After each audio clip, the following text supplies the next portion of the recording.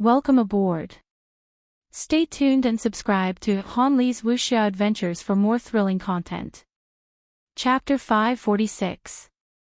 There were a total of 5 ministers in the imperial cabinet, and 2 of them had been dismissed during the court session. The others did not dare to say a word. This was exactly what Lu Yin wanted. He could accept advice, but that depended on the timing.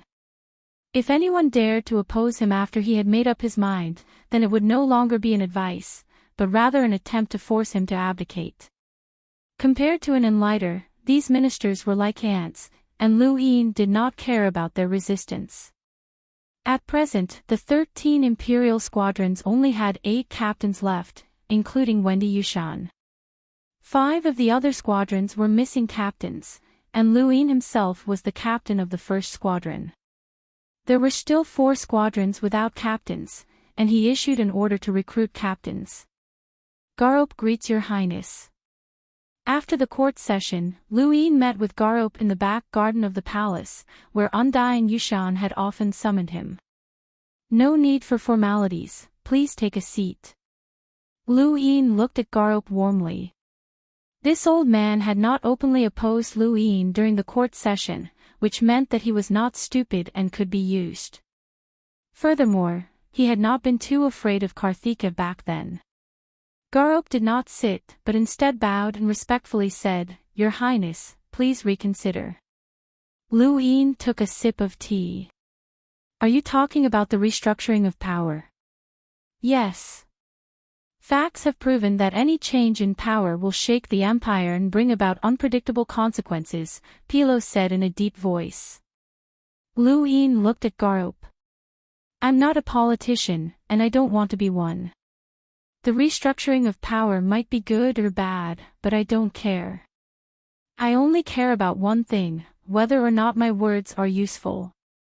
Garop's body trembled, and he looked at Lu Yin. Your Highness, your words represent the Emperor, so of course they are useful. Your Highness, please consider the consequences of restructuring power. Then tell me, what are the disadvantages of establishing these 4 departments? Lu Yin asked. Garop solemnly replied, It's easy to create powerful departments. These departments were all established by Your Highness, and the people inside hold great power. If they have any selfish motives, there will be very serious consequences. Lu Yin knew what Garop meant.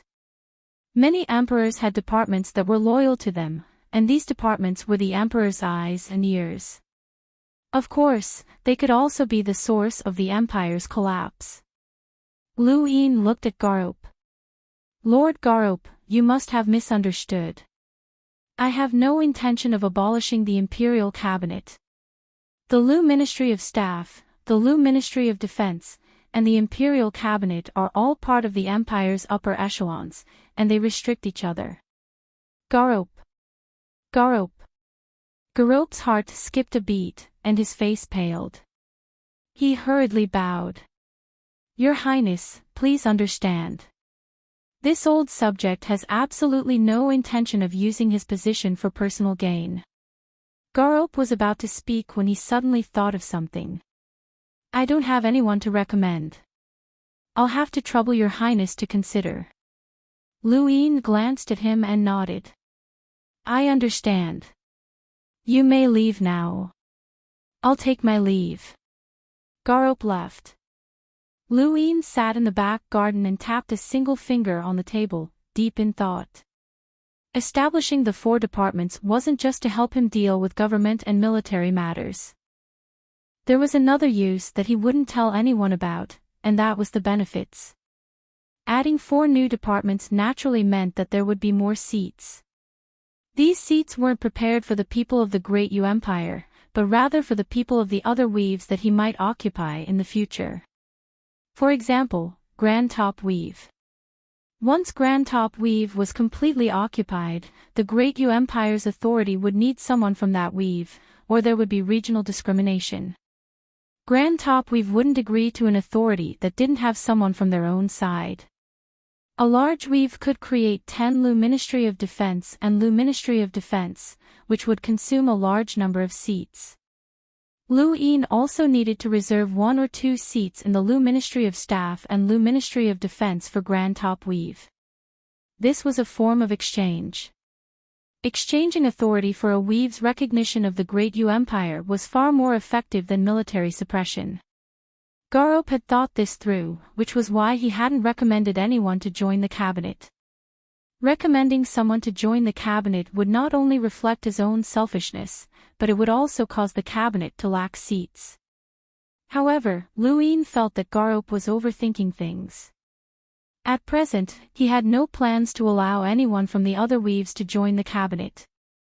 At the very least, he would have to wait until Grand Top Weave was occupied by the military before he could use his authority to rope them in. There was a purple plant in the back garden that had the attack power of an explorer. It was very peculiar, as it would completely restrain itself when facing powerhouses. Undying Yushan had once told Liu Yin that this plant was the only one that had survived on that planet, and it had been brought here. Because of this characteristic, the plant would change its attack power according to the environment it was in. Back then, Liu Yin had touched the plant under Undying Yushan's watchful eyes. Now, there was no one around. Liu Yin raised his hand and touched the plant again. It was still very soft and comfortable, and the plant didn't seem to have any desire to attack. It could sense Liu Yin's strength, and it would bend down in the face of a powerhouse. If even plants were like this, then there was no need to talk about humans. Liu Yin had been threatened and suppressed too many times, and he had even been treated as white meat. Now that the innerverse and outerverse had been separated, it was a godsend opportunity. He would not allow himself to repeat those mistakes. He wanted to become someone at the top, and only he could threaten others. At this moment, Bronson arrived and bowed respectfully. "Your Highness, as you expected, that person went to the princess residence, but Princess Wendy Yushan did not meet him." Liu Yin nodded, "Pass down the order, dismiss him immediately." Yes, Bronson left. Liu Yin had already expected that the third cabinet official to be dismissed would appear. Someone would definitely ask Wendy Yushan to stop him, and as expected, these people were bold enough to stop the change in power. However, it didn't matter. Regardless of whether or not Wendy Yushan would stop him, even if she did, would she be able to stop him? The Great Yu Empire was no longer the Great Yu Empire of the past. Now that things had developed to this point, Wendy Yushan was only a princess in name, and she no longer had the ability to interfere with the Empire's power. Why didn't these people understand? Even someone like Wendy Yushan, who did not understand politics, understood this. His gadget beeped, and Liu Yin glanced at it and sighed. It was Hai Chi-Chi. That brat had not given up and had personally gone to the astral river to find a way to return to the innerverse. Liu Yin was not worried about her safety, as he had filled his eyes with star energy to observe her. The number of rune lines on her body was terrifying, and she was definitely no less than a hunter's. This brat had a trump card, so he would let her search for it. It was better than curling up on the beach. Following the dismissal of the 3 cabinet officials, rumors began to spread on Xenu Star that the Great Yu Empire was about to change its name to the Great Yin Empire, that the royal regent was about to ascend to the throne, and that Princess Wendy Yushan was under house arrest. Countless rumors began to spread, and not just on Xenu Star, but throughout the Great Yu Empire as well. The rumors caused a lot of discussion, and many people believed them to be true. This made many of the Yushan family's loyalists unhappy, and over the next few days, nearly 100 people sought out Wendy Yushan to verify the authenticity of the rumors. Wendy Yushan appeared, but she only met with those people for a short while before leaving. The rumors of Wendy Yushan being under house arrest were quickly dispelled, but there were also rumors that the royal regent had threatened Princess Wendy Yushan, which led to another group of people visiting her residence. Liu Yin knew everything that had happened, and he had ordered the 13 imperial squadrons to find the source of the rumors. He had even massacred a group of people to prevent the rumors from spreading. However, this only treated the symptoms and not the root of the problem. As his authority grew, these rumors would definitely resurface, and at that time, the Yushan bloodline would definitely clash with those who supported him. There were also people from the Zishan bloodline involved, and these people would naturally support Lu Yin, so the conflict would only grow. Lu Yin could not wait to fill up the 4 ministries, but it was not that easy, and it was not easy to find talented people. There were only 2 people left in the cabinet, and it could not operate normally. Lu Yin made an exception and promoted Gavin to the cabinet.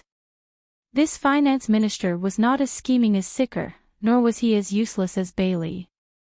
He was barely qualified to join the cabinet. The cabinet of 3 could now operate normally. Lu Yin also invited Shuashan Anna to join the Lu Ministry of Defense. With him around, the Anna family's influence would increase. Now that the Great Yu Empire was at war with foreign powers, not only did they have to maintain the stability of Frostwave Weave, but they also had to suppress Grand Top Weave. The Lu Ministry of Defense desperately needed talented people to join them. Shuashan Anna and Enya were still not enough. Lu Yin's control over the Great Yu Empire's military was still insufficient, and he was not even familiar with the commanders of Grand Top Weave's military. If not for his battle record of killing Enlighters, he even suspected that those commanders would have declared themselves kings outside of the Great Yu Empire. With a lack of talent and insufficient control over the military, Lu Yin had no choice but to send the 8th, 9th, and 13th squadrons to Grand Top Weave to monitor the military, but they were not allowed to interfere with military deployment. As for Frostwave Weave, he sent the 6th and 11th squadrons to monitor the military. 5 of the 13 squadrons were transferred away, leaving behind only the 2nd, 3rd, and 12th squadrons, as well as his own 1st squadron. The 13 squadrons were directly under the Emperor's jurisdiction, and with them around, Lu Yin was temporarily at ease. He could spend his time slowly filling in the 4 ministries. Undying Yushan had not only left behind the 13 squadrons, but also a secret guard that had secretly protected him. Unfortunately, all of the guards had died at the hands of the Neo-Human Alliance. When he thought of the Neo-Human Alliance, Lu Yin thought of Sigmund Mathers. Back then, Sigmund Mathers had defected from Gimos space station and colluded with the Neo-Human Alliance. Sigmund Mathers had been wrongly imprisoned, which was a great crime against humanity. Even Undying Yushan had not been able to save him. If not for Lu Yin giving Sigmund Mathers credit for finding the Corpse King, he would have died long ago. Now that the innerverse and outerverse had been separated, no one could check if Sigmund Mathers had been imprisoned. Lu Yin directly released him and had him join Grand Top Weave's Lu Ministry of Defense to monitor Grand Top Weave. Welcome aboard. Stay tuned and subscribe to Han Li's Wuxia Adventures for more thrilling content. Chapter 547. The Great Yu Empire's recruitment of experts had never stopped. Ever since Lu Yin had killed Karthika, many experts had joined the Great Yu Empire. So far, 7 cruisers and more than 20 explorers had joined the Great Yu Empire. Almost all of these people came from organizations that had been wiped out in the surrounding weaves, and they hoped to borrow the Great Yu Empire's strength to protect themselves. Because of their special identities, Lu Yin did not arrange for them to join the 13 Imperial squadrons. The 13 Imperial squadrons had too much authority, so it was not suitable for them to join. Ever since the universe had changed, Lu Yin had not rested much. The 4 ministries had been established, and Huan Sha was helping out with government affairs while Enya was helping out with military matters. Lu Yin finally had some time to rest. Under the cover of night, Lu Yin walked out of King Zishan's palace. He suddenly recalled the small outdoor tavern where he had drunk with the second prince. When he returned to the tavern, he noticed that the surroundings had changed. The ground had clearly been repaired, and the several crises that Xinyu Star had faced could be seen here. "Boss, a flask of wine," Lu Yin said as he sat down. The wine was quickly served, along with 2 small plates of appetizers. Lu Yin's appetite was whetted, and he poured himself a cup of wine and downed it in one gulp. He exhaled comfortably. The taste was still the same. He was not that familiar with Duke Yushan, and the greatest help the man had given him was to provide him with a good place to drink. Although the scenery was not elegant, it was located in a bustling city, and there was a noisy bar nearby, but it still gave off a feeling of being hidden in the city. The place was good, the wine was good, and the appetizers were even better. Lu Yin relaxed a lot. "Another flask of wine," Lu Yin called out. The boss nodded and served Lu Yin a second flask of wine. He looked at Lu Yin and was stunned for a moment before his expression changed. You. Lu Yin raised a hand to stop the boss from speaking and pointed to the side. He was not the only one in the tavern. The boss understood and nodded respectfully before retreating. Lu Yin continued to drink, and the boss quickly served up a few more appetizers. Lu Yin smiled. "Boss, how's business these days?" The boss heard the question and hurriedly ran over. It's been good. Lu Yin saw that the boss was nervous and waved him away. "Oh, who's that?" Someone who doesn't know better might think that it's the crown prince. A youth at a nearby table mocked Lu Yin. Lu Yin was flabbergasted. Someone was looking for trouble with him. The tavern owner's expression changed drastically, and he hurriedly went over to persuade them. However, the people at the table were clearly drunk. One of them spat on the ground and said, "Brat, it's not your turn to show off here. Do you understand?" Lu Yin did not turn around and continued to drink. "Brat, I'm talking to you. Can't you hear me?" The tavern owner hurriedly pulled the drunkard aside and said something. Lu Yin tapped on the table with a single finger, making a very rhythmic sound. Every tap was exactly the same as the drunkard's heartbeat. The drunkards hadn't noticed at first, but when the tapping stopped, their heartbeats suddenly stopped and their faces turned pale. They suddenly gasped for breath, almost suffocating. Because they were panting heavily, their breaths reeked of alcohol, and they sobered up a lot. They looked at Lu Yin in shock, knowing that they had offended someone they couldn't afford to offend. One of them hurriedly apologized. "Brother, we're sorry. We drank too much, so we'll pay for your drinks today. Goodbye." He then left behind some money and hurriedly ran off. Lu Yin poured himself a cup of wine and took a sip. He liked the feeling of cooking wine in the cold wind and 100 different dishes. The tavern owner looked at Lu Yin as if he was a god. Just tapping on the table was enough to suffocate the drunkards. This was the royal regent's power. Far away from the tavern, in the shadows of a corner, a few people silently retreated. They had originally come to assassinate Lu Yin and had been waiting at King Zishan's palace for a long time. Just as they were about to make their move, they saw the scene just now.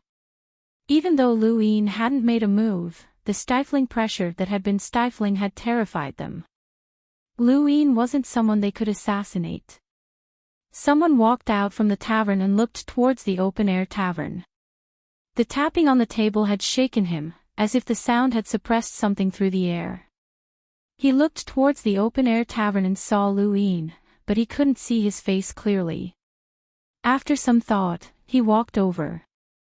Soon enough, he sat down in the tavern and asked for a jug of wine from the owner. He took a sip and glanced at Lu Yin. Coincidentally, Lu Yin looked up and met the man's eyes. The man's pupils shrank, and he subconsciously stood up and bowed. "Wukai Mathers greets your highness." The conflict that had just occurred had scared away the other customers in the tavern, leaving Lu Yin alone. Wukai Mathers's bow startled the owner, who hurriedly bowed as well. "Greetings, your highness." Lu Yin smiled. "We're all wine tasters in this tavern, so there's no need to call me your highness." "Owner, give me another jug." "Yes, your highness." The owner hurriedly left. Lu Yin looked at Wukai Mathers, his gaze pausing on his left arm. Is your arm fake? Wukai Mathers respectfully replied, yes, it was destroyed by a plant during Astral 10's exam. Lu Yin nodded. Sit down, let's drink together. Wukai Mathers' expression changed, but he eventually sat down. He was filled with boundless gratitude towards Lu Yin. If not for Lu Yin, his father would have been dead. Now that Lu Yin had released his father, the Mathers family would never be able to repay this favor.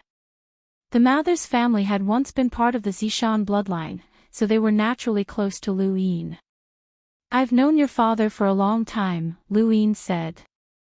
Wukai Mathers replied, I've heard him mention it. Lu Yin smiled and looked at Wukai Mathers. You're very powerful. Among the younger generation of the Great Yu Empire, no one is your match aside from Schutz. Wukai Mathers respectfully replied, You're too kind, Your Highness. The 5 Hall Masters of Yu Academy are all very powerful. Lu Yin laughed. Although they've improved a lot, their thinking is still too limited. Aside from Schutz, it's difficult for the others to leave the outerverse, but you're different. Lu Yin's gaze then landed on Wukai Mathers' right arm, or more accurately, his right hand. He had noticed earlier that Wukai Mathers' aura was extraordinary, and he had filled his eyes with star energy to take a closer look. Just as he had said, aside from Schutz, none of the other 4 Hall Masters could compare to Wukai Mathers. This was especially true for Wukai Mathers' right fist, which had an unusually large number of rune lines that far surpassed the outerverse Limeters. Wukai Mathers was already very close to the innerverse elite Limeters. Although he still couldn't compare to the Astral Combat Academy's area masters, his future achievements wouldn't be limited. Wukai Mathers stood up and respectfully said, Your Highness, during Astral 10's exam, this humble one accidentally obtained a battle technique from a cliff. It's called the Stone-Crushing Fist. This humble one has relied on this battle technique to reach my current level of strength. Lu Yin nodded and gestured for Wukai Mathers to sit down. He didn't really care about the Stone-Crushing Fist. There were many strange battle techniques in the universe, and many of them had miraculous effects. This was very normal since he himself knew the serious technique. This battle technique was extremely powerful, and although it wasn't enough for him, it could still help him turn danger into safety at a critical moment. The Sword Sect's 13 swords, the Day-Night Clan's Night's End, Daybreak, and the Day-Night Restoration technique were all battle techniques that could dominate an entire era. Lu Yin's vision had long since transcended the outerverse, so he had no interest in Wukai Mathers' battle techniques. Tian Ming has gone to Grand Top Weave. From tomorrow onwards, you will replace him and become Yu Academy's Hall Master, Lu Yin said after taking a sip of wine. He then stood up and left. Wukai Mathers stared blankly at Lu Yin's departing figure. How had he become a Hall Master so easily? Not too long ago, Yu Academy had been an elite training ground that he didn't even have the qualifications to enter. Now, he had actually become a Hall Master. He stood up excitedly and bowed deeply to Lu Yin's back. The strong would rise while the weak would fall. This was Lu Yin's rule, and Wukai Mathers' ability was enough to become a Hall Master. After leaving the tavern, Lu Yin didn't return to King Zishan's palace. Instead, he went to the seaside to sober up. He didn't like to force the alcohol out of his system, as that would make drinking meaningless. Sometimes, getting tipsy could help him relax. After disappearing for a few hours, Lu Yin finally returned to King Zishan's palace, where he was surprised to see a familiar face, Geraldine. During Earth's trial, Geraldine had been captured and threatened by Lu Yin. She was the first person he had ever met who wasn't a friend. Geraldine hadn't expected to run into Lu Yin at the entrance of King Zishan's palace. She was flustered and didn't know what to do. Lu Yin laughed, "Let's go in and have a seat." Geraldine hurriedly replied, "There's no need." "Oh, I'm sorry." "Greetings, Your Highness." Lu Yin looked at her. You're here for something. Geraldine nodded and took out a ring. I'll return this to you. Lu Yin took it. What's this? Jenny Anna accidentally dropped it and I picked it up. I'm returning it to you, Geraldine said. Lu Yin recalled that he had given Jenny Anna a ring in order to gain the Anna family support. He had gotten it from the die roll, accidentally dropped it. Or did you throw it away? Geraldine blinked. Accidentally, I guess. Then how did you know it was mine? Lu Yin asked. Geraldine's eyes darted around, not knowing how to answer.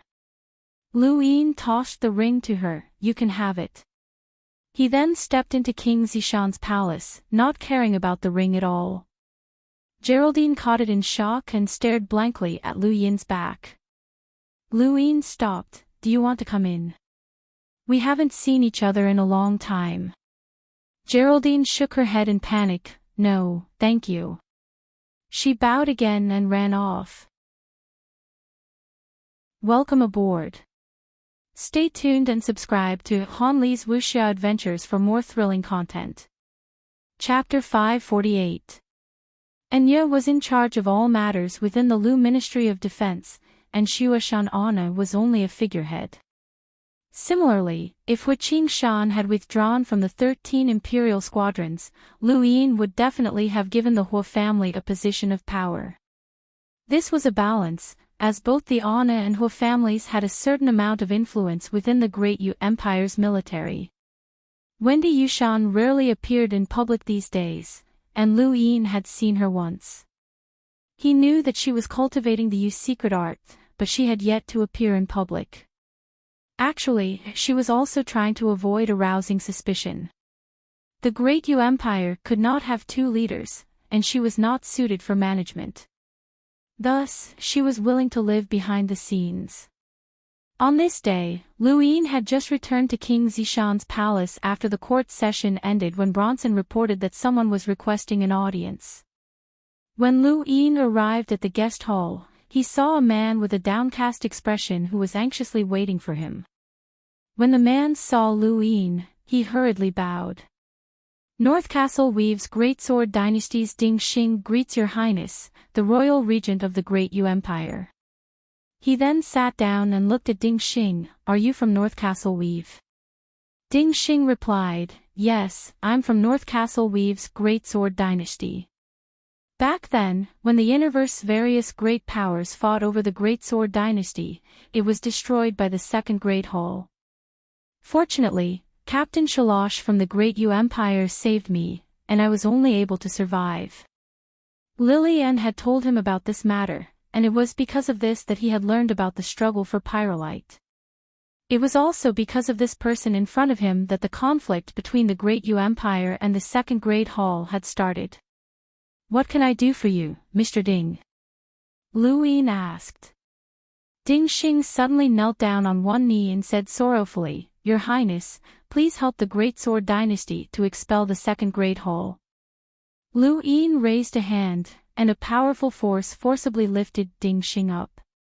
Ding Xing was a cruiser with a power level of 60,000, but he was unable to resist Lu Yin's strength at all. Ding Xing stared at Lu Yin in shock. Hearing about it was one thing, but experiencing it for himself was another. At this moment, Ding Xing truly understood what it meant to be an unequaled leader. This person in front of him actually made him feel like he was unrivaled. Ding Xing was a cruiser, while this person was just a leader. However, Ding Xing quickly recalled Lu Yin's battle records and felt relieved. Even an enlighter had been killed by this person, so a mere cruiser was no different from an ant. Mr. Ding, there's no need for such formalities, Lu Yin said. Ding Xing pleaded, Your Highness, the Great Sword Dynasty's inheritance has been lost for generations. As a citizen of the Great Sword Dynasty, I cannot bear to see this happen, so I beg for Your Highness' help. Lu Yin did not immediately reply. He pondered for a moment before opening up a star chart on his gadget to check out North Castle Weave. The Great Sword Dynasty was a rather powerful power in North Castle Weave, and its geographical location was very similar to the Great U Empire's. It was a long strip that spanned across North Castle Weave from north to south, and it had about 9 filaments. It was no wonder why the Second Great Hall wanted to seize control of the Great Sword Dynasty, as this dynasty was just too suitable to be used to fight for Pyrolite. Ding Xing lowered his head, not daring to move. Lu Yin looked at the star chart, and his eyes flickered. Mr. Ding, you should know that there are currently 2 Enlighters in North Castle Weave. If I make a move, the consequences will be immeasurable. Ding Xing respectfully replied, I understand. I also know that with your Highness's strength, you don't need to fear an Enlighter. Your Highness, I'm willing to give you the treasures that the Great Sword Dynasty has accumulated over countless years in exchange for your assistance. Lu Yin was surprised. Treasures? Yes.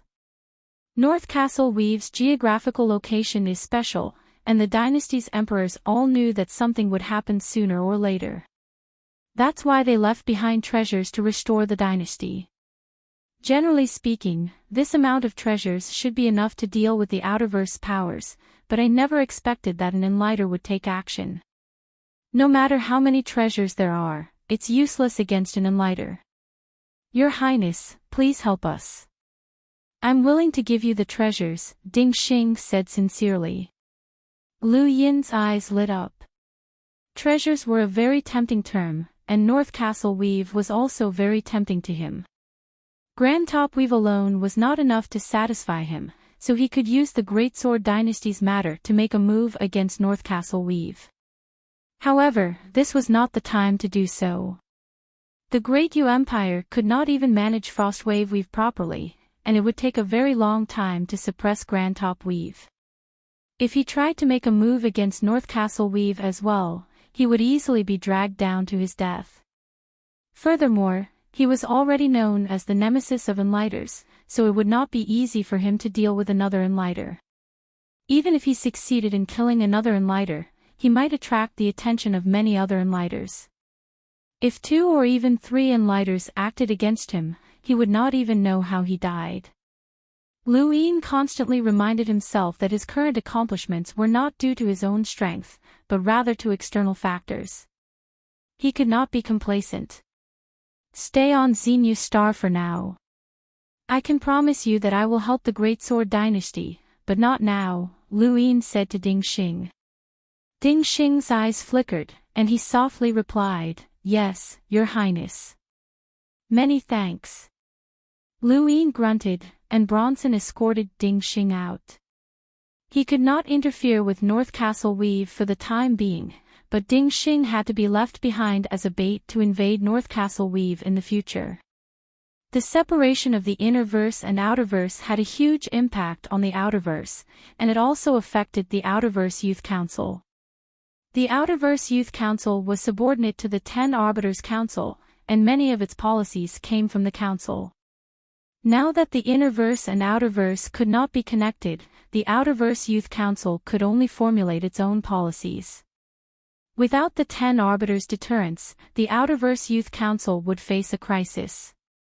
Under these circumstances, Puyu took charge of East San Dios, and he summoned Wendy Yushan and Lu Xiaoga for a meeting.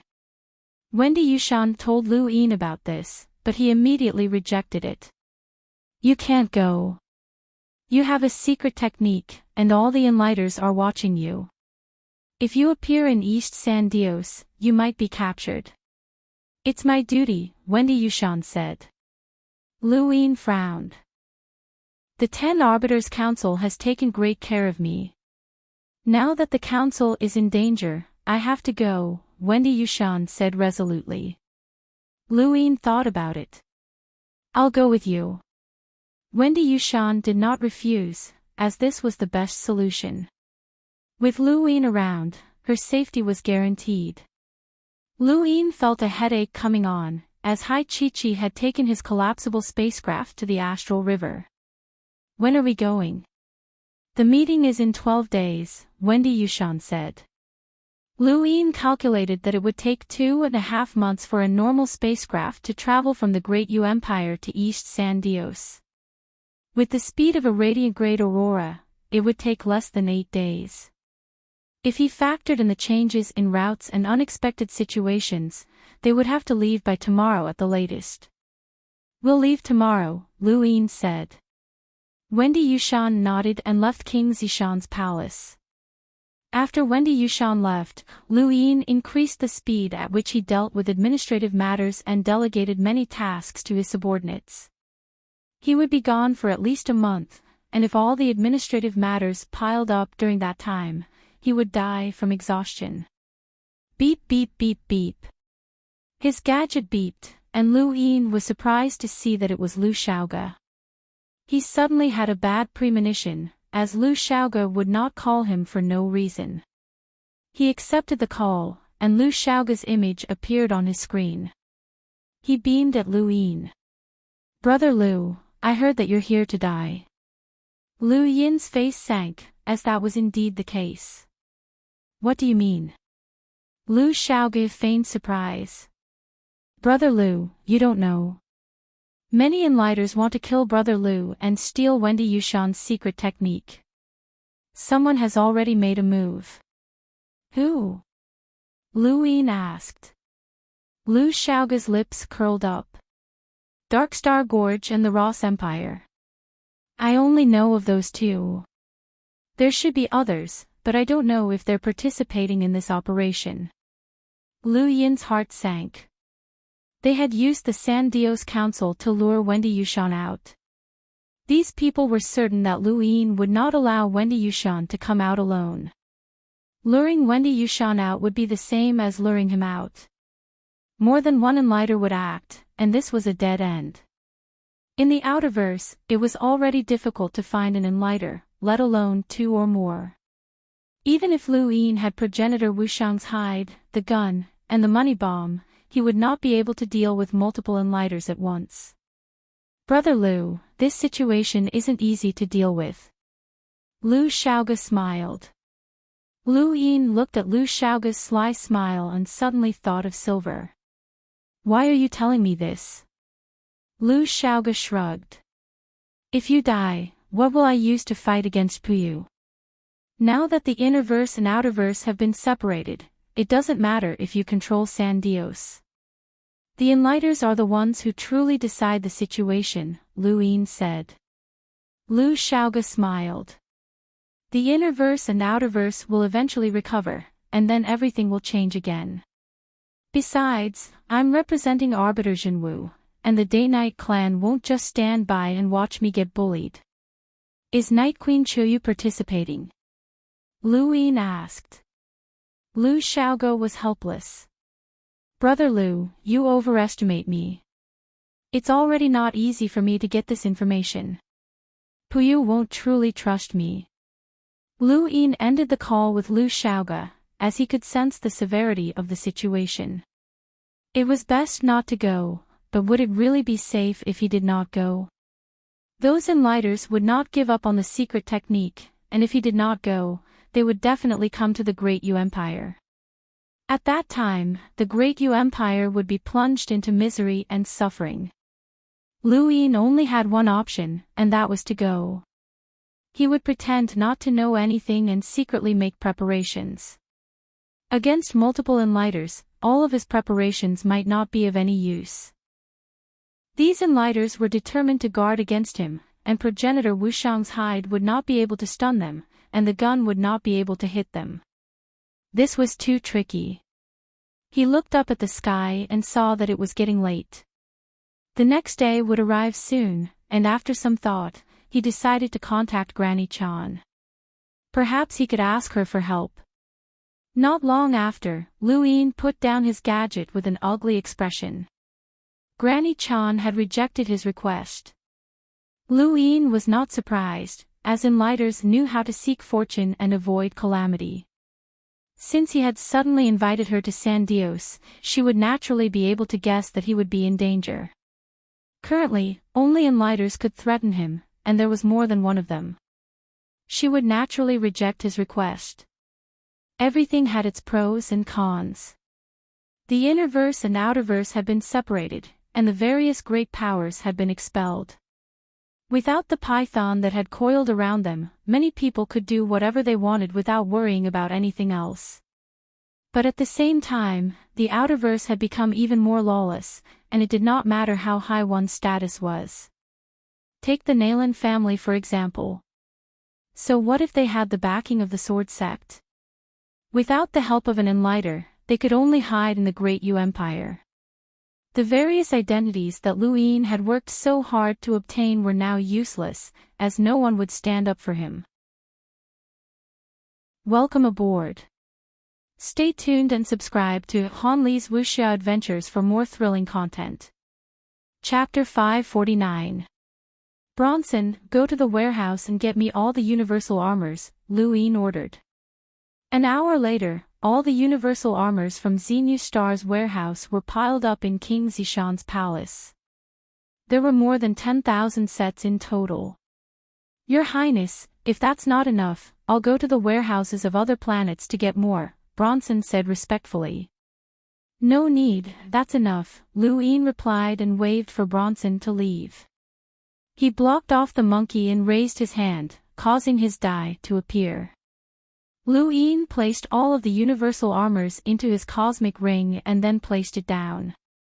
He tapped it with his finger, causing the die to slowly spin until it finally stopped at -4. Lu Yin instantly grabbed the cosmic ring and entered the time-stop space with the die's possession. It had been a long time since he had entered the time-stop space, so he didn't have much time to think about it. He rolled the die again, and this time, he rolled a enhance. It was useless, as enhance, and enhance were all useless in the time-stop space. Here, he had to rest for 10 days every time he rolled it. After 10 days, Lu Yin rolled the die again and rolled an enhance. His eyes lit up, as both enhance were useless, but he needed them now because he had something to disassemble, the universal armors. Of course, he wasn't going to disassemble the ones that had been upgraded so many times that they could defend against enlighters. Instead, he was going to disassemble the universal armors that Bronson had brought over, and there were more than 10,000 of them. Lu Yin used star crystals to increase the disassembling time to a few hours and then placed the universal armors into the disassembling vortex. Under Lu Yin's astonished gaze, the universal armors disappeared and were replaced with all sorts of strange materials, one of which was what Lu Yin needed the most, polarium. Over 10,000 sets of universal armors had disassembled nearly 500 tons of polarium. Polarium was a rare metal, and it could be used to make many other things besides universal armors. Its mass was the complete opposite of pyrolite. Pyrolite was large and light, while polarium was small and heavy. A palm-sized piece of polarium weighed dozens of kilograms. Usually, a set of universal armor would only consume a palm-sized piece of polarium, but it could be sold for a high price, which showed how valuable polarium was. 500 tons of polarium was very valuable, but that wasn't what Lu Yin needed. What he needed was polarium essence.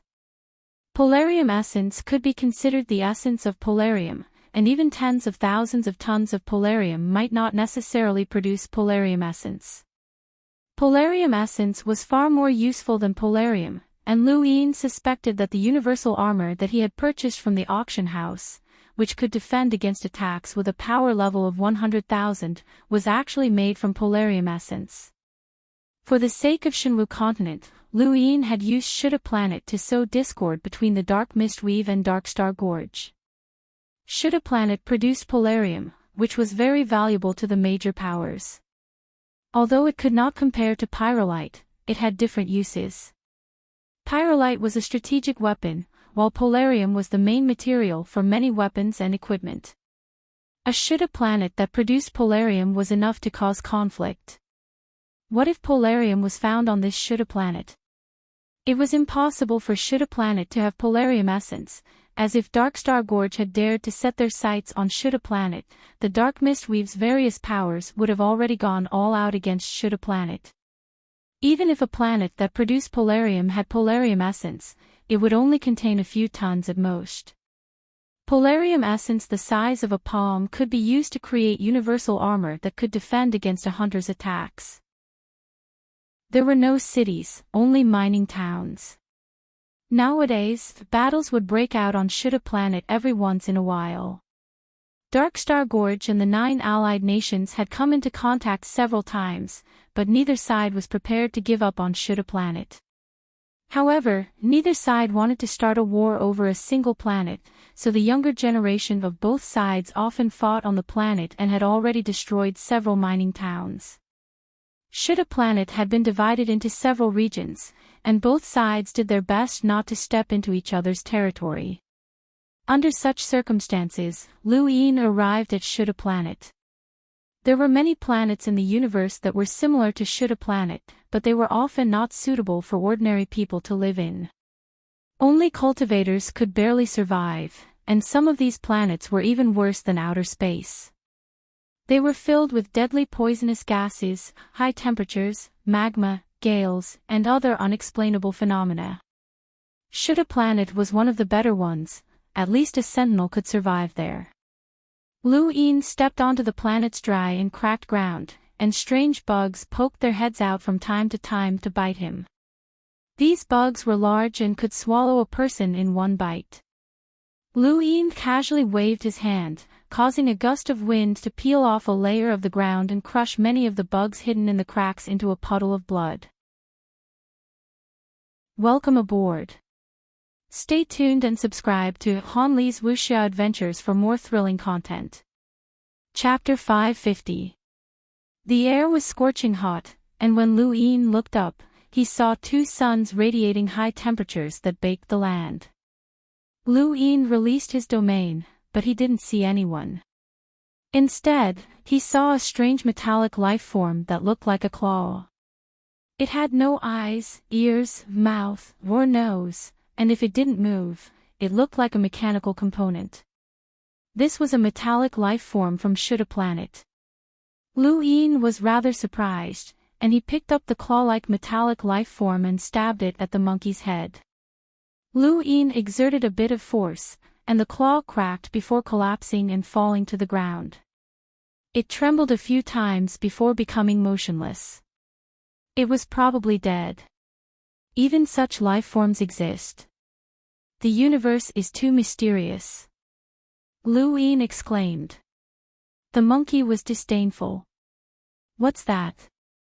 It's not even a life form. It's just being parasitized by some strange substance. 7th bro, you haven't seen a truly strange life form. Like a Tianho? Lu Yin asked. The monkey stopped talking. Tianho was a life form that covered everything, and it was too mysterious.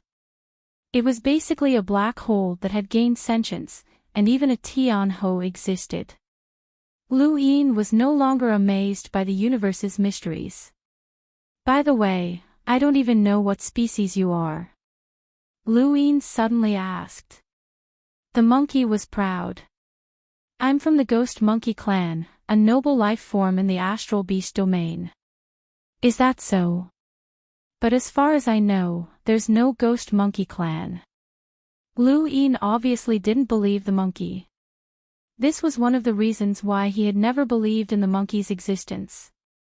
The monkey sighed. 7th bro, the astral beast domain is a hopeless situation for you humans.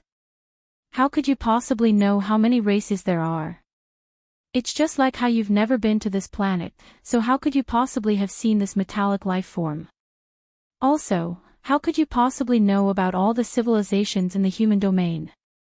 Lu Yin didn't refute the monkey's words. He turned on his gadget and found that the signal was distorted and intermittent. There were too many metals on this planet, so it was normal for the signal to be affected.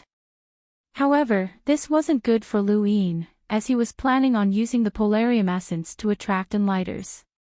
The only place that could normally connect to the universe's network was the mining city. He thought about it and flew into the distance. When he landed on the planet, he could faintly see a mining city in the east. Ever since the universe had undergone a great change, only powerhouses at the level of a hunter could tear through the void. It was almost impossible for anyone else to tear through the void to move about, and Lu Yin was no exception. Space was so stable that even he could not tear through it, so he could only fly. Fortunately, his flying speed wasn't slow, and it didn't take long for him to see the mining city. Most importantly, he saw a huge machine standing on the ground like a monster baring its fangs and brandishing its claws. In the south of the mining city, a huge tornado was gradually forming. Miners from all directions were returning to the mining city. Lu Yin snatched a miner's clothes and entered the mining town naturally. He received news that a super strong gale was coming, one that could even blow away cultivators.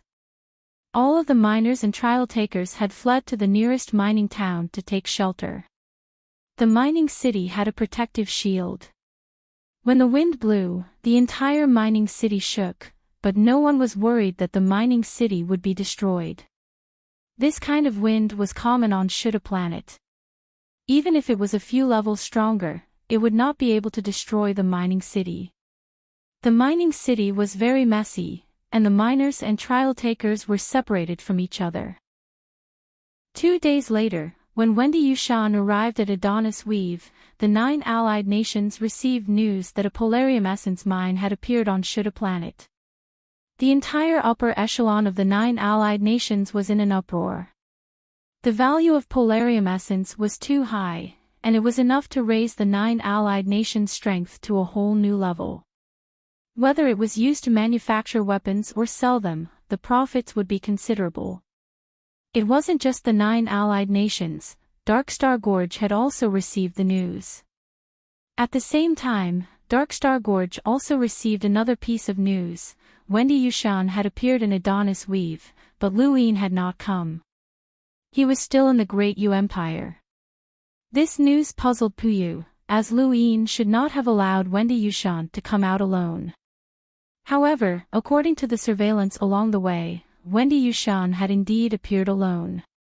Puyu was a cautious person, and even if Wendy Yushan had appeared alone, he was confident that he could deal with her. However, he still notified Darkstar Gorge's enlighter, Elder Wu, and asked for his help. However, Elder Wu had already received news that a polarium essence mine had appeared on Shuda planet, and he had told Puyu to deal with Wendy Yushan on his own while he went to Dark Mist Weave to seize the polarium essence mine. Puyu put down his gadget. He had a nagging feeling that something was off, but he couldn't pinpoint exactly what it was. Polarium essence was very important, and if a large amount of polarium essence was discovered, it would cause Elder Wu to appear. Back then, Elder Wu had almost appeared to personally suppress the 9 allied nations, but he had been apprehensive of the almighty enlighter in Dark Mist Weave and had not wanted to start a war. But now, because of the polarium essence, Elder Wu could no longer sit still. Forget it, as long as Lu Yin doesn't appear, I'm confident that I can deal with Wendy Yushan alone. Besides, there's still Scholar New Moon, Puyu thought to himself. On Shuda planet, a mining town was sealed off, and large spacecraft appeared one after another. When Lu Yin saw this scene, he knew that he had achieved his goal and had done everything he could. If he could not lure out the enlighter from Darkstar Gorge who wanted to deal with him, then he would have no choice but to personally go to San Dios and risk his life. Over the past 2 days, Lu Yin had thrown out more than 100 tons of polarium essence, which had been spread across many mining towns on Shuda planet. Most of it had been seized by the 9 allied nations and Darkstar Gorge. The discovery of so much polarium essence in just 2 short days was shocking to both the 9 allied nations and Darkstar Gorge. They had searched Shuda planet but could not find any traces of polarium essence being mined. This proved that this amount of polarium essence was only on the surface and that there was even more hidden underground. This discovery caused Shuda planet to go crazy. Regardless of whether it was the miners or the trial takers, they were all locked up in the mining towns and inspected one by one. The conflict between the two sides grew more and more intense. Darkstar Gorge's forces on Shuda planet were not strong, but they had an enlighter backing them. The 9 allied nations were close to Shuda planet, and although they could deploy a large number of troops in a short period of time, they did not have an enlighter. With so much polarium essence appearing, the 9 allied nations were certain that Darkstar Gorge's enlighter, Elder Wu, would appear. They had no choice but to request the almighty enlighter from Dark Mistweave to step in. Not long after Wendy Yushan appeared in East San Dios, the almighty enlighter from Dark Mistweave also arrived at Shuda Planet and appeared in the mining town that Lu Yin was in. Others might not have been able to sense it, but Lu Yin could feel a power that caused his scalp to go numb. This was not the first time he had faced such a power. Lu Yin's eyes filled with star energy as he looked into the town. About 10 kilometers away from him, there was a majestic number of rune lines that was similar to Lei Long's. Sure enough, the enlighter had arrived. This mining town was under the control of the 9 allied nations, so this enlighter should be from Dark Mistweave. That meant that the enlighter from Darkstar Gorge should be arriving soon as well. Above the planet, Elder Wu received another report from Shuda Planet. Dozens of tons of polarium essence had been seized from Darkstar Gorge's territory.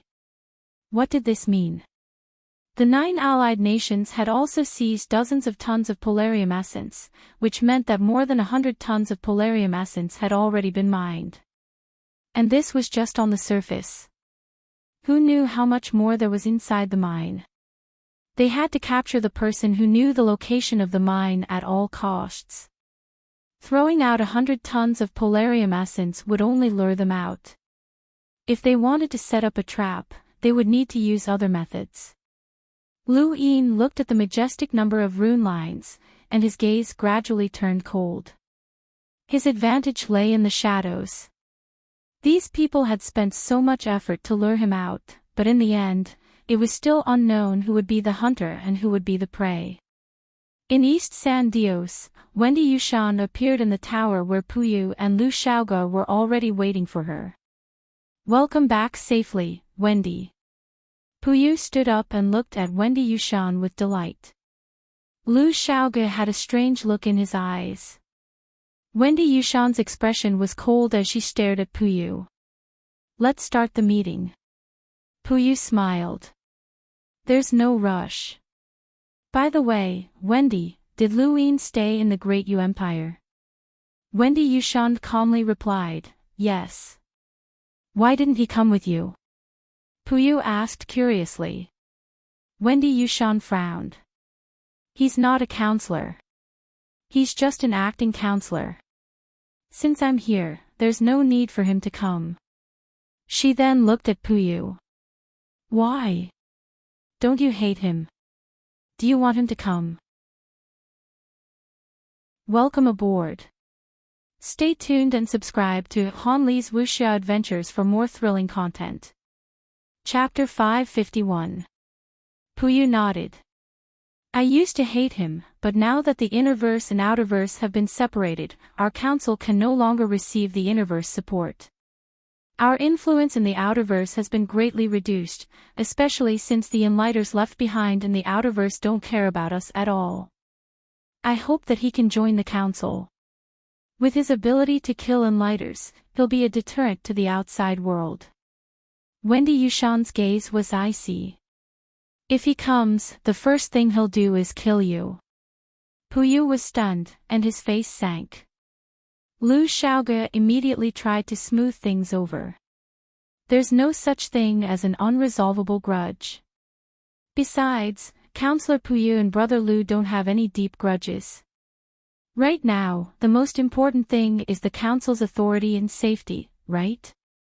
Counselor Puyu." Puyu's lips curled up. "That's right, Wendy. The council has given you a lot of support. If not for the council, you might not have been able to escape unscathed when you trespassed into the Ross Empire.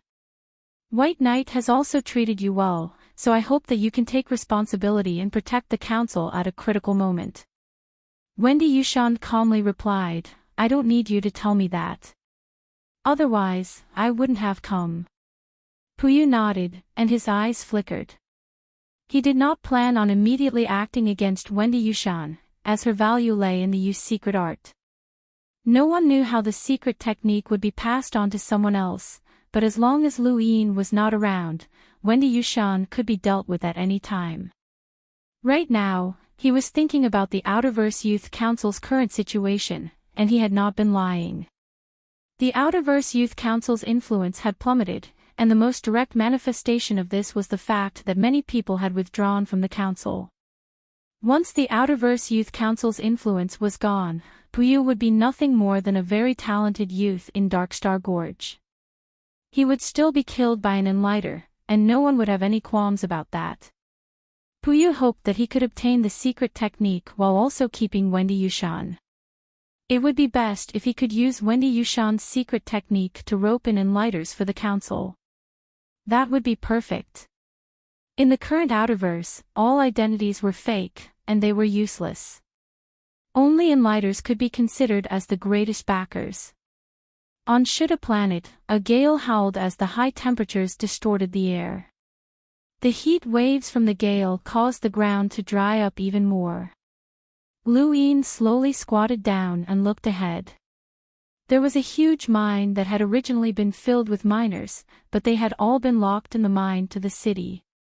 There was not a single person inside was a single person, and there was only an army standing guard outside the mine. Lu Yin to enter the mine to leave. I hope that I can get one. Otherwise, it. Lu Yin then left the mine to leave, Lu Yin. And, 2. This area was under the control of Darkstar Gorge. About a day after the inspection of a nearby mining city and the removal of the lockdown, polarium essence was discovered within the mine.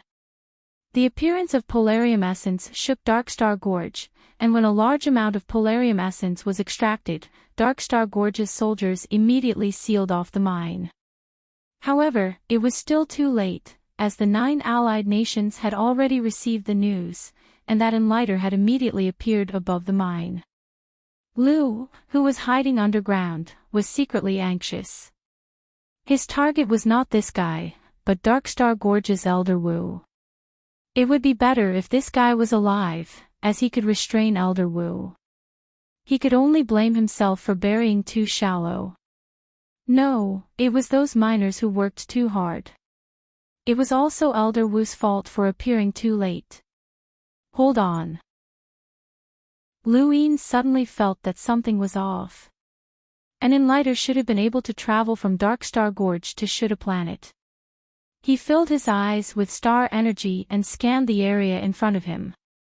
He saw a boundless number of rune lines at the bottom of the mine. Lu Yin's eyes flashed. Sure enough, Elder Wu had already arrived, but he had hidden himself. That old man was truly sinister. The Enlighter from Dark Mistweave casually waved his hand, and Darkstar Gorge's army was swept away, revealing a large amount of polarium essence within the mine. The Enlighter's entire body was enveloped in black mist as he descended and coldly ordered, "Continue digging." The miners in the mine trembled, but they did not dare to disobey. There were a total of 100 tons of polarium essence. Lu Yin had not buried it too deeply, and he had not done it professionally. Many of the miners had noticed that something was amiss, but none of them dared to say anything in front of an Enlighter. The Enlighter from Dark Mistweave stored the extracted polarium essence into his cosmic ring. His eyes occasionally scanned the sky, as if he was on guard against something. Lu Yin praised Elder Wu's methods. If not for his mutated eyes, he would not have been able to discover that the old man had hidden himself. Even this Enlighter from Dark Mistweave would not have been able to discover him. There was a thump as one of the miners dug up a box. Because he had used too much force, his tools flew out of his hands and smashed onto the ground. The miner looked down at the ground in confusion, and the other miners looked over as well. The Enlighter from Dark Mistweave's eyes flashed. Dig it out. The miner picked up his tools and continued mining. Soon, the box was dug out. Hidden in the shadows, Elder Wu looked at the box. This thing had clearly been buried here by someone. What was worth burying in polarium essence? They were not lock breakers, but if there had been a lockbreaker present, they would have immediately recognized that the box was made of spiritual thread, which meant that there was a source box stored inside. However, neither Elder Wu nor the Dark Mist Weave's powerhouse had been able to tell. At some point in time, the ground had been filled with traces of black fog, and even the underground area where Elder Wu was hiding had been covered by it. Elder Wu's attention was attracted by the box, and the enlighter from Dark Mistweave suddenly turned sharp as he stared in the direction where Elder Wu was hiding. Black Stinger. As soon as he spoke, the black fog on the ground transformed into an incomparably sharp ray of light that pierced into the void. Many of the miners were instantly killed, and Elder Wu was also pierced by the black light, which pierced through his thigh and abdomen. Top Mist, despicable. Elder Wu barked as he charged out of the ground to attack the enlighter from Dark Mist Weave. Top Mist sneered. Old man, did you really think that I didn't notice that you were hiding? You're still far from being able to assassinate people from Dark Mist Weave. The black fog then transformed into a ray of light that swept towards Elder Wu, causing the entire planet to tremble. Elder Wu was not weak either, and he raised a hand to block the black light. The two enlighters began to exchange blows in the mine. Lu Yin was shocked, as these two were too sinister. Elder Wu had arrived a long time ago, but he had hidden himself to launch a sneak attack. That old man called Top Mist was even more sinister. He had clearly noticed Elder Wu, but he had pretended not to notice him before launching a sneak attack. It was no wonder that these old fellows had been able to cultivate to the enlighter realm. Lu Yin suddenly rejoiced at the fact that he had progenitor Wushang's hide. Otherwise, whether it was Karthika or Lei Long, he would not have been able to deal with them. These old fellows were too shrewd. Unfortunately, no matter how shrewd he was, he could not avoid being schemed against. Lu Yin raised a hand and flicked his finger, causing a strong wind to sweep through the void and smash into the box. In an instant, Elder Wu and Top Mist sensed Lu Yin's presence, and the box opened with a click. The formless killing intent emanated from the source box was so strong that even Lu Yin's universal armor was almost unable to withstand it. Lu Yin had upgraded his universal armor many times, and it was now capable of withstanding an enlighter's attack. In other words, the killing intent emanating from this source box was enough to deal with an enlighter. Neither Elder Wu nor Top Mist had expected that someone would dare to scheme against them from the shadows.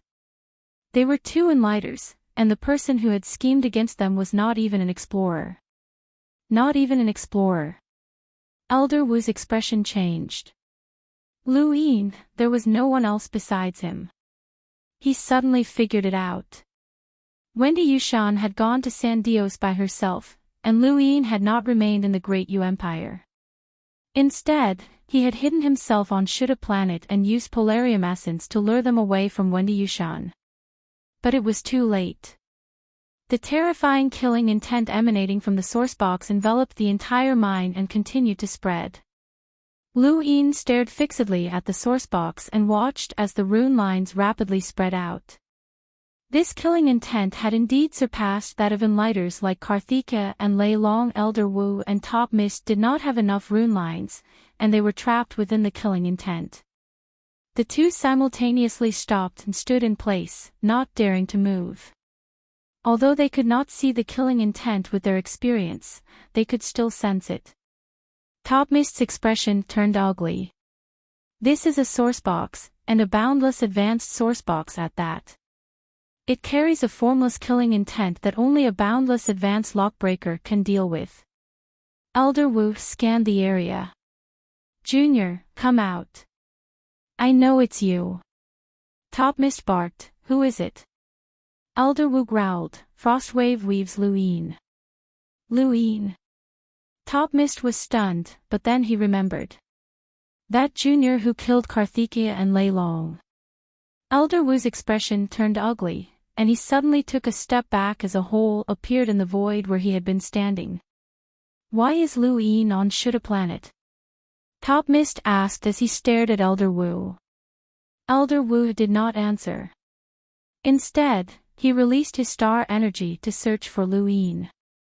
Top Mist did not ask any more questions, as Elder Wu had immediately guessed who Lu Yin was, which meant that this matter was related to him. There was no point in asking any more questions, as they had already been trapped by the sourcebox's formless killing intent. However, this killing intent alone was not enough to kill them. Top Mist was more worried about the method Lu Yin had used to kill Karthika and Lei Long. Lu Yin, your Frostwave Weave has no enmity with my Dark Mist Weave, and I won't interfere in your grudge with this old man. Let me leave, and I promise that I won't tell anyone about what happened today, Top Mist said loudly. Welcome aboard. Stay tuned and subscribe to Han Li's Wuxia Adventures for more thrilling content. Chapter 552. Elder Wu's face darkened. Junior, I admit defeat. As long as you leave Shuda Planet, everything that happened in the past will be written off. I can make the decision that Darkstar Gorge will no longer cause trouble for you, and I can even make you an official member of East San Dios. Top Mist hurriedly spoke up as well. I can also guarantee that you will become an official member of East San Dios. Also, Dark Mist Weave and Frostwave Weave will always be friends. You and I will become friends as well. In order to survive, Top Mist was willing to be shameless. Seniors, your conditions are very tempting. Unfortunately, this junior is afraid of death, and I don't trust the senior's credibility. He then flicked his finger, causing a strong gust of wind to strike the box, causing it to open. Elder Wu and Top Mist stared at the box with wide eyes. If the box released any more formless killing intent, they would immediately retreat, even if it meant sustaining heavy injuries. When the box was completely opened, it was completely empty. There was no source box inside, but there was a piece of progenitor Wuxiang's hide stuck to the box. The two of them glanced at it, and their minds trembled. Lu Yin raised his gun and fired at Elder Wu and Top Mist.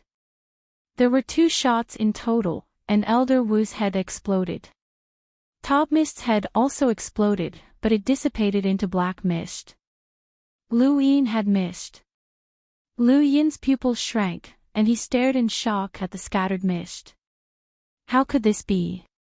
He had aimed at Top Mist's head, but the man's head had turned into black mist instead. The black mist that had enveloped Top Mist completely dispersed, and Lu Yin could clearly see Top Mist's appearance. He was stunned. This Top Mist was only 1 meter tall. Top Mist had woken up the moment Lu Yin had fired the second shot. He personally watched the mist above his head disperse, and he looked at Lu Yin with lingering fear.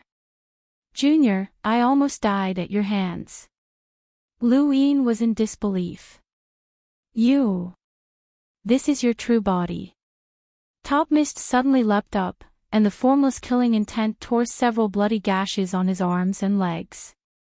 He had completely dodged the formless killing intent from the source box, but his body had been struck by the formless killing intent, and he crashed to the ground. He spat out a mouthful of blood and looked at the source box in the box with lingering fear. He then looked at Lu Yin with an icy gaze. Lu Yin gripped his gun tightly and aimed at Top Mist. This old man was too cunning. He was clearly 1 meter tall, but he had disguised himself as 2 meters and dodged Lu Yin's fatal shot. This was going to be troublesome. Top Mist raised his hand. Junior, I won't be your enemy. Lu Yin narrowed his eyes. Top Mist spat out a mouthful of blood. There are so many Enlighters from the Innerverse left behind in the Outerverse. Those people are our enemies. Junior, I await your cooperation. He then leaped up, tore through the void, and left. He stared at the void and confirmed that the rune lines had disappeared. Only then did he put down the gun, his palms drenched in sweat. If these Enlighters were on guard, then it would be very difficult to kill them. This Top Mist was especially obvious, as even Elder Wu had been ambushed by him, and Lu Yin had also been tricked by him. This old fox was extremely cunning. Seventh bro, won't that old man announce what happened to you? The monkey asked worriedly. Luin was worried about this as well. Once the news was made public, then it would be very difficult for him to use his methods of killing enlighters. Progenitor Wushang's hide and his gun would be exposed. I don't care about him. So what if I make it public? He can't recognize Progenitor Wushang's hide, and all he knows is that I can knock him out. That's enough, or else he wouldn't have retreated. That's true. Welcome aboard. Stay tuned and subscribe to Hanli's Wuxia Adventures for more thrilling content. Chapter 553. Wendy Yushan's eyes flickered with murderous intent. Why do you want to kill him? Scholar New Moon sighed. If I don't kill him, then I'll lose my dignity as an enlighter. How presumptuous of a Lemmeter to claim to be an enlighter's nemesis. You're the ones who are pushing me too far, Wendy Yushan said coldly. Scholar New Moon smiled. Is that so? You're still young, so you don't understand. When you're in my position, all the rules no longer matter. Resources belong to the universe, not to individuals or organizations. If I need them, then I can use them. Is that too much? You call yourself a scholar, but you actually believe in such a robber's theory. Wendy Yushan retorted. Scholar New Moon shook his head and sighed. You don't understand, and I don't expect you to either. Alright, tell me the secret technique, and I can spare your life. I can even take you as my disciple. Wendy Yushan gripped her sword hilt tightly and took out the money bomb with her left hand. In the distant tower, Puyu and Lu Xiaoge looked over. An enlighter senior is more confident, Puyu said confidently. Lu Xiaoge's eyes flickered, but no one knew what he was thinking. Inside the courtyard, Wendy Yushan pushed Zhao Ran aside. Stay away. Don't get close. Zhao Ran walked out of the courtyard in a daze. Scholar New Moon sized up Wendy Yushan. Don't worry, I'm not so despicable as to use a normal person to threaten you. Besides, you're not worth my threats. Come over so that I don't have to do anything. You should know the difference between you and an enlighter. Wendy Yushan unsheathed her sword and slashed at Scholar New Moon. She had used her actions to express her determination. Scholar New Moon shook his head. You don't know the immensity of heaven and earth. He then raised his arm and grabbed forward. Wendy Yushan's 10,000 swords in one sword chi almost tore through the void, but it was shattered by Scholar New Moon. Star energy spread out from his palm and transformed into a giant hand that grabbed at Wendy Yushan. Wendy Yushan was just an explorer, and the difference between her and an enlighter was too great. Her strongest sword chi couldn't even break through Scholar New Moon's star energy. Wendy Yushan's eyes trembled as she saw the giant hand grab her. Use secret art. Void transfer. As soon as she finished speaking, the giant hand formed from star energy suddenly disappeared and reappeared in front of her. Wendy Yushan. Scholar New Moon's attack. Scholar New Moon was astonished. So this was a secret technique. His eyes burned with passion. In the distance, Puyu and Lu Xiaoge were shocked when they saw this scene. An explorer had actually diverted an enlighter's attack. This was a secret technique that could turn something rotten into something miraculous. Scholar New Moon casually waved his hand, causing the giant palm formed from star energy to disappear. He then looked at Wendy Yushan with an expectant gaze. As expected of a secret technique. Hand it over, and I guarantee that I won't make things difficult for you. Wendy Yushan suddenly activated her gadget and opened her screen. A headless corpse appeared on the screen. Scholar New Moon, do you recognize this person? Scholar New Moon frowned. I don't know anyone in the Outerverse, so don't even think about using someone else's life to threaten me. Wendy Yushan coldly replied, "He's Elder Wu." Scholar Newmoon's eyes narrowed. Impossible. He stared at the screen, and his expression gradually became one of shock. Puyu descended from the sky and stared at the screen in shock. Elder. It's the Elder. Scholar Newmoon looked at Puyu, his gaze cold. Are you sure it's Elder Wu? Puyu nodded, a look of shock on his face. It's an elder. Scholar Newmoon looked at Wendy Yushan. If not for her secret technique, he was confident that he could suppress this woman. However, a secret technique had changed the entire situation. This was the might of a secret technique, and he had to obtain it. Suddenly, Wendy Yushan turned to the east, where Scholar Newmoon had torn through the void and walked out. He looked to be in a very sorry state and was not much better off than Puyu. His abdomen was dyed red with blood, and his face was extremely pale. When she saw Scholar Newmoon, another money bomb appeared in Wendy Yushan's hand. Back on planet Pyrolite, Lu Yin had given it to Wendy Yushan when she had faced Night King Gu and Long Yun. It was an unupgraded money bomb, and now, Wendy Yushan had taken it out. When he saw the money bomb, Scholar Newmoon's expression changed, and his eyes filled with endless fear.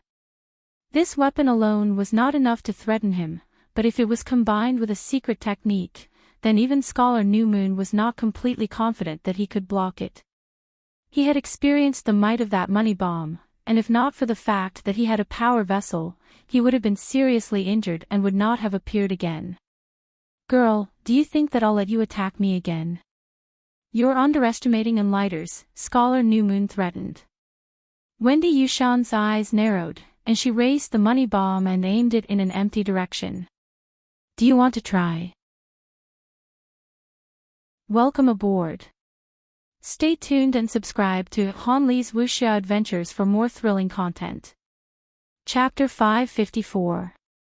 Scholar Newmoon's eyelids twitched, and he had no confidence. The main reason was that he did not understand the Yu's secret art at all. The uniqueness of the secret art was not something that he could imagine. For countless years, the secret art had been crowned with a mystical name. The deeper the foundation of the secret art was, the deeper the fear it brought to people. This was especially true when he had just taken a hit. In his mind, once the money bomb was fired, there was a 90% chance that the power of the secret art would hit him. If he was hit again, he had no confidence that he would survive. Scholar Newmoon fearfully stared at Wendy Yushan and the money bomb in her hand. Not too far away, Puyu was also staring at Wendy Yushan. Wendy Yushan's gaze was calm, and she did not panic. At this moment, the more flustered she was, the easier it would be for her to be surrounded. At this moment, Lu Xiaoge appeared. Counselor Wendy, when will Brother Lu arrive? Wendy Yushan coldly replied, soon. Then why are you still leaving? Lu Xiaoge was puzzled. Wendy Yushan's eyes narrowed. He's taking my place as a representative. Lu Xiaoge nodded, looked at Puyu, and smiled. Counselor Puyu, do you agree? Puyu did not respond. Lu Xiaoge looked at Wendy Yushan. It looks like Counselor Puyu doesn't agree. Counselor Wendy, you'll have to stay. Wendy Yushan's tone was indifferent. It's not up to him to disagree. Once Lu Yin comes, no one will be able to leave. These words caused Scholar Newmoon and Puyu's expressions to change. Lu Yin had killed Karthika and Lei Long, and now, he had killed Elder Wu. This person had killed 3 Enlighters, and no one knew what methods he had up his sleeves. It was too strange, and Scholar Newmoon did not want to face such a person alone. Wendy Yushan's secret technique was just as terrifying. Based on Wendy Yushan's current abilities, the money bomb would either target Scholar Newmoon or Puyu. In any case, one of them would be the unlucky one. This made Scholar Newmoon feel uncertain. He did not want to die, and he still needed to think of a way to obtain the secret technique. Scholar New Moon left without another word. This made Puyu's expression turn ugly. Without Scholar New Moon, he would have to face Wendy Yushan and her weapon alone. He felt as if his life and death were in her hands. When she saw Scholar New Moon leave, Wendy Yushan inwardly sighed in relief. She had been intimidated, and that was good. The situation had been resolved, and as long as she returned to the Great Yu Empire, she would be safe. Wendy Yushan looked at Puyu, her eyes filled with murderous intent.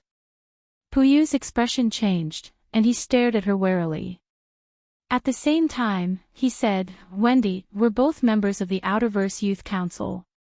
My death won't do you any good." Wendy Yushan's eyes flickered, and she suddenly looked at Lu Xiaoge.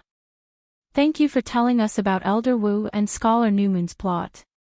The Great Yu Empire will remember this favor."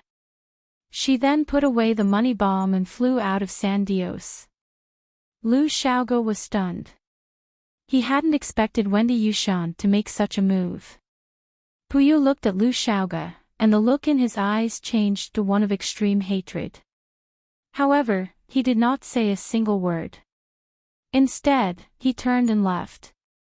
Lu Xiaoge felt helpless. He had wanted to use Lu Yin's strength to get rid of Puyu, but Puyu was no fool. Once Lu Xiaoge's plan to kill Puyu had been resolved, Puyu would immediately deal with Lu Xiaoge. Lu Xiaoge exhaled and stretched his shoulders. The corner of his mouth curled up. Interesting. On Shuda Planet, Lu Yin finally arrived at the location where he had hidden his spacecraft after several days of trekking. At this point, there was more than one powerhouse from Darkstar Gorge searching for him on this planet. Aside from the Peak Hunter, there were at least 2 other hunters searching for him. Lu Yin boarded his spacecraft and immediately activated it. The spacecraft shuddered for a moment before suddenly charging into outer space. Not too far away, a hunter saw the spacecraft take off and immediately attacked. Regardless of whether they were cultivators or miners, all of Shuda Planet's cultivators had been locked up in the mining city, so Lu Yin was the only one who could leave at this time. The hunter unleashed countless attacks at the spacecraft in an attempt to knock Lu Yin down. However, Lu Yin fused the 3 grains of fate sand together, forming a clump of dirt that forcefully blocked the hunter's attacks. He then fired a shot, and the bullet distorted the void as it transformed into a powerful attack that even Enlighters feared as it shot towards the hunter. The hunter was shocked and hurriedly dodged. If he was prepared, then the speed of the bullet would not be able to reach him. The bullet tore through the void and entered the ground before piercing through the entire Shuda Planet. Shuda Planet began to destabilize. Lu Yin did not have the time to care about this. The moment the hunter dodged, Lu Yin's spacecraft shot into outer space and quickly headed north. However, not long after Lu Yin's spacecraft entered outer space, another spacecraft rose up and chased after Lu Yin. It was also a radiant great aurora. From the rune lines in his eyes, Lu Yin knew that it was the Peak Hunter who was chasing after him. He cursed inwardly, there was no end to this. This person was determined to kill Lu Yin, and it should be related to Elder Wu. However, both spacecraft were radiant grade, so it would not be easy for this person to catch up to Lu Yin. Right now, Lu Yin's greatest worry was that Top Mist would reveal all of his methods to the public. If that happened, then those Enlighters would be on guard against him. Even a hunter could pose a threat to him, let alone an Enlighter. Even if they couldn't break through his universal armor's defenses, they could still capture him. At that moment, his gadget rang. It was Wendy Yushan, and Lu Yin accepted the call. After a while, Lu Yin hung up and fell into deep thought. Wendy Yushan had described the battle at San Dios in detail, and Lu Yin felt as if he had woken up from a dream. He had completely forgotten about the Yu's secret art. Even if these people were on guard against progenitor Wushang's hide, they would not be able to guard against the Yu's secret art. Secret techniques were impossible to guard against. Lu Yin was with Wendy Yushan, and with her secret technique, she could easily transfer her gun's attacks to these enlighters. Lu Yin was delighted. He and Wendy Yushan were not much of a threat individually, but together, he could use his Dai's 3 pips to upgrade his weapon and use secret art to pose a threat to any powerhouse. As he thought about this, Lu Yin checked his star chart and sent Wendy a set of coordinates. He told her to wait there while the two of them met up. Top Mist would definitely spread the news of Lu Yin's methods, and the enlighters would definitely not let him off. If even a hunter dared to chase after him, then the enlighters would definitely do the same. What Lu Yin wanted to do now was join forces with Wendy Yushan to teach these enlighters a lesson and teach them how to behave. At this time, the more he tried to hide, the more those enlighters would feel that he was lacking in confidence. They would definitely head to the Great Yu Empire to cause trouble for him, and there would be more than one of them. Only by standing out and standing side by side with these people would he be able to instill fear in them. Scholar New Moon would definitely not spread the news of his defeat, so they could only spread the news themselves. They would tell others that Lu Yin had not only relied on one method, but also had an unbreakable attack, which was a secret technique. He looked back and saw that the peak hunter was still chasing after him. Lu Yin had set the coordinates since he wanted to meet up with Wendy, and it would be a good opportunity for him to experiment on this fellow. It was a good plan, but Lu Yin had underestimated Darkstar Gorge's strength. As the leading power of Adonis Weave, they were one of the few powers that had enlighters, and they had people all over the surrounding weaves. Lu Yin's route had long since been confirmed, and there was a warship waiting in front of him. Lu Yin's heart sank when he saw them, as a beam of light was heading straight for him. He was very familiar with this beam of light. Back at Dark Mistweave's pirate port, he had been severely injured and knocked unconscious by this beam of light.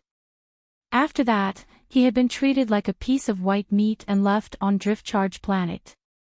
Now, he was facing this beam of light again, and it was powerful enough to kill a hunter. Unlike a hunter's attack, this beam of light had a very wide range, and even Fate Zan could not block it. Furthermore, there was more than one beam of light, and these beams almost filled the entire region. Boom! There was a loud explosion as Lu Yin's spacecraft was destroyed. He was wearing his universal armor as he stood tall in outer space. All around him were Darkstar Gorge's warships, and behind him, the Peak Hunter had already caught up. "Seventh bro, I'll take you to a planet," the monkey said as his shadow pulled Lu Yin towards a dark planet not too far away. The next moment, several more beams of light swept out, and one of them struck Lu Yin's body directly. This beam of light was not enough to destroy his universal armor, but it was enough to create a powerful thrust that pushed him towards another planet. This planet looked very strange, as its surface was covered in red, most likely lava. The planet's core had cracked open, but it had not exploded. Lu Yin felt an inexplicable sense of familiarity when he saw the planet, and the light beam's thrust slammed him into the planet's surface. The moment he touched the surface, Lu Yin recalled that this planet was one of the Neo-Human Alliance's strongholds in the Outerverse. Back when he had used possession on his Dai to enter the body of a Spectre, that Spectre had a very high status and knew of many of the Neo-Human Alliance's strongholds. Not only did he know about the Innerverse, but he also knew about the Starfall Sea, the Cosmic Sea, and even the Outerverse. This planet's appearance was very strange, so it was easy for him to remember it. He remembered that the Spectre's impression of this planet was that it was devoid of life and seemed to be on the verge of destruction. That was why no one cared about it, and the Neo-Human Alliance's stronghold was at the planet's core. Lu Yin's surroundings grew hotter and hotter as he was slammed into the lava. Everything around him was a reddish-black color. His eyes filled with star energy as he looked at the planet's core, but it was too far away for him to see. At that moment, he felt a pressure above his head as a powerful attack descended. Without thinking, he immediately charged towards the planet's core. "Seventh bro, don't get caught." Otherwise, it'll be troublesome. The monkey was anxious. Lu Yin replied, "They won't be able to catch me." There was a boom, and the surface behind him exploded. The peak hunter appeared with his eyes closed as he swung his blade at Lu Yin.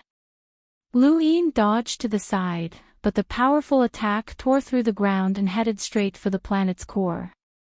Lu Yin sped up. The hunter followed closely behind. He was Elder Wu's son, and he had to make Lu Yin pay with his own blood.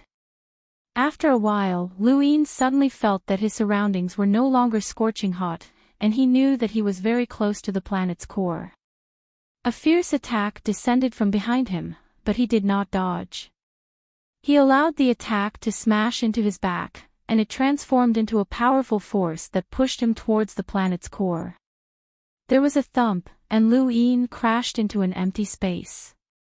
Before he could see his surroundings clearly, he crashed into something else, and he vaguely heard a strange roar. Lu Yin moved, and his universal armor collided with the ground with a metallic grating sound.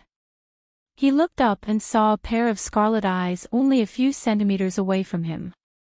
Lu Yin was startled and hurriedly retreated, his face pale. The monkey was also startled. What the hell? It was a corpse king in front of him. Welcome aboard. Stay tuned and subscribe to Han Li's Wuxia Adventures for more thrilling content. Chapter 555. The corpse king glared at Lu Yin with its scarlet eyes and raised its rotting arms to grab at Lu Yin, but Lu Yin casually pushed it away. He looked around and saw that this place was probably some sort of laboratory. There was a large hole above his head, and he had been forcefully smashed in. There were quite a few blue crystals piled up in the laboratory. These crystals could help cultivators display water-type battle techniques, and some corpse kings could gain this innate gift by eating these crystals. Back on Earth, outside of Jinlin City, Lu Yin had encountered such a corpse king, which was exactly what the Neo-Human Alliance needed. This was indeed a stronghold of the Neo-Human Alliance. The ground trembled as dust fell from above. Lu Yin looked up and saw quite a few rune lines converging. The hunter from Darkstar Gorge had been entangled by the Neo-Human Alliance. Any Neo-Human Alliance stronghold was not simple, and they all had at least one hunter overseeing it. It would not be easy for this person to destroy the stronghold. The corpse king roared again and charged at Lu Yin. Lu Yin frowned and exerted a bit of strength with his palm, instantly killing the corpse king. Although he was using the Neo-Human Alliance to attack Darkstar Gorge, the Neo-Human Alliance itself was a great enemy of the human race, and they had to be destroyed if they encountered a corpse king. Lu Yin blasted open the laboratory and looked outside. There were more than 10 laboratories, and he walked through them one by one to eliminate all of the corpse kings. After leaving the final laboratory, he looked up again and saw that some of the rune lines had disappeared. This stronghold was not very powerful, and even if it had a hunter, it was not a peak hunter, let alone a corpse king. It could not stop Darkstar Gorge, so Lu Yin decided to lend them a hand. Lu Yin had only taken a few steps when he suddenly felt his scalp go numb. His domain had inexplicably collapsed, and an indescribable chill swept through his body. He could not help but tremble, and his eyes immediately filled with star energy as he scanned his surroundings. Finally, he looked beneath his feet and saw an indescribably boundless amount of rune lines. There were even more than Karthika, Lei Long, and Elder Wu. There was an enlighter here. Lu Yin's pupils shrank. What the hell, there was actually such a powerhouse here. He raised a hand and blasted apart the building above his head before charging forward. This planet was very strange. The lava was being repelled from the inside by a force that did not belong to the Neo-Human Alliance. When they had first found this planet, it had already been like this. The most important reason why they had chosen this planet as their stronghold was because there was something at the planet's core that was worth studying, a dried corpse. A corpse that had been dried for countless years had formed an aura that repelled the magma, greatly reducing the lifespan of the planet. The location of this mummy was the core of the planet. Lu Yin's previous position was only 100 meters away from the mummy. In the Earth's core, the originally motionless corpse suddenly opened its eyes. Ancient bloodline discovered. Mission target confirmed. Kill. Lu Yin rushed out from the upper levels of the geocentric laboratory and fled in panic. In the distance, the hunter from Darkstar Gorge was currently engaged in a fierce battle with a Hunter Realm Corpse King. When he saw Lu Yin, he shouted, "You can't escape." Lu Yin looked back, but he wasn't looking at the person from Darkstar Gorge. Instead, he was looking at the ground. The rune lines expanded once again, and a chill ran down his spine.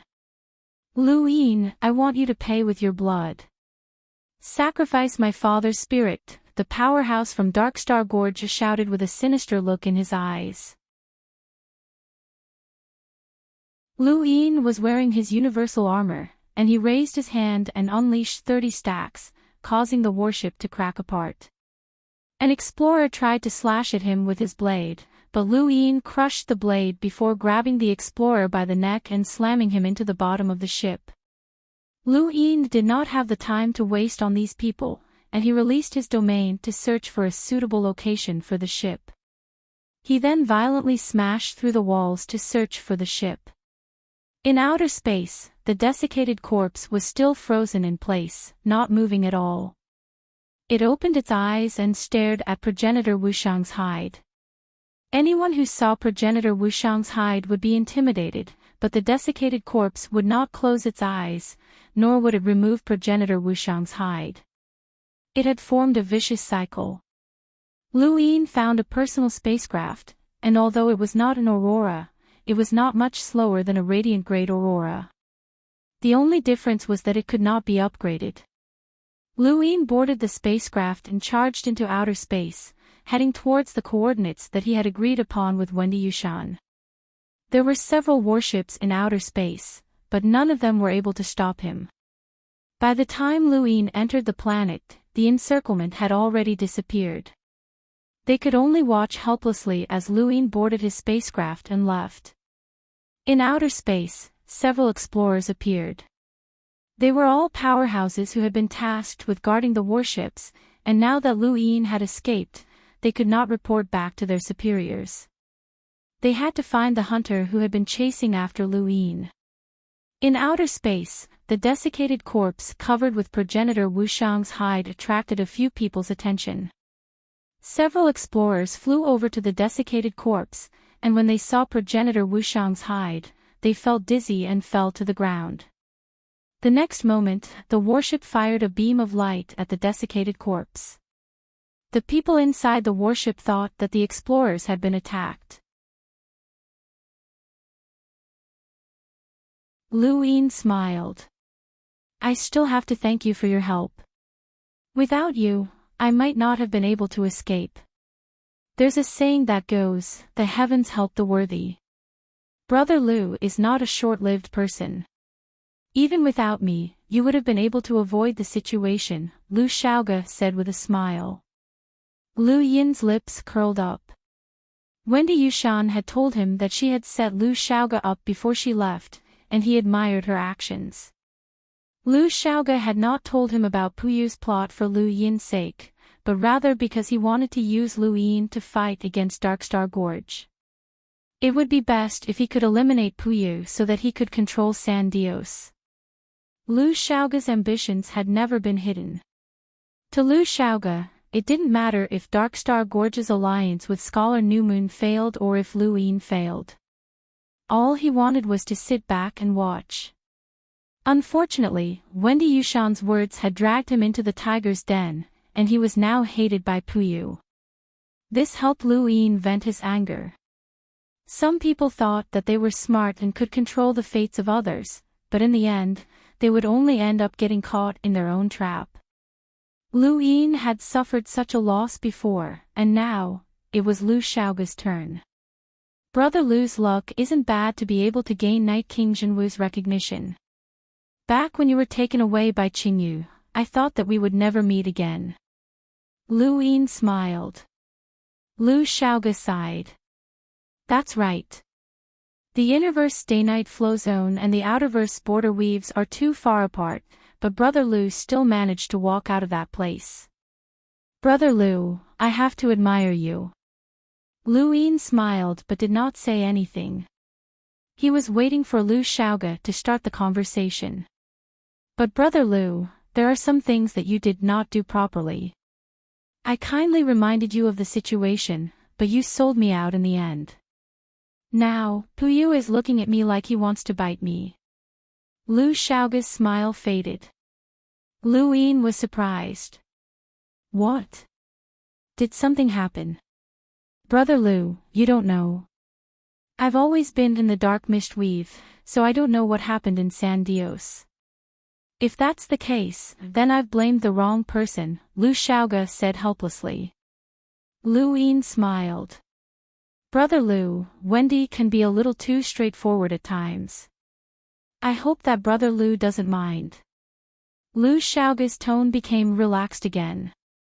As long as Brother Lu didn't deliberately scheme against me, then it's fine. But Brother Lu, there's a saying that you should have heard before, the tallest tree in the forest will be destroyed by the wind. You killed 3 Enlighters, which is a disgrace to them. You might have been able to resolve the situation this time, but if 3 Enlighters attack you next time, will you still be able to resolve it? Lu Yin's expression turned serious, as Lu Xiaoge's words were exactly what he was worried about. However, his worries were just worries, and he would not worry too much about things that had yet to happen. This time, he had met up with Wendy to let those Enlighters know that if they worked together, they could take down any powerhouse with them. Thank you for the reminder, Brother Lu, Lu Yin replied. Soon after, the call ended. Lu Yin looked at his watch and saw that they were about to arrive. The rendezvous point with Wendy was only 3 filaments away from Shenwu continent, and with his spacecraft speed, they arrived in half a day. It would take Wendy about 2 days to travel from Adonis Weave to Dark Mist Weave. Lu Yin checked the situation at the rendezvous point and was shocked to see that it had actually become a training ground. Planet Woodrock was a very ordinary planet, and its civilization was still in the ancient era. The reason that he had chosen this planet to meet up with Wendy was actually a coincidence. He had randomly chosen a random location, but he had never expected that it would become a training ground in less than 10 hours. Lu Yin was too lazy to change it, and so be it. There were very few places in the outerverse that he could not set foot in. Even if he was discovered by the organizations behind the trial takers, so what? Even the strongest person in Dark Mist Weave, Top Mist, did not dare to face him. Of course, things like dried corpses were an exception. Such things did exist, but there were not many of them. Occasionally running into one was already considered heaven-defying luck. On the mainland of planet Woodrock, a huge ancient city was ablaze. This was the capital of a country, and at this moment, the city was filled with zombies. Only a small number of people had gathered together to resist the zombie attacks. Compared to the early days of Earth's apocalypse, ancient societies were much more efficient in dealing with the zombies. This was because ancient societies revered martial prowess, and even the bodies of ordinary people were much stronger than those of Earth's soldiers. Furthermore, their weapons were swords and clubs, which were very easy to obtain. This was unlike Earth's apocalypse, where everyone wanted to find guns but could not find any. The flames spread throughout the capital, and within the palace, even the emperor had been turned into a zombie. He was surrounded in the palace and burned to nothingness. Many palace guards, palace maids, eunuchs, and ministers trembled as they hid among the guards. Their expressions were filled with despair, as they had no idea what was happening. In an instant, everyone had changed, and many people had turned into monsters, including the emperor. To these people, the emperor's transformation into a monster was equivalent to the sky collapsing. High up in the sky, streaks of fiery red smashed into the ground. One of the streaks smashed into the palace, causing the ground to shatter. A violent shock wave crushed half of the palace into smithereens. Countless zombies were crushed to ashes. The guards continued to slaughter the zombies as they approached. It's a divine stone. It must be a divine stone. God has come to help us, one of the ministers shouted. Around him, many of the ministers knelt down and kowtowed towards the personal spacecraft in the crater. The surrounding guards were also angrily shouted at by the ministers, and they had no choice but to kneel down and kowtow. Creak. The door of the spacecraft opened, and outside the crater, all the guards and ministers looked up in shock. They saw a young man wearing strange clothes walk out of the divine stone. One of the ministers frantically shouted, "God, please save us. Please save us, God." Many of them knelt down and kowtowed. Lu Yin looked at these people and lowered his head to activate his gadget. His brows rose. There was actually a melder with a power level close to 5,000, and there was more than one melder further away. As expected of an ancient society that revered martial prowess. Although it was far from comparable to the Shinwu continent, it was still much stronger than Earth's. After all, even the 7 sages of China had only been sentinels.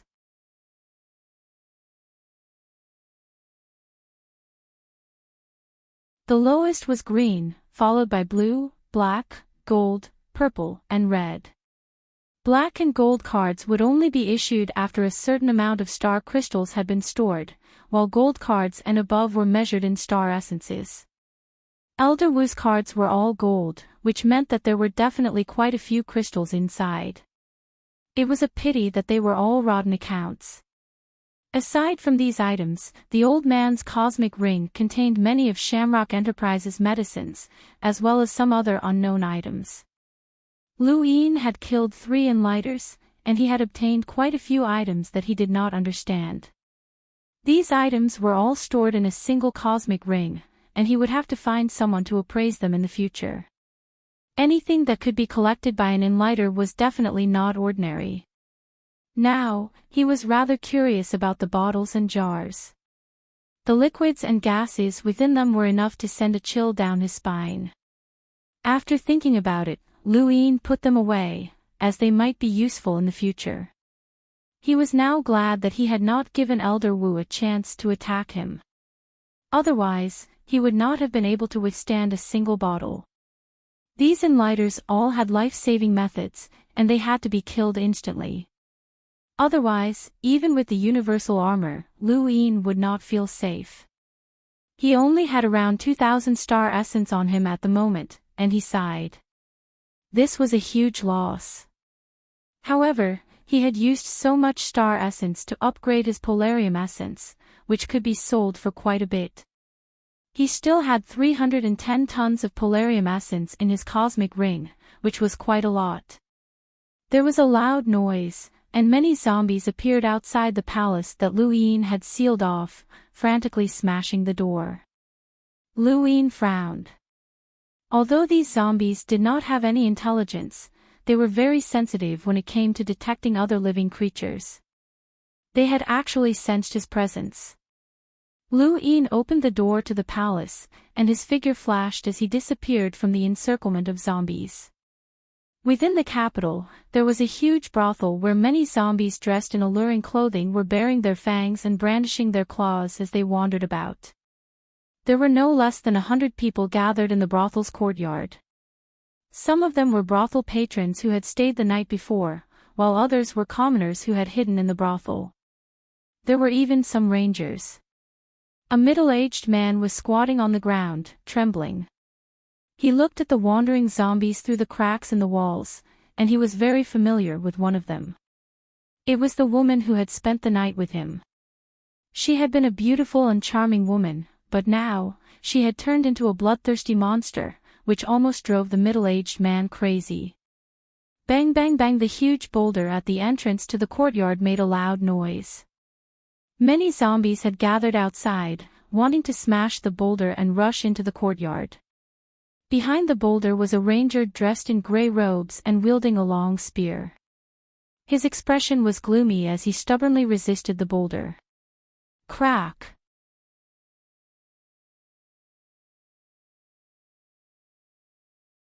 Welcome aboard. Stay tuned and subscribe to Han Lee's Wuxia Adventures for more thrilling content. Chapter 558. The bespectacled girl quickly retreated and gritted her teeth as she glared at Lu Yin. She then turned around and fled into the shadows.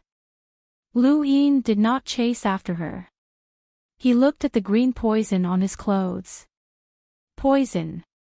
He stared in the direction that the bespectacled girl had fled in, deep in thought. The bespectacled girl fled for 10 minutes, using all the techniques she had learned on Mafioso Planet. She was confident that even an elite Lemeter would not be able to catch up to her. Only then did she relax and hide in a corner to catch her breath. Where did this monster come from? I can't even break through his defenses, and I can't even detect his power level. Is he a melder or a Lemeter? How did he get in here? The planet should have been sealed off, the bespectacled girl muttered to herself as she patted her chest. I'm a Lemeter, a calm voice rang out in her ears. Her pupils shrank, and she quickly looked to the side. Lu Yin was leaning against the wall with his arms crossed as he stared at her. The bespectacled girl's footsteps were light, and she turned around to flee without another word.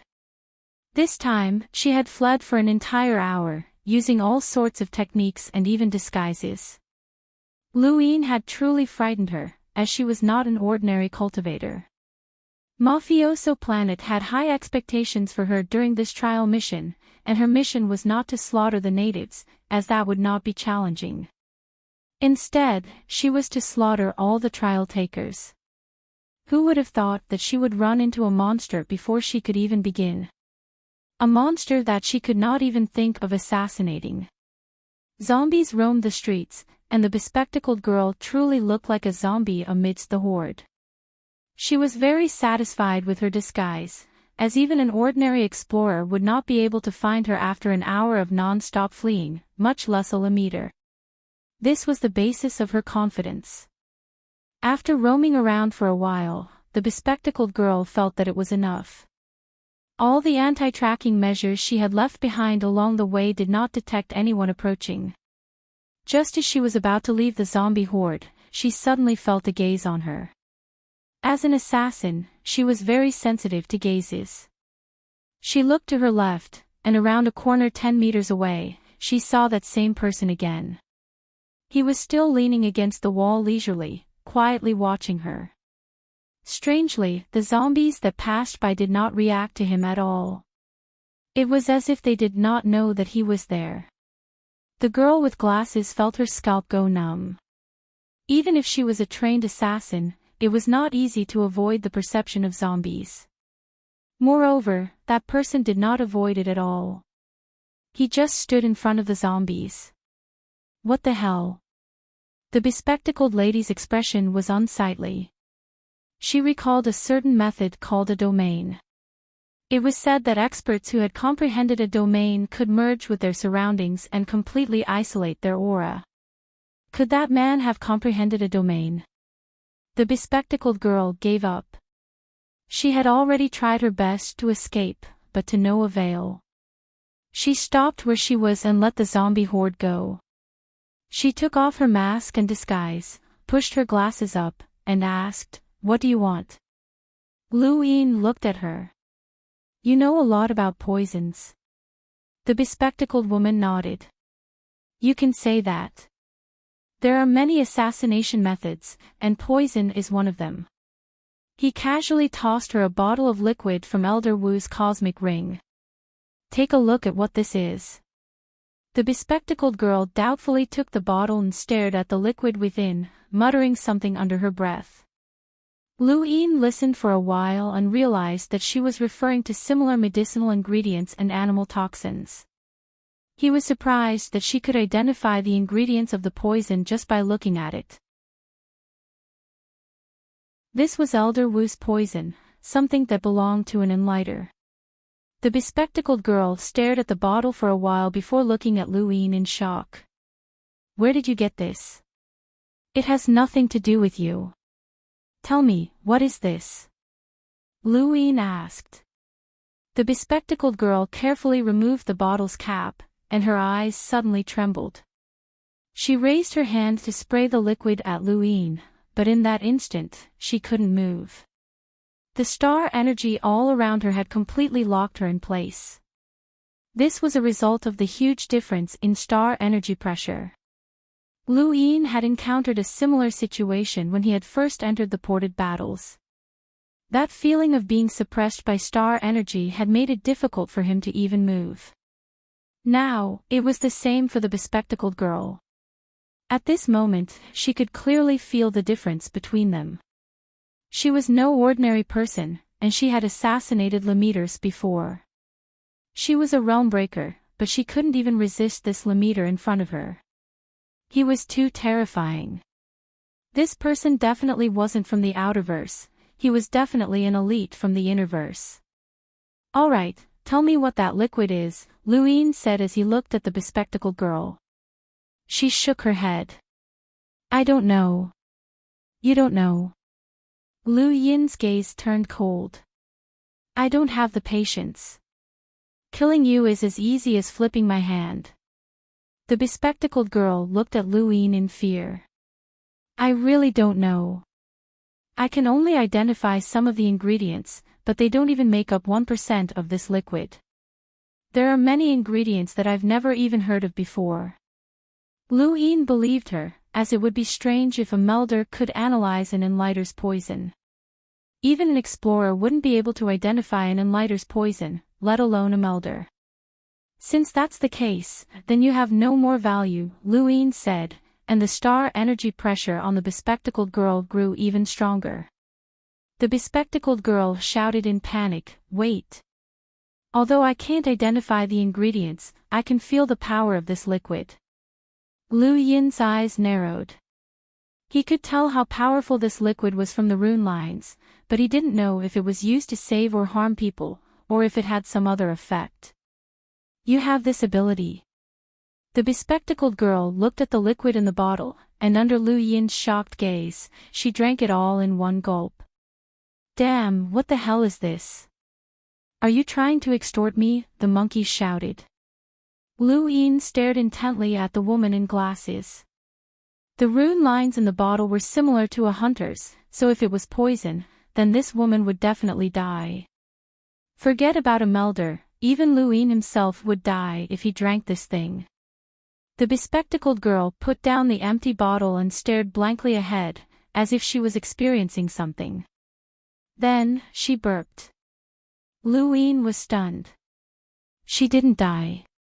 But soon, the liquid's effects took effect.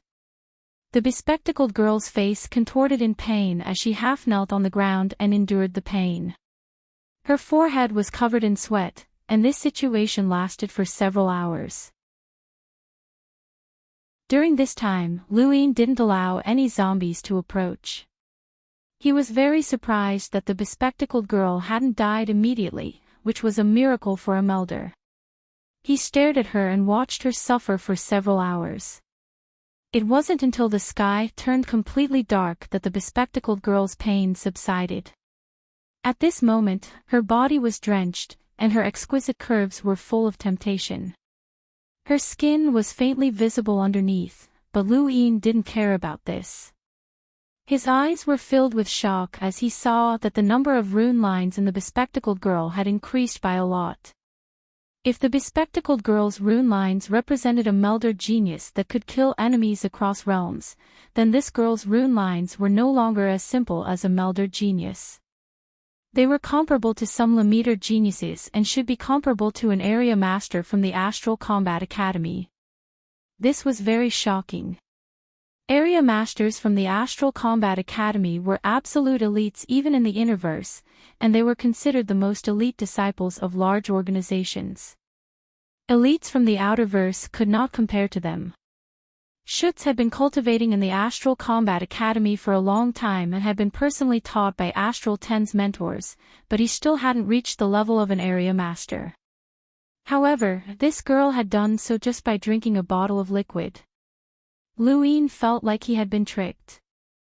That bottle of liquid couldn't have been used to increase one's strength, right? When he thought of this, his expression turned ugly. The bespectacled girl's body was trembling from the intense pain she had been in for so long. She panted heavily and touched her clothes, only to find that they were completely soaked. Then, she took them off right in front of Luin. Luin was shocked and quickly looked away. "What are you doing?" The bespectacled girl blinked. "Change your clothes." "Changing in front of me?" "Look if you want." "I can't resist anyway." Her words made Lu Yin's heart skip a beat, but he had no choice but to turn away. The bespectacled girl's lips curled up, and she deliberately took her time after taking off her clothes. She even made a lot of noises as she put on her clothes, as if she was trying to seduce Luin. Luin had never experienced something like this before, so he was a little anxious. After a while, the bespectacled girl said, "I'm done." Luin turned around, and his eyes lit up. The bespectacled girl was wearing a very casual white dress that revealed her long, white legs and a pair of small, sparkling feet. Her hair had also been tidied up, and it hung down to her waist. She looked at Luin with a pair of innocent and shy eyes, and she bit her lip as she rubbed her fingers together. "Do you like it?" "Seventh bro, she's trying to seduce you." The bespectacled girl wasn't the prettiest person Luin had ever seen, but she was definitely the purest. The word purest sounded strange when used on an assassin, but it was true. She had a gentle temperament that was different from cultivators. Luin frowned. "Why did that liquid increase your strength?" She pushed her glasses up. "Would you believe me if I said that it was poison?" Lu Yin's eyes narrowed. "I'm not stupid." The bespectacled girl was helpless. "Big brother, it really is poison." "Don't call me that. No matter how you change your appearance, you're still an assassin, and I won't go easy on you. The better you disguise yourself, the more you prove your methods." The bespectacled girl looked at Luin innocently and extended an empty bottle. "Let's do an experiment." She looked around and her star energy flowed out like water. She finally caught a six-legged creature that looked like a mouse, poured some water into the empty bottle, and fed it to the creature. The next second, the creature turned to ash from the inside out, leaving not a single trace behind. Luin was shocked.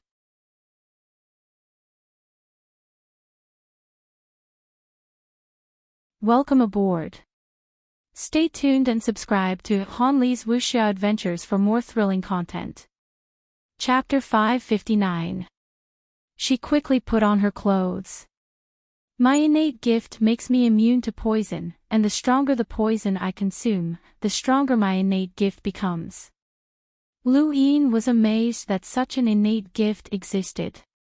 Now, the question was, should he kill her? Her innate gift was very powerful, and her strength would increase very quickly. Since she was from Mafioso planet, she would be an enemy in the future, and Luin did not want to leave behind an enemy that could threaten him. The bespectacled girl sensed Lu Yin's killing intent and pitifully said, "Big brother, you're a good person. Can you let me go? I really haven't killed anyone." Lu Yin stared at her with a murderous glint in his eyes. Her heart trembled, and she hurriedly said, "You can't kill me, Lu Yin." Lu Yin raised a brow. "You recognize me?" She nodded. "Yes, just now." "Killing me won't do you any good, Lu Yin. Have you heard of the name Top Mist?" Lu Yin asked. The bespectacled girl was shocked. "The Great Elder." Lu Yin's lips curled up.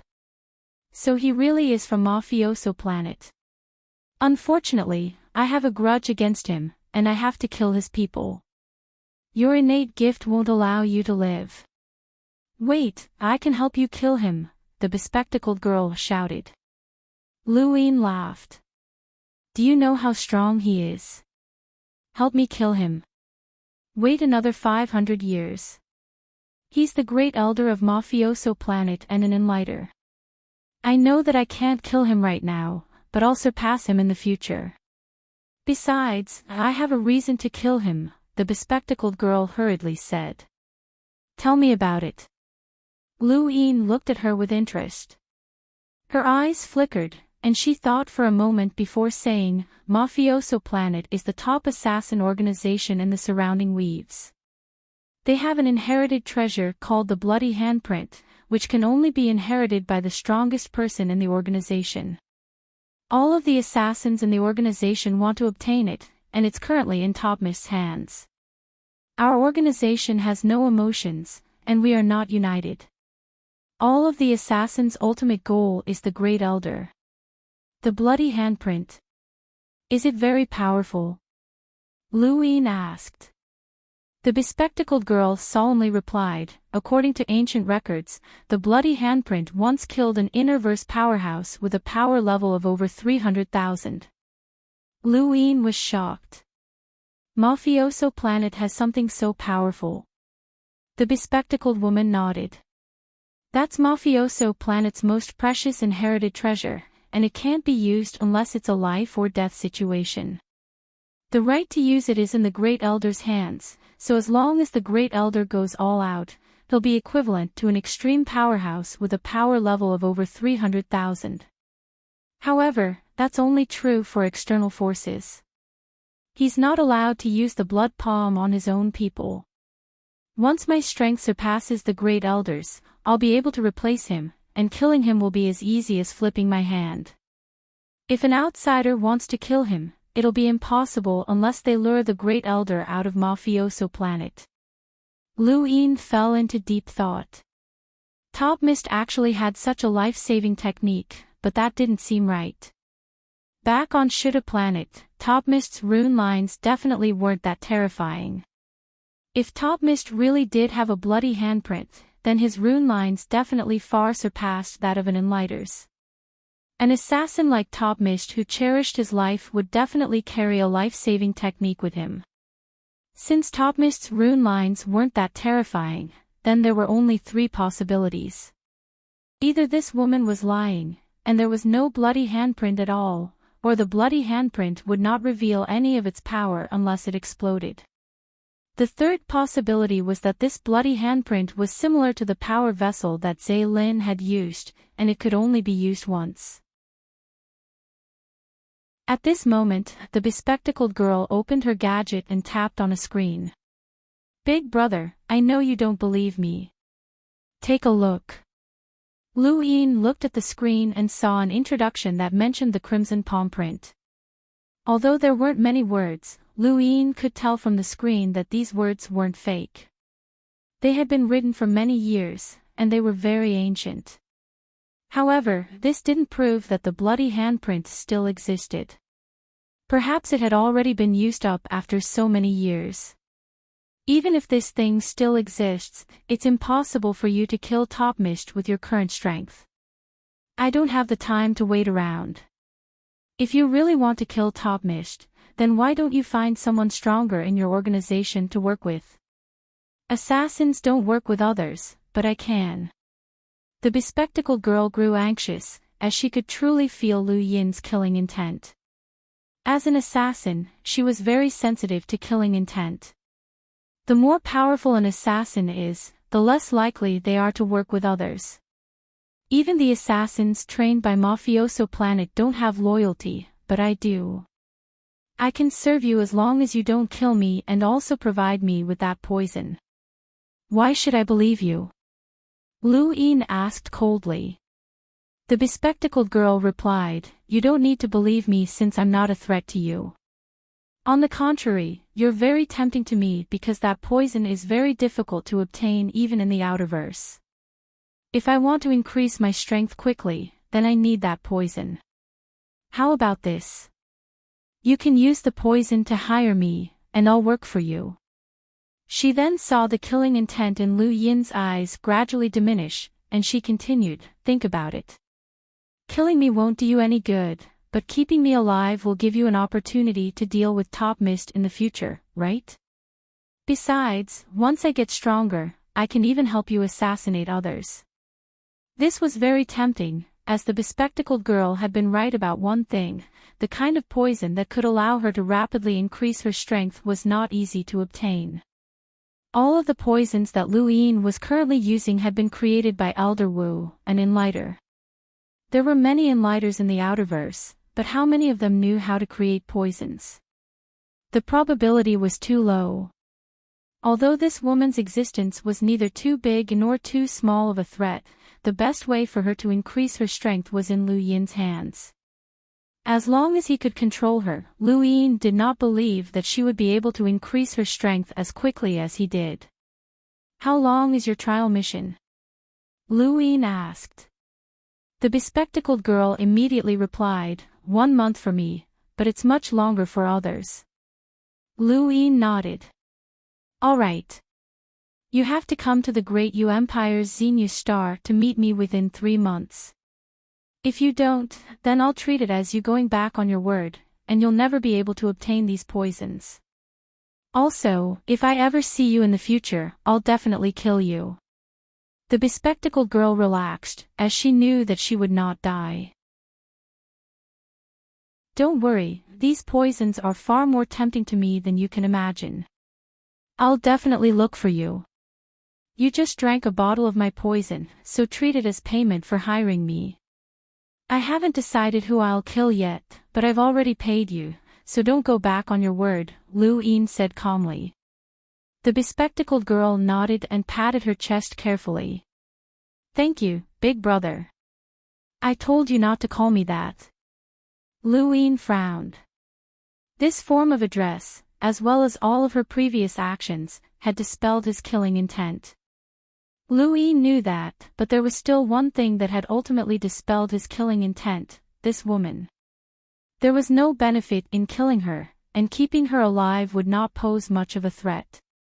It was better to keep her alive, as she might actually be useful in the future. Although consuming poison could increase one's strength quickly, there were also many restrictions. It would not increase one's overall strength, and such a person would never be able to become a top powerhouse. The bespectacled girl left, but before she left, she told Lu Yin that her name was Mistchild. There were 7 Mistchildren on Mafioso Planet, and they were the top assassins within their realm. She was a Melder Mistchild, and below her were the Sentinel Mistchildren. Above her were the Lemeters, Explorers, Cruisers, Hunters, and the top Enlighters. Currently, there was only one Enlighter on Mafioso Planet, and that was Top Mist. Naturally, he was also a Mistchild. All of the Mistchildren's ultimate goal was to become an Enlighter Mistchild. This was a tradition that had existed for countless years on Mafioso Planet, and no one could change it. The bespectacled girl had probably said all of this to express her sincerity to Lu Yin, as she was afraid that he would go back on his word and kill her. However, she was overthinking things. Since Lu Yin had promised not to kill her, then he would not kill her. He would not go so far as to deceive a woman, even if she was an assassin. The most important thing for an assassin was to seek fortune and avoid calamity. The bespectacled girl's mission was to slaughter all of the trial takers, but Lu Yin's existence had prevented her from doing so. She had not moved until 2 days later, when Lu Yin boarded a spacecraft and entered outer space. Only then did she bare her fangs and begin to slaughter the trial takers. The bespectacled girl looked up at the sky with a profound gaze. She was different from the average assassin, who was simple-minded and well-developed. What she had always wanted was not a terrifying reputation, but rather the entirety of Mafioso Planet. She had her own ambitions. Lu Yin's appearance was a perfect opportunity for her to ally with him. She could help Lu Yin while also using him to help herself. Although cooperating with Lu Yin would be like asking a tiger for its skin, and her life would be in his hands, she had no other choice. This person actually had a poison that she could not extricate herself from, and it was only with that poison that she could rapidly increase her strength. The future would always belong to their generation, and since that was the case, she would cooperate with the strongest person of her generation. This person was not only the strongest person of his generation in the outerverse, but he was also the strongest person of his generation in the entire universe. In outer space, Lu Yin ended his call with Wendy Yushan. He wanted to go to Shenwu Continent Space Station with Wendy Yushan because he wanted to understand the current situation on Shenwu Continent. He had killed 3 Enlighters, which was too much of an eyesore to the other Enlighters.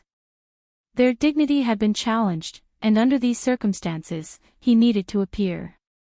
The more frequently he appeared, the less scruples he would have, and the more apprehensive those Enlighters who wanted to deal with him would be. Wendy Yushan did not know why Lu Yin wanted to go to Shenwu Continent, but she had to follow him wherever he went.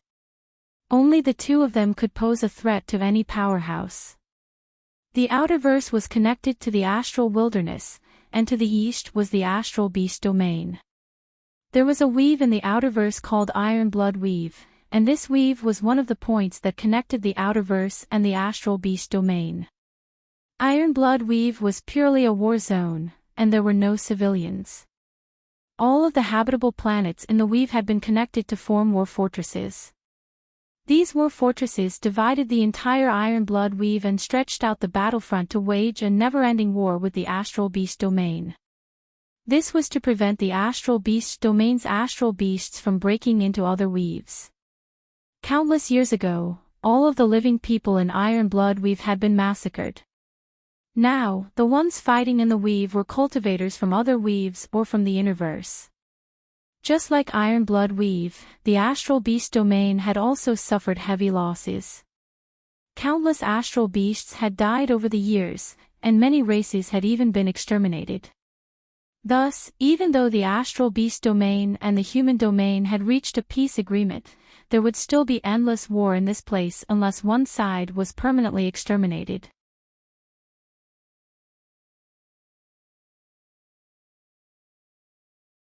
Die. The beast then opened its mouth and bit at Sun Chong. Sun Chong was a hunter, but the astral beast was also a hunter. Their battle caused the planet to become unstable. Closer to the center of the stronghold, battles between hunters were not rare, and there were even battles between Enlighters at the very center of the stronghold. This battle was even more brutal than the border battles in the erudite flow zone. Within the stronghold, a middle-aged man was coldly watching a screen. On the screen was an Enlighter realm astral beast battling with a Day-Night man. The Day-Night man was also an Enlighter, and their battle had caused the planet to crumble. The void tore open, and a man walked out with an anxious expression.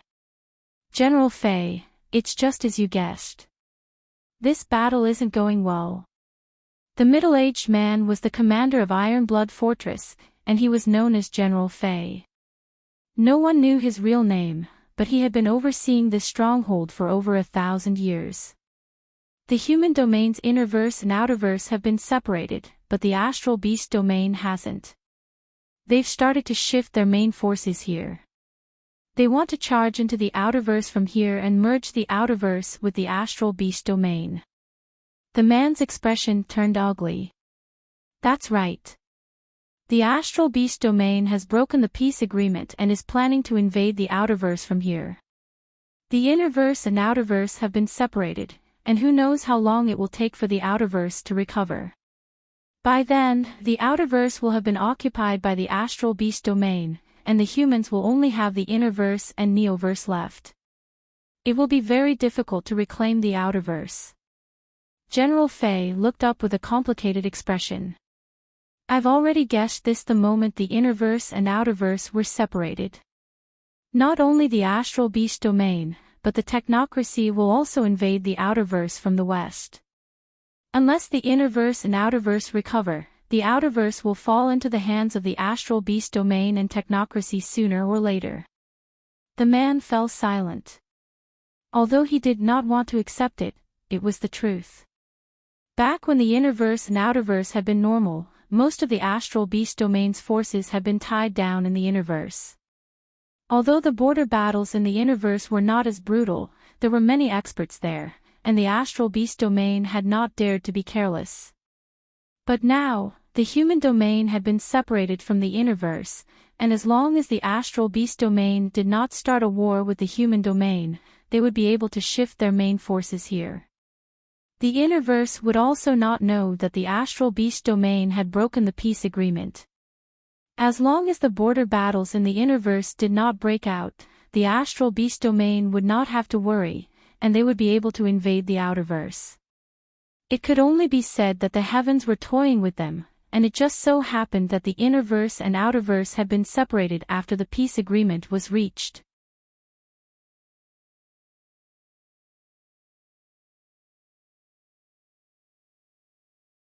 Welcome aboard. Stay tuned and subscribe to Hanli's Wuxia Adventures for more thrilling content. Chapter 561. Tyrael brought the two of them to the place where they could directly observe the 5 sealing planets. This was also the place where they had requested to meet Winsansi to assess their results. That was the place where they could directly attack Shenwu continent. Over the years, many experts from Dark Mistweave had shed blood there, and that was how the 5 sealing planets had become famous. Along the way, Lu Yin did not encounter any day-night clansmen. They seemed to have been forbidden from approaching him, except for one, Zhanlong Day-Night. Lu Yin had not expected to see Zhanlong Day-Night here. He had received news that the Day-Night clan had occupied the eastern weave of Dark Mistweave. Zhanlong Day-Night had not followed Night Queen Qiuyu, but he had appeared here instead. It seemed that the gap between the Night King bloodline and the ordinary Day-Night clansmen was quite large. No matter how bad Night Queen Yanqing's performance was, she would always be by Night Queen Qiuyu's side.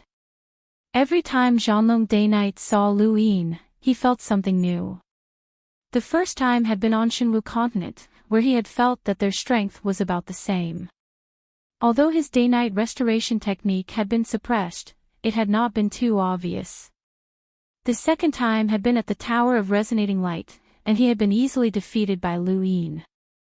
The third time had been on planet Pyrolite, where Zhanlong Day-Night had experienced the hopeless gap between them. This time, Zhanlong Day-Night was speechless, as Lu Yin seemed to have killed quite a few Enlighters.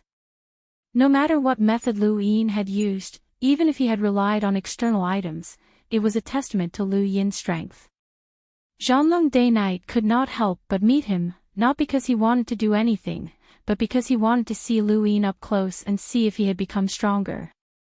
The results made him feel slightly better, as Lu Yin's aura had not changed much. It was still the same, which meant that the gap between them had not widened, and Zhanlong Day-Night still had a chance to catch up. The two brushed past each other. Zhanlong Day-Night did not speak, and Lu Yin did not speak to him either. In this place, they did not have much interaction. As he looked at the 5 sealing planets, Lu Yin was shocked. He could see a boundless amount of rune lines, which far surpassed that of any Enlighter he had ever seen. These rune lines probably had a power level of close to 300,000.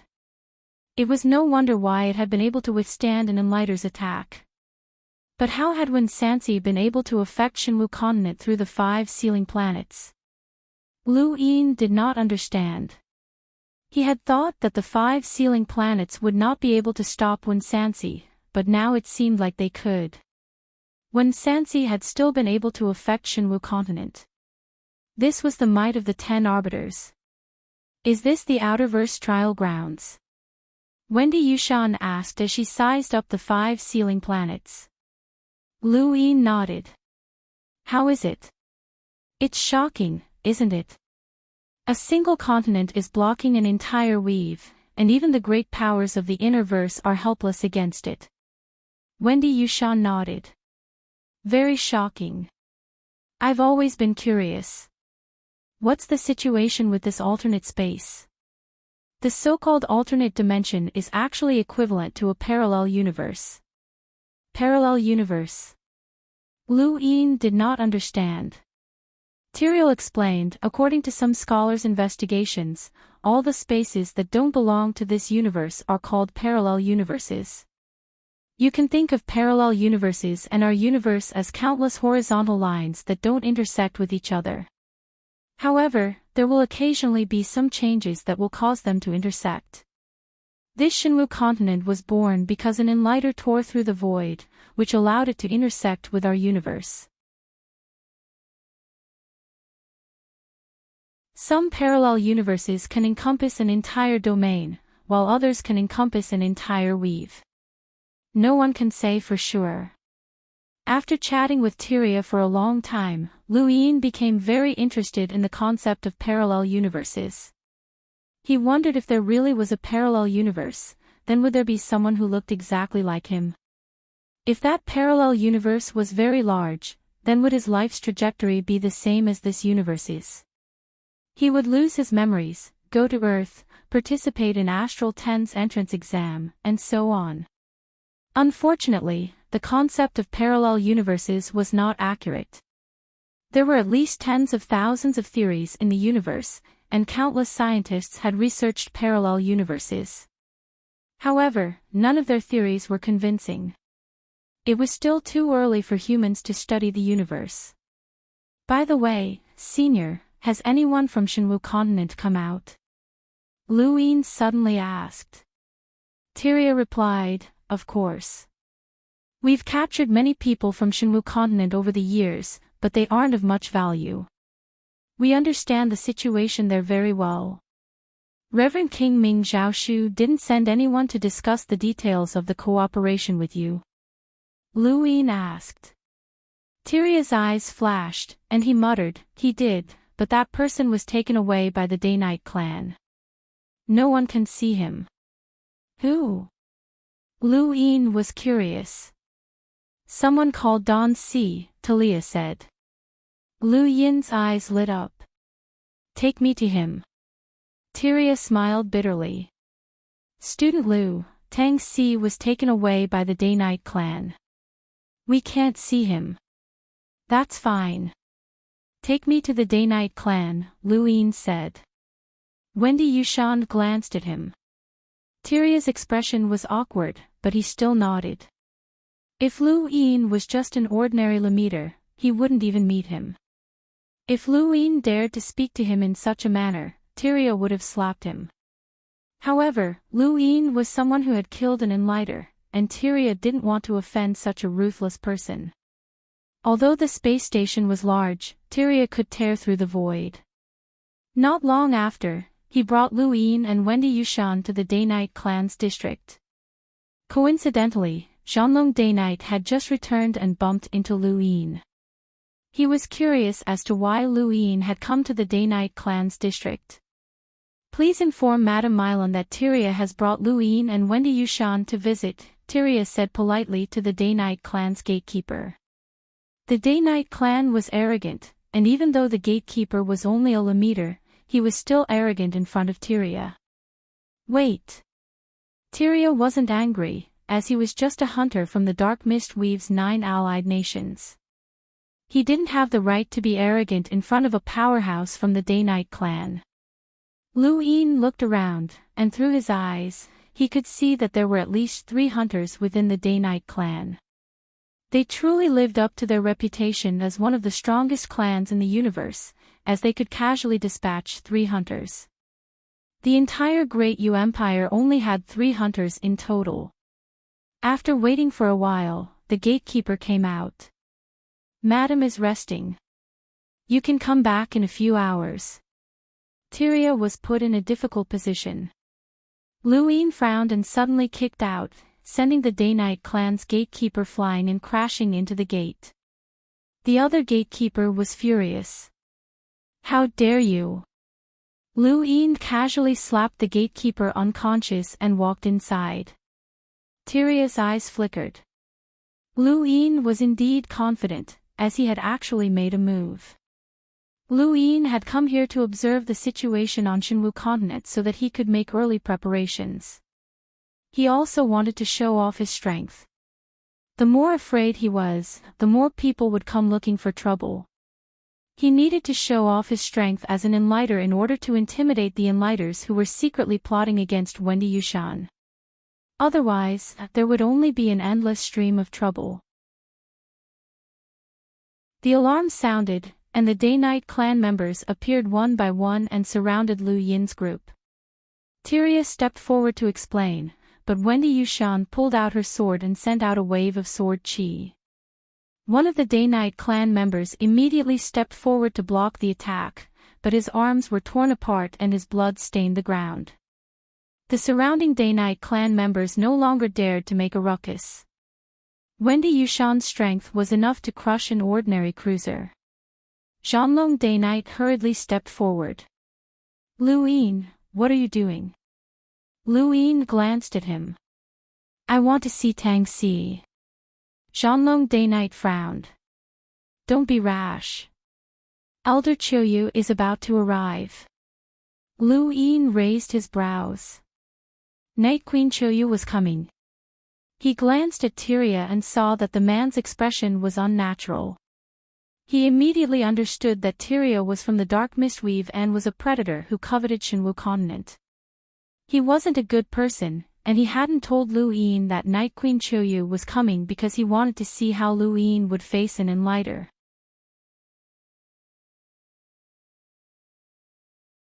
Welcome aboard.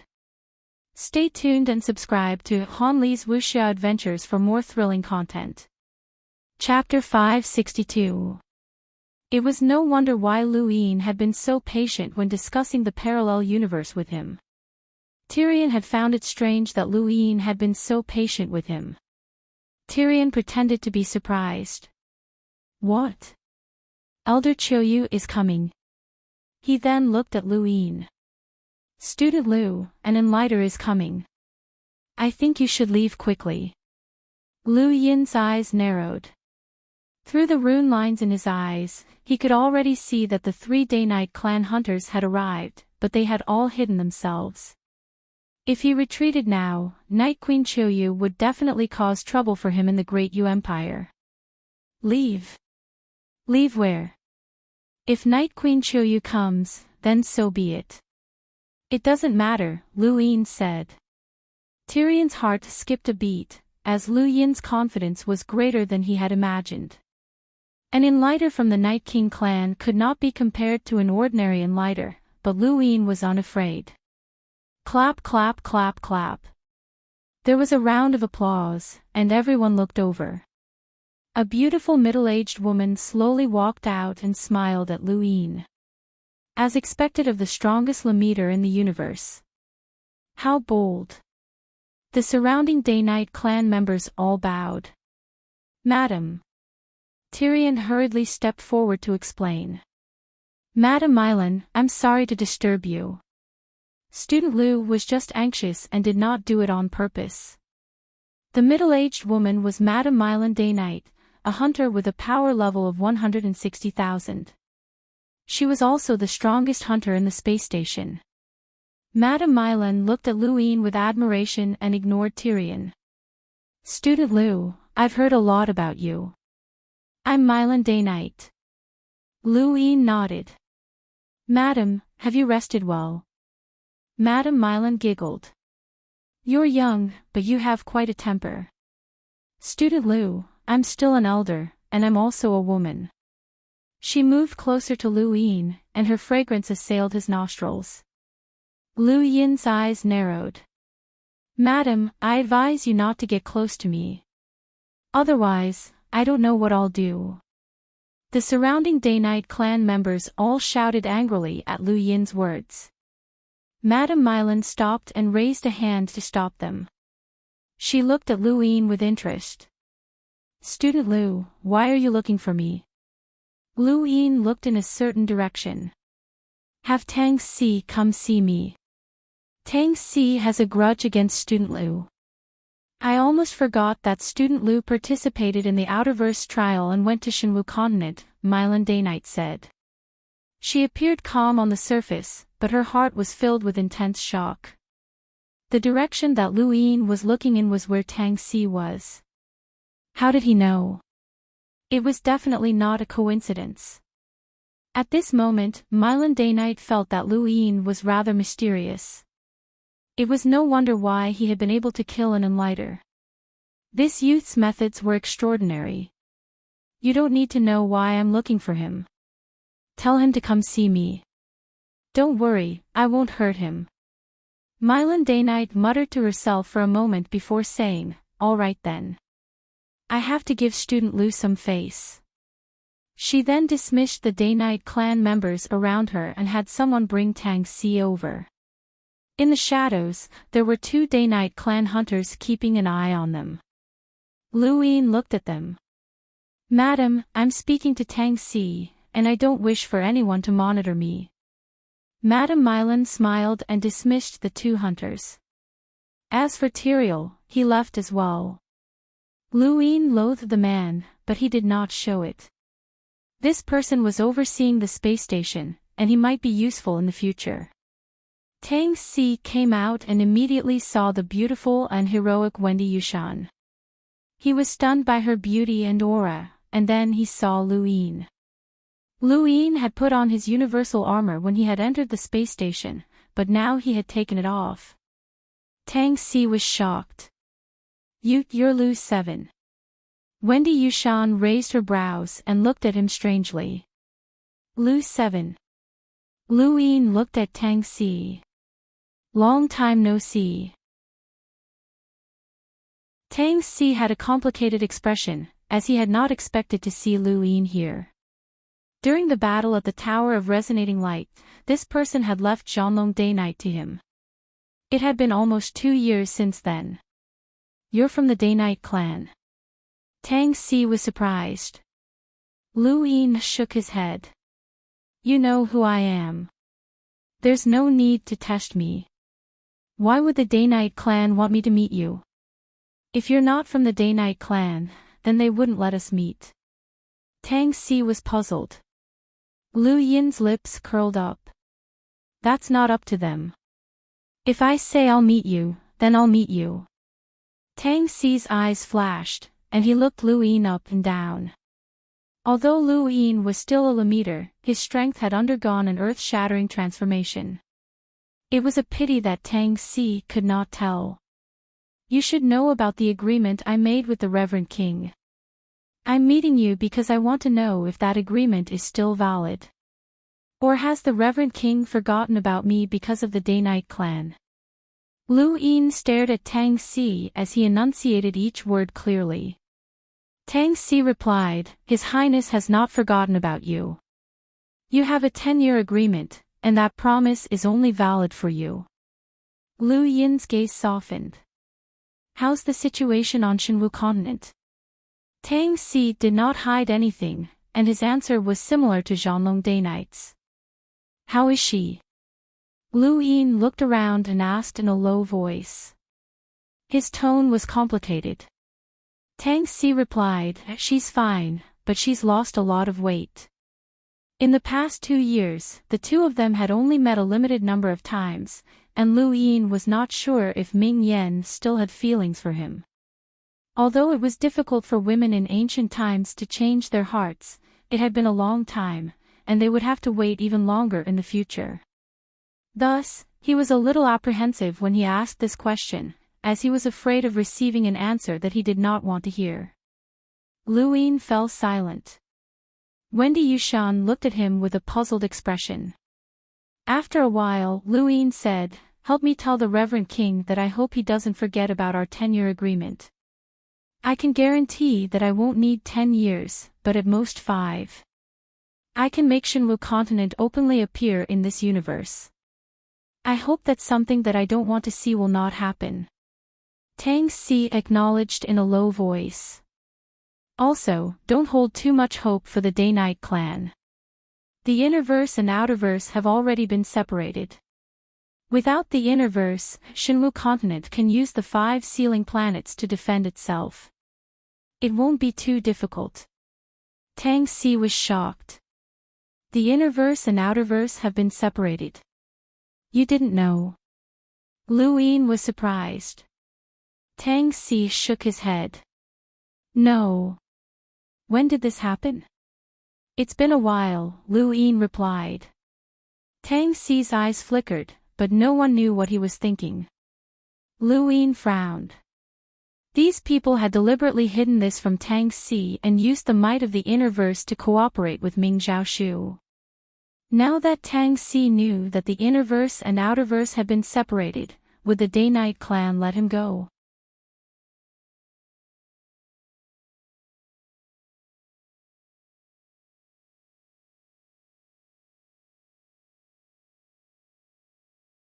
Not long after, Night Queen Chuyu dispersed the Day-Night clan members and stared at Lu Yin threateningly. Junior, don't be too arrogant. Even the 10 arbiters weren't as arrogant as you when they were Lemeters. Lu Yin's lips curled up. Were the 10 arbiters able to kill Enlighters when they were Lemeters? Night Queen Chuyu was furious, as this brat's words were too infuriating. Madame Mylan hurriedly stepped forward and whispered something into Lu Yin's ear. Only then did Night Queen Chuyu's anger dissipate, and she growled, Junior, if you need to scram, then scram. Lu Yin frowned, as he had not heard what Madame Mylan had said to Night Queen Chuyu, but he had a feeling that something big was about to happen. Madame Mylan looked at Lu Yin and smiled. Student Lu, the elders have already forgiven you for your previous actions. Please leave, as you are not welcome here. Lu Yin raised his brows and wanted to say something else. The monkey hurriedly interjected, 7th bro, let's go. I'm already scared out of my wits. Once an Enlighter is prepared, you won't be able to kill her. She's just temporarily intimidated by you, and as time goes on, she'll definitely find a way to deal with you. Furthermore, there are hunters here, and you've already put on an act. Lu Yin thought about it and agreed. There were too many variables if he stayed here. It seems that we are not welcome here. In that case, this junior will take his leave. Night Queen Chuyu did not even look at Lu Yin and allowed him to leave. Madame Mylan watched Lu Yin leave with a strange expression. Tyrael heaved a sigh of relief. Fortunately, they had not fought, but it was also a pity that Lu Yin had not been killed by Night Queen Chuyu. Lu Yin had guessed correctly, as he had indeed been stalling for time in order to wait for Night Queen Chuyu to arrive and kill Lu Yin. This was because Lu Yin's innate gift was too terrifying, and he was the strongest Lemeter in the universe. Even Tyrael was jealous of such a person. It was a pity that Lu Yin had too many tricks up his sleeve. After leaving Shenwu Continent Space Station, Lu Yin and Wendy Yushan each boarded a spacecraft and headed to the Great Yu Empire. Only then did Lu Yin relax, as there were no longer any rune lines in his eyes that could threaten him. Wendy Yushan contacted Lu Yin. Is there someone you care about on Shenwu Continent? Who is it? Lu Yin thought about it. Someone who has made a lifelong promise to me. Wendy Yushan's eyes flashed. A woman. Nonsense, Lu Yin could not help but retort, but he immediately regretted his words and apologized. I'm sorry, Wendy. I wasn't talking about you, so please don't mind me. Wendy Yushan casually replied, Indeed, it's nonsense. You're right. She then hung up. Lu Yin stared blankly at his communicator. No matter how low his EQ was, he could still tell that Wendy was angry. Was it because he had called her nonsense? Hadn't he already apologized? Women were really unreasonable. He looked back at Shenwu Continent Space Station and knew that it would be a long time before he could return again. The next time he appeared, it would not be like this. He wanted to control both his and Ming Yan's fates. After confirming that Lu Yin had left, Night Queen Chuyu stepped out of the void. She wanted to attack the 5 sealing planets before the news of Shenwu Continent's isolation spread throughout the innerverse and outerverse. This was the reminder that Madame Mylan had given her. The 5 sealing planets had indeed stopped Enlighters in the past, but that had been with the help of Ming Zhaotian and the others. Now that Shenwu continent had split apart, Ming Zhaotian was being restrained by Ming Zhaoshu. As long as Ming Zhaoshu wanted to cooperate with the Day-Night clan, he would not dare to let Ming Zhaotian appear on the 5 sealing planets. This was their only chance.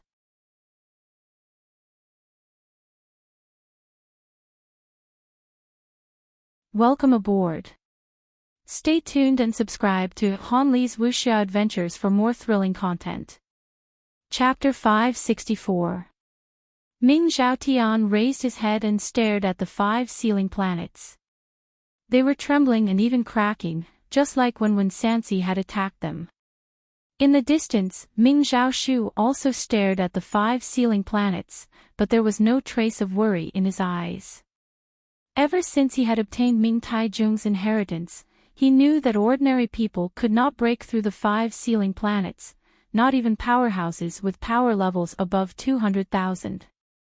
However, Tang Xi had already been taken out of Shenwu continent, so why were the outsiders still attacking the 5 sealing planets? Had something happened? No matter what, Ming Zhaotian could not allow Ming Zhaotian to obstruct the outsiders from attacking the 5 sealing planets. This was just a show for the outsiders to see. Ming Zhaotian wanted to gain more bargaining chips and show more value. At this point, he had already forgotten about Lu Yin. To him, Lu Yin was just an investment. Perhaps this investment would pay off in the future, but not now. Lu Yin did not know that Night Queen Qiuyu was attacking the 5 sealing planets, but he had guessed that the Day-Night clan was tyrannical and always took the initiative. Once Tang Xi spread the news that the Innerverse and Outerverse had been separated, the Day-Night clan would no longer have the initiative in their cooperation with Ming Zhaoshu. She would have to break through the 5 sealing planets. However, she could not break through, even with the help of another enlighter. The number of rune lines represented by the 5 sealing planets was terrifying, and it seemed to change. For an entire day, Night Queen Qiuyu attacked the 5 sealing planets, but she still could not break through. Even if there was no one on the 5 sealing planets to obstruct her, she still could not break through. How can this be? A continent from an alternate space in the Outerverse can actually block my attacks. Night Queen Qiuyu could not believe it. In the space station, Tyrael found it even harder to accept. They had originally thought that they could break through the 5 sealing planets' defenses, but this discovery made him realize how laughable their guesses had been. Night Queen Qiuyu was not an ordinary enlighter. She was a genius of the Night King clan, and she was much stronger than the Outerverse enlighters. If even someone like her had failed, then there was no point in them surrounding Shenwu continent. In the end, Night Queen Qiuyu gave up. Since she could not break through the 5 sealing planets, she could only wait until Ming Zhaoshu learned that the Innerverse and Outerverse had been separated. Then, they could begin a new round of negotiations. This made Night Queen Qiuyu very irritated. Although Ming Zhaoshu was only a cruiser, he was too scheming, patient, and his ability to scheme. Negotiating with such a person was very tiring. It was all because of that bastard. If it wasn't for him, they would still be the ones taking the initiative. When she thought about Lu Yin and Wendy Yushan's alliance, Night Queen Qiuyu felt a headache coming on. The two of them were already on the same level as an enlighter. Dark Mist Weave bordered Frostwave Weave, and it didn't take long for the two of them to return to Frostwave Weave. As soon as they returned to Frostwave Weave, the two of them were discovered by the Great Yu Empire's army, and a report was sent to Xenu Star. The cabinet was overjoyed, and there was a huge pile of memorials waiting for Lu Yin. Are you saying that Puyu is worried that the Outerverse Youth Council will be banned? Lu Yin asked. On the other end of the call, Wendy Yushan's tone was cold. That's why he's holding this meeting. The 10 Arbiters Council has been isolated from the Innerverse, and San Dios no longer has anyone to rely on. Just the Darkstar Gorge behind Puyu isn't enough to maintain its former authority. Only the 10 Arbiters can transfer power to the younger generation.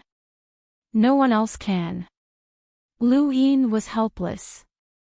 There's nothing that can be done about it. Right now, the outerverse situation depends on the Enlighters. The various weaves have hidden old undying Enlighters, but even so, they can't stop the almighty Enlighters who have been isolated from the outerverse. The outerverse situation is changing, and it's already quite good that San Dios is still around. Puyu is overthinking things. What about you? You're also a member of San Dios, Wendy Yushan asked. She did not wish for San Dios to disappear, or else she would not have attended the meeting. She wanted to preserve the Outerverse Youth Council for the 10 Arbiters Council and White Knight. Lu Yin replied, "There's nothing I can do about it. This is the general trend, and no one can stop it." Not long after, the two ended the call. "Seventh bro, I saw you smile." It was a very sinister smile, the monkey said.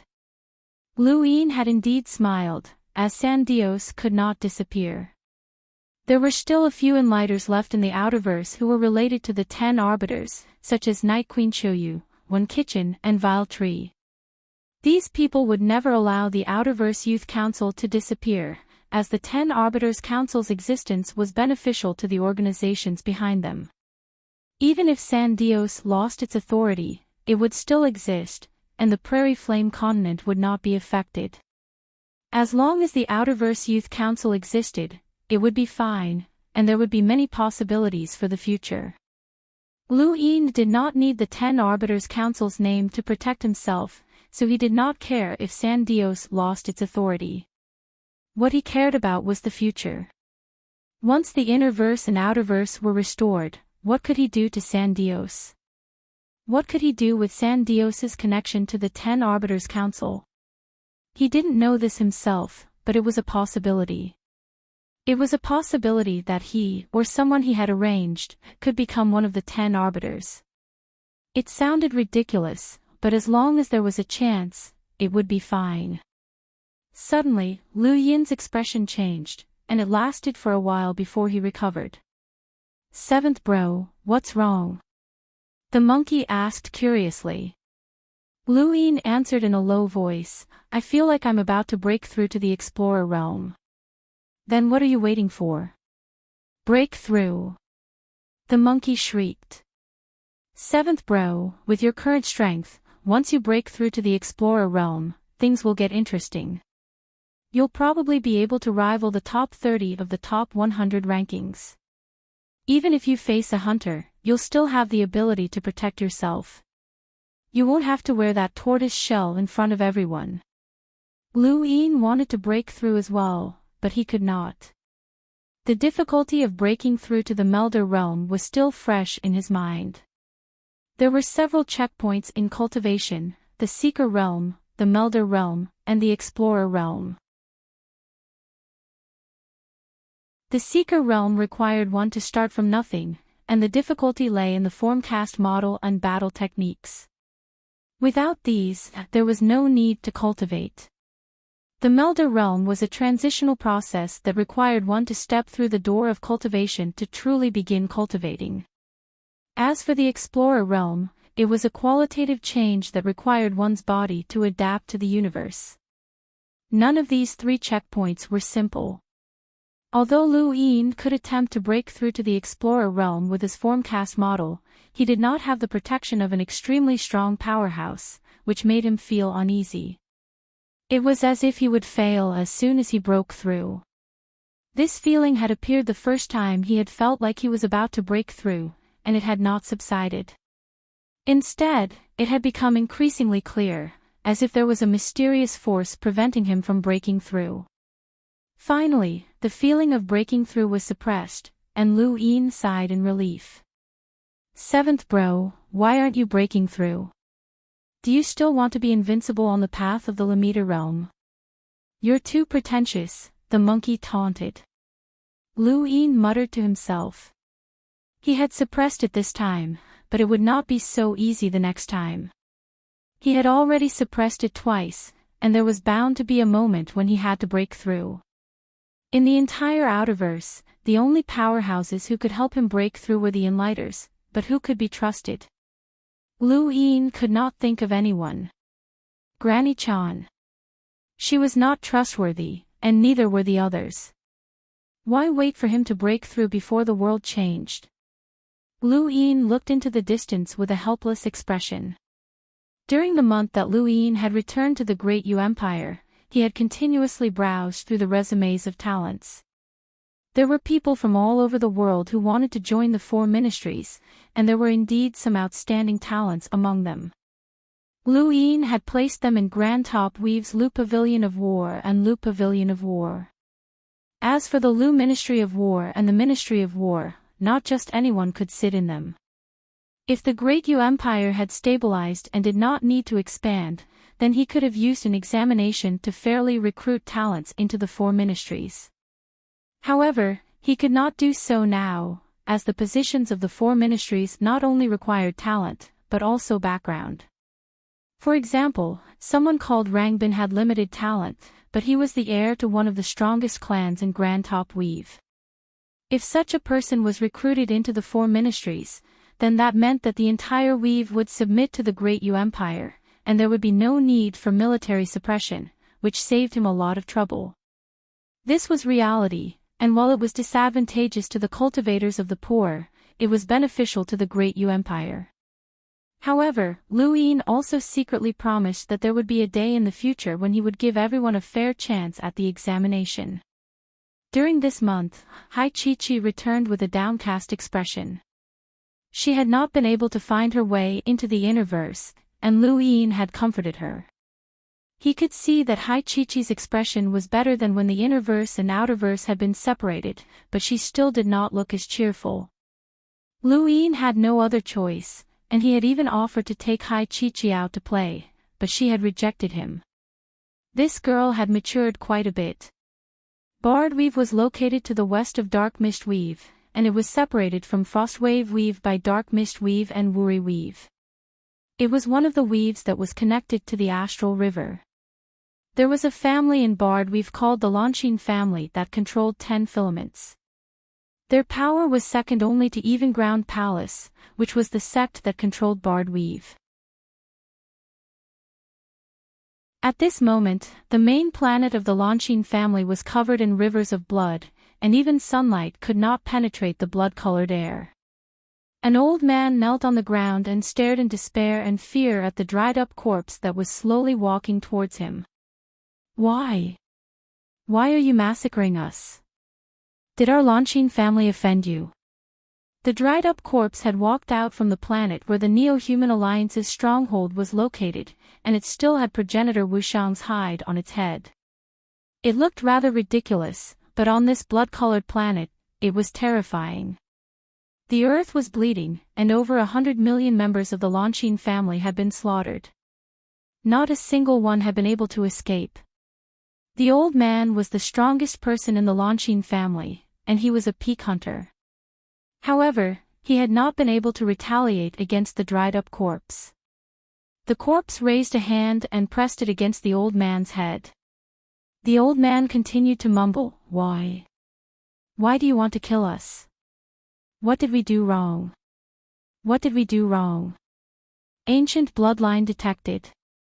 Target confirmed. Kill.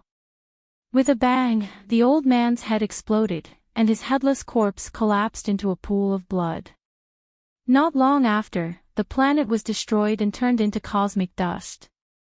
No matter what life forms had been on the planet, they all disappeared in an instant. The dried-up corpse still had progenitor Wushang's hide on its head, and its black hole-like eyes scanned the surroundings before slowly leaving. 10 days later, an expert from Even Ground Palace arrived and stared at the distant black hole in shock. The entire Longqin family has disappeared. Yes.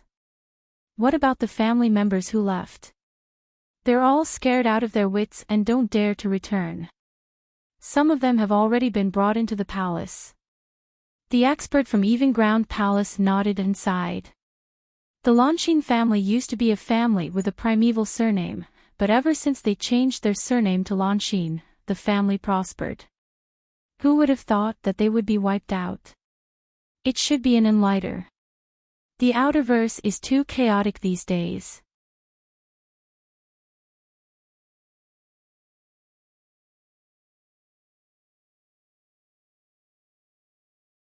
This was a message that could not be rejected. Back when Astral 10 had been ordered to descend into the outerverse and when Wendy Yushan had been confirmed as a member of the Great Yu Empire's Youth Council, a similar beep had appeared. In the name of Elder Lohar of the Hall of Honor, I order North Castle Weave, Vast Earth Weave, Grand Top Weave, Frost Wave Weave, Lars Weave, Dark Mist Weave, Bard Weave. All of these weaves are to send 3 hunters, 10 cruisers, 100 explorers, and a fleet of 100,000 soldiers to reinforce Ironblood Weave. Depending on the location of each weave, the arrival time of the reinforcements will be notified separately. Weaves that do not send any reinforcements will be judged in the name of the Hall of Honor. This was the first message, followed by the second. Frostwave Weave must send 3 hunters, 10 cruisers, 100 explorers, and a fleet of 100,000 soldiers to Ironblood Weave. Just as the second message was sent, a third message appeared right after. Great Yu Empire's Royal Regent, Lu Yin, in the name of the Hall of Honor, has been summoned to Ironblood Weave Season's Fort to assist Commander-in-Chief Lu Qiuyu in his duties of guarding the fort. Report within 5 days. Those who refuse or delay without reason will be judged in the name of the Hall of Honor. Lu Yin received 3 messages in one go, and all of them could not be rejected. He was shocked, as he could feel the urgency of Ironblood Weave's military situation. Even he was about to enter the battlefield, and he was only a Lamiter. Every weave had to send experts, and it seemed like Ironblood Weave would not be able to hold on for much longer. A calamity that would engulf the entire outerverse was about to appear. At this moment, Wendy Yushan sent a message, and Lu Yin looked at it. Great Yu Empire's 5th princess, Wendy Yushan, ranked 18th on the top 100 rankings. In the name of the Hall of Honor, has been summoned to Ironblood Weave's Yellowsoil Fort to assist Commander-in-Chief Elder Shuang in his duties of guarding the fort. Report within 5 days. Those who refuse or delay without reason will be judged in the name of the Hall of Honor. You're going to Ironblood Weave as well? Lu Yin asked as he connected to Wendy Yushan. Wendy Yushan grunted. What about you? Lu Yin smiled bitterly. I'm going as well. Wendy Yushan fell silent for a moment. The situation is critical. Quickly determine the personnel and resources that will be sent to Ironblood Weave. We have to go. Lu Yin grunted in acknowledgement and ended the call. He then looked at Enya. Will it be dangerous for us to go to Ironblood Weave? Enya had a strange look on her face. It's a battlefield, a black hole of death. Even enlighters can die there, so of course it's dangerous. Lu Yin hurriedly replied, that's not what I meant. I have no complaints if I die on the battlefield, but what if I run into an enemy? Won't they take revenge on me? He couldn't help but be worried, as he had been separated from Wendy Yushan. If they ran into Night Queen Qiuyu and the others in Ironblood Weave, then they would have to be mentally prepared. If even he had been summoned to the battlefield, then he did not believe that the Hall of Honor would let Night Queen Qiuyu and the other enlighters off. Enya solemnly replied, you don't have to worry about that. No matter what grudges you have outside, as soon as you enter Ironblood Weave's battlefield, all grudges must be set aside. When the time comes, your gadget will be connected to Ironblood Weave's battle system, and you'll be constantly monitored. If anyone tries to retaliate against you, the Hall of Honor will personally take action to punish them, and they will not be tolerated. For countless years, no one has dared to cause internal strife in Ironblood Weave's battlefield. Lu Yin relaxed, as that was good. With his and Wendy Yushan's strength, it was impossible for them to be instantly killed without even being able to react. Even an enlighter would find it difficult to accomplish such a feat since they were constantly being monitored, then that would be a deterrent to other enlighters. Can I apply for a change of stronghold? Luine asked. Enya shook her head. Unless you're an enlighter, most people don't have the qualifications to apply. Of course, once you enter Iron Blood Weave, you can check the battle system. You'll be awarded Iron Blood points for your contributions there, and the higher the points, the higher your status in Iron Blood Weave. It has nothing to do with your cultivation. These are the rules of Iron Blood Weave, and everyone has to abide by them. No one had expected such a thing to happen, and Luine was now faced with a difficult problem. Who should he bring to Iron Blood Weave? There were 3 hunters, 10 cruisers, and 100 explorers, which was not a small number. The cruisers were still manageable, as more than 10 had joined the Great Yu Empire during this period of time. However, there were even more explorers, and Luine was considering the hunters. There were only 3 hunters in the entire Great Yu Empire, Huaqing Shan, the blind monk, and Shua Shan Ana. He could not bring them all, but if he did not bring them, then he would not be able to fill the quota. Summon Huan Sha, Luine ordered.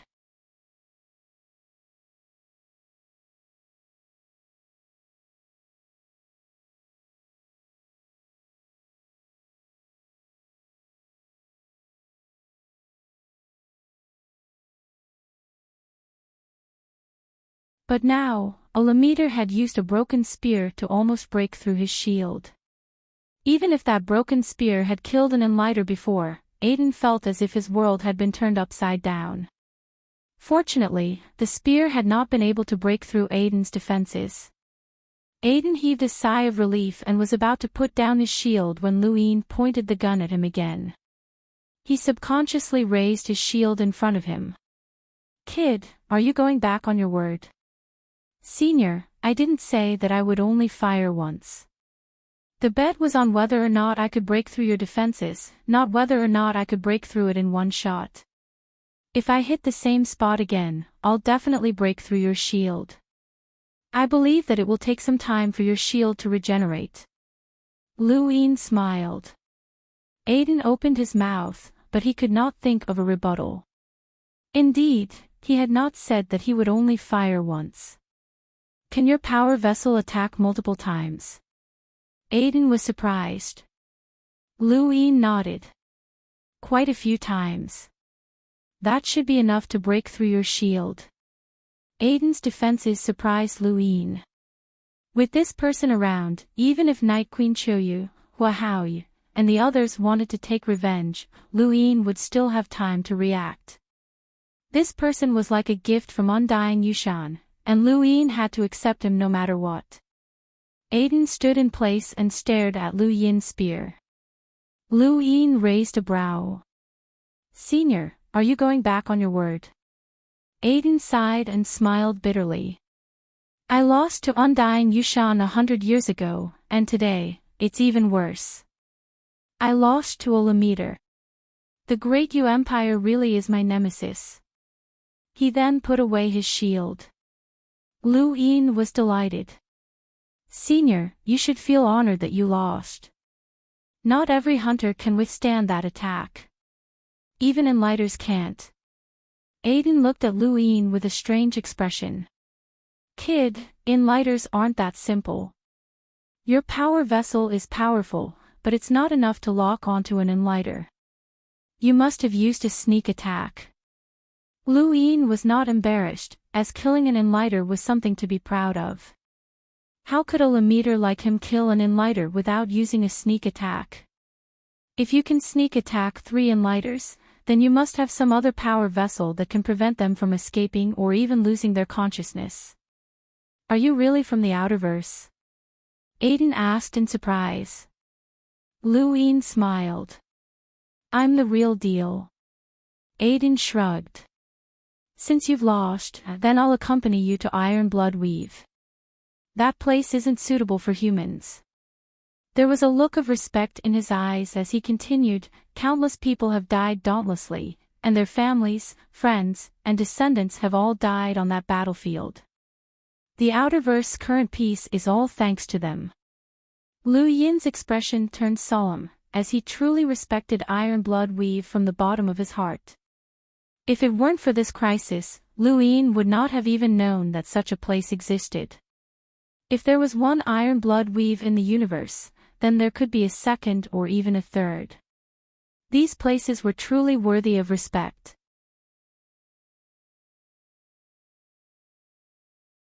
This was Lu Yin's method, and it was clean and efficient. Ryan Merck had no other choice. Although he was selfish, the Merck family was too large, and he could not abandon his family. Besides, going to Iron Blood Weave might not necessarily lead to death, but if he did not go, then he would definitely die. Helpless, Ryan Merck agreed. With Frostwave Weave settled, Lu Yin did not need to worry about Grand Top Weave. Although he had taken control of the 9-stack sect and was using it to conquer Grand Top Weave, the Hall of Honor did not care who Grand Top Weave belonged to. They only cared about whether or not the Weave sent anyone to participate. Even if the families and sects of Grand Top Weave were unwilling, they still had to send someone to participate. It was only when Lu Yin picked up Ryan Merck that Grand Top Weave finally decided who would head to Iron Blood Weave.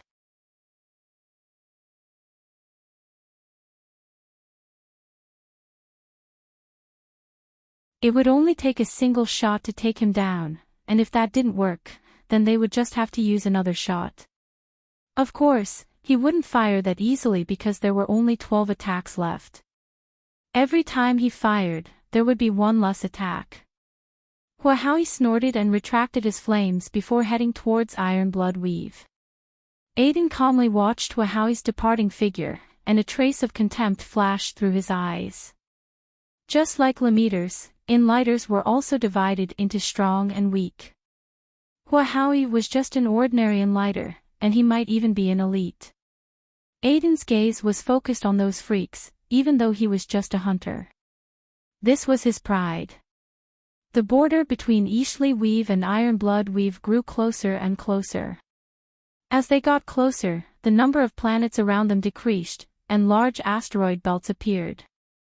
There were no signs of human life, and only the occasional astral beast would fly by.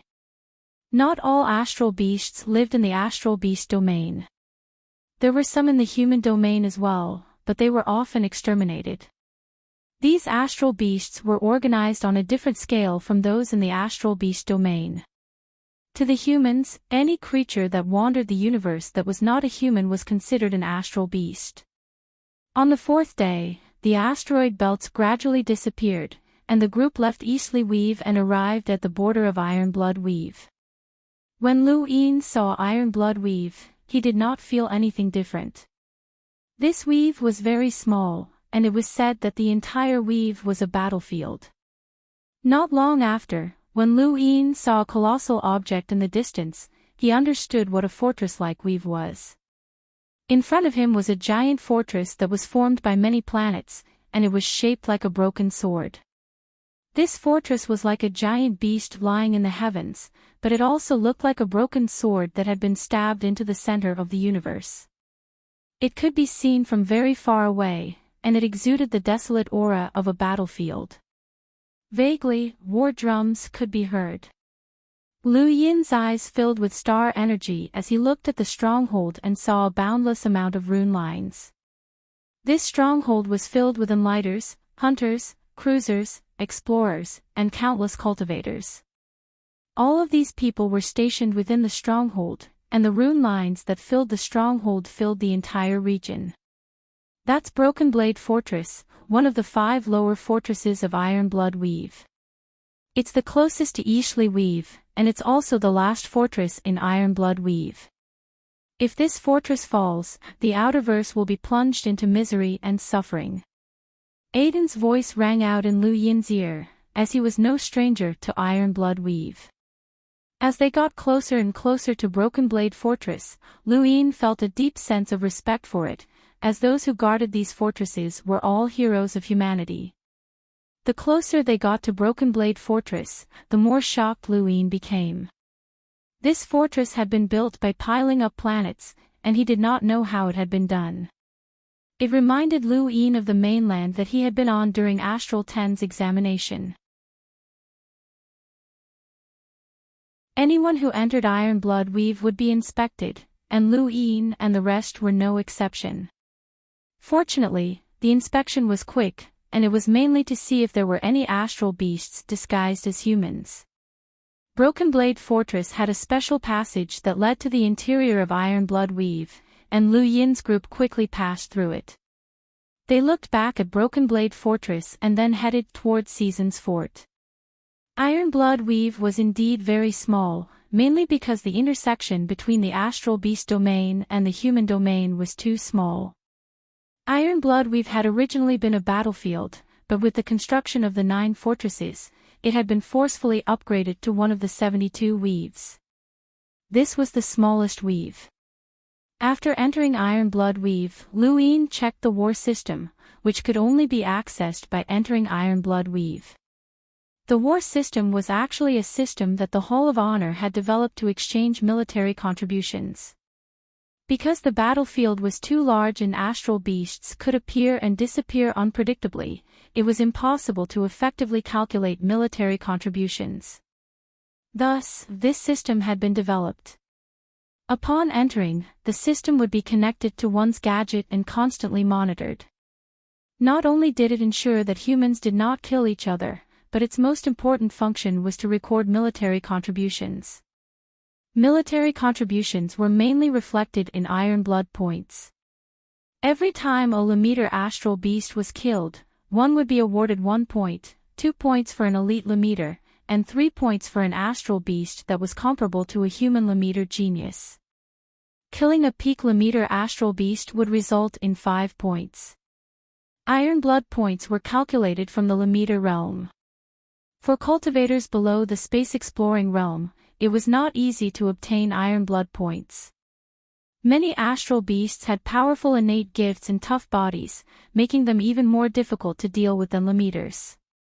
The Lemeter realm corresponded to the Explorer realm. Killing a normal Explorer realm astral beast gave 3 points, killing an elite Explorer realm astral beast gave 8 points, killing a genius Explorer realm astral beast gave 20 points, and killing an ultimate Explorer realm astral beast gave 50 points. There were also detailed classifications for the Cruiser realm, Hunter realm, and Enlighter realm. As for the strength of the astral beast killed, it was determined by the system. The war system had existed for many years, and it had recorded countless battle videos. It was able to quickly determine the astral beast's strength without any errors. Of course, if the signal was blocked, the system would be rendered ineffective. This was a common problem with all technological weapons. Iron Blood points could be exchanged for items, techniques, battle techniques, and even power vessels.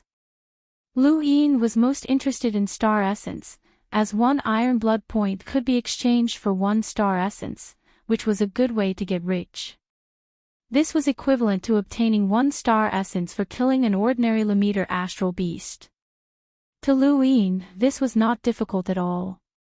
He calculated that with his current strength, he would be able to deal with an elite cruiser astral beast, which would give him 90 points. If he included his universal armor and Fate Zan, then he would be able to deal with a genius cruiser astral beast, which would give him 200 points for each kill.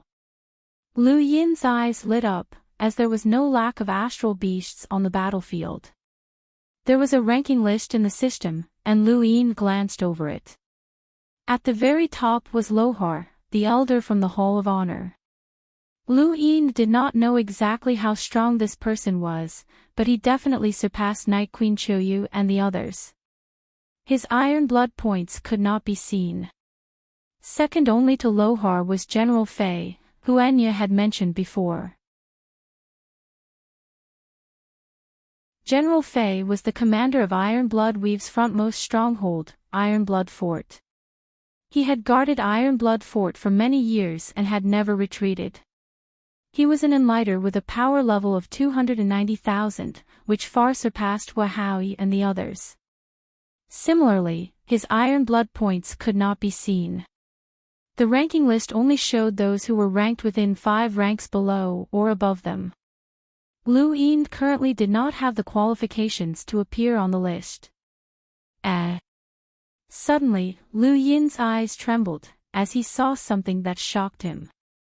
The top ranks of the list were all enlighters, and every stronghold was guarded by an enlighter. If an enlighter attacked, they could casually slaughter a large number of people and easily obtain iron blood points. However, even so, there was a cruiser at the very top of the list, who was ranked 10th. Cold Sis, who guarded Iron Blood Fort and was ranked 10th on the top 100 rankings.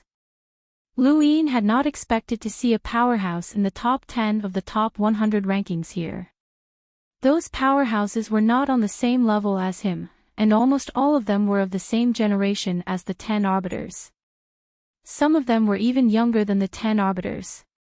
Once the 10 arbiters reached the age limit and withdrew from the council, their positions would be filled by these people. In other words, anyone who reached the top 10 of the top 100 rankings and joined the 10 arbiters council could become the next 10 arbiters. Lu Yin did not know if this Cold Sis had joined the 10 arbiters council. He thought back to the battle on planet Pyrolite, where Night King Gu had caused him and Wendy Yushan to suffer greatly. Night King Gu was only ranked 15th, and there was a qualitative difference between the top 10 and the 15th. A cruiser who could suppress an enlighter was also ranked 10th on the War Systems ranking list. Below Cold Sis was someone called Kong Shi, who was also a woman. Lu Yin was astonished. Were the women of Iron Blood Weave this valiant? Thanks. The Mountain Breeze Brothers reward, 3rd update, thank you.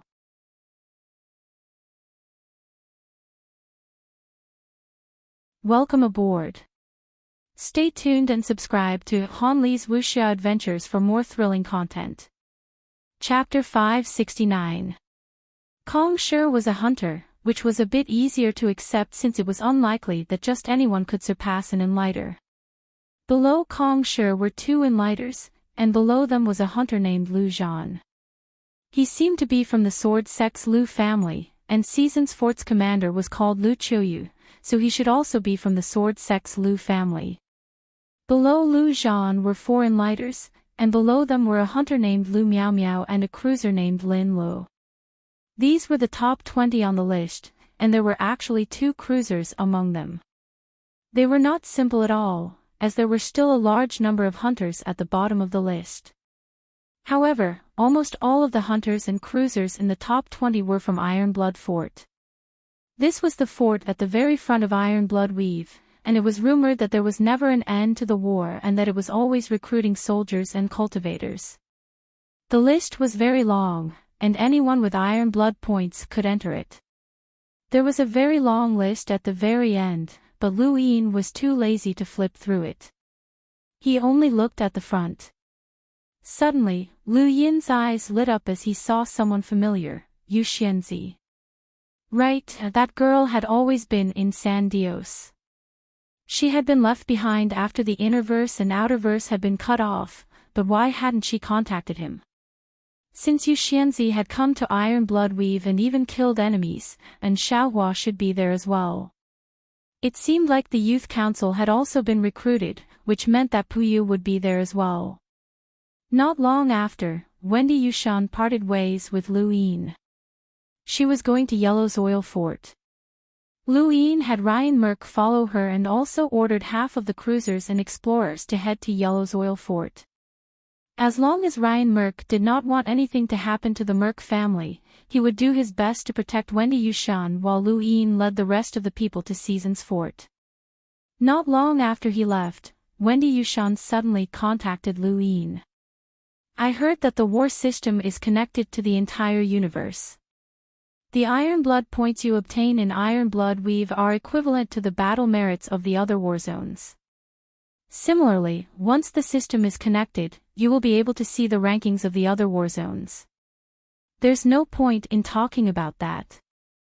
The network in the Eastern Weave of the Outerverse is already intermittent, so there's no need to talk about the other war zones. I'm just telling you to try your best to obtain as many battle merits as possible. It's best to exchange them for honor points, but based on your personality, you'll probably exchange them for star essence, Wendy Yushan said. Lu Yin smiled. You really know me well. It's best if you can keep your life and get as many battle achievements as possible. Honor points have unimaginable benefits. You already have 2, so as long as you can get more than 11 points, the Hall of Honor will investigate if you're injured or killed. If necessary, they'll take revenge for you, Wendy Yushan said.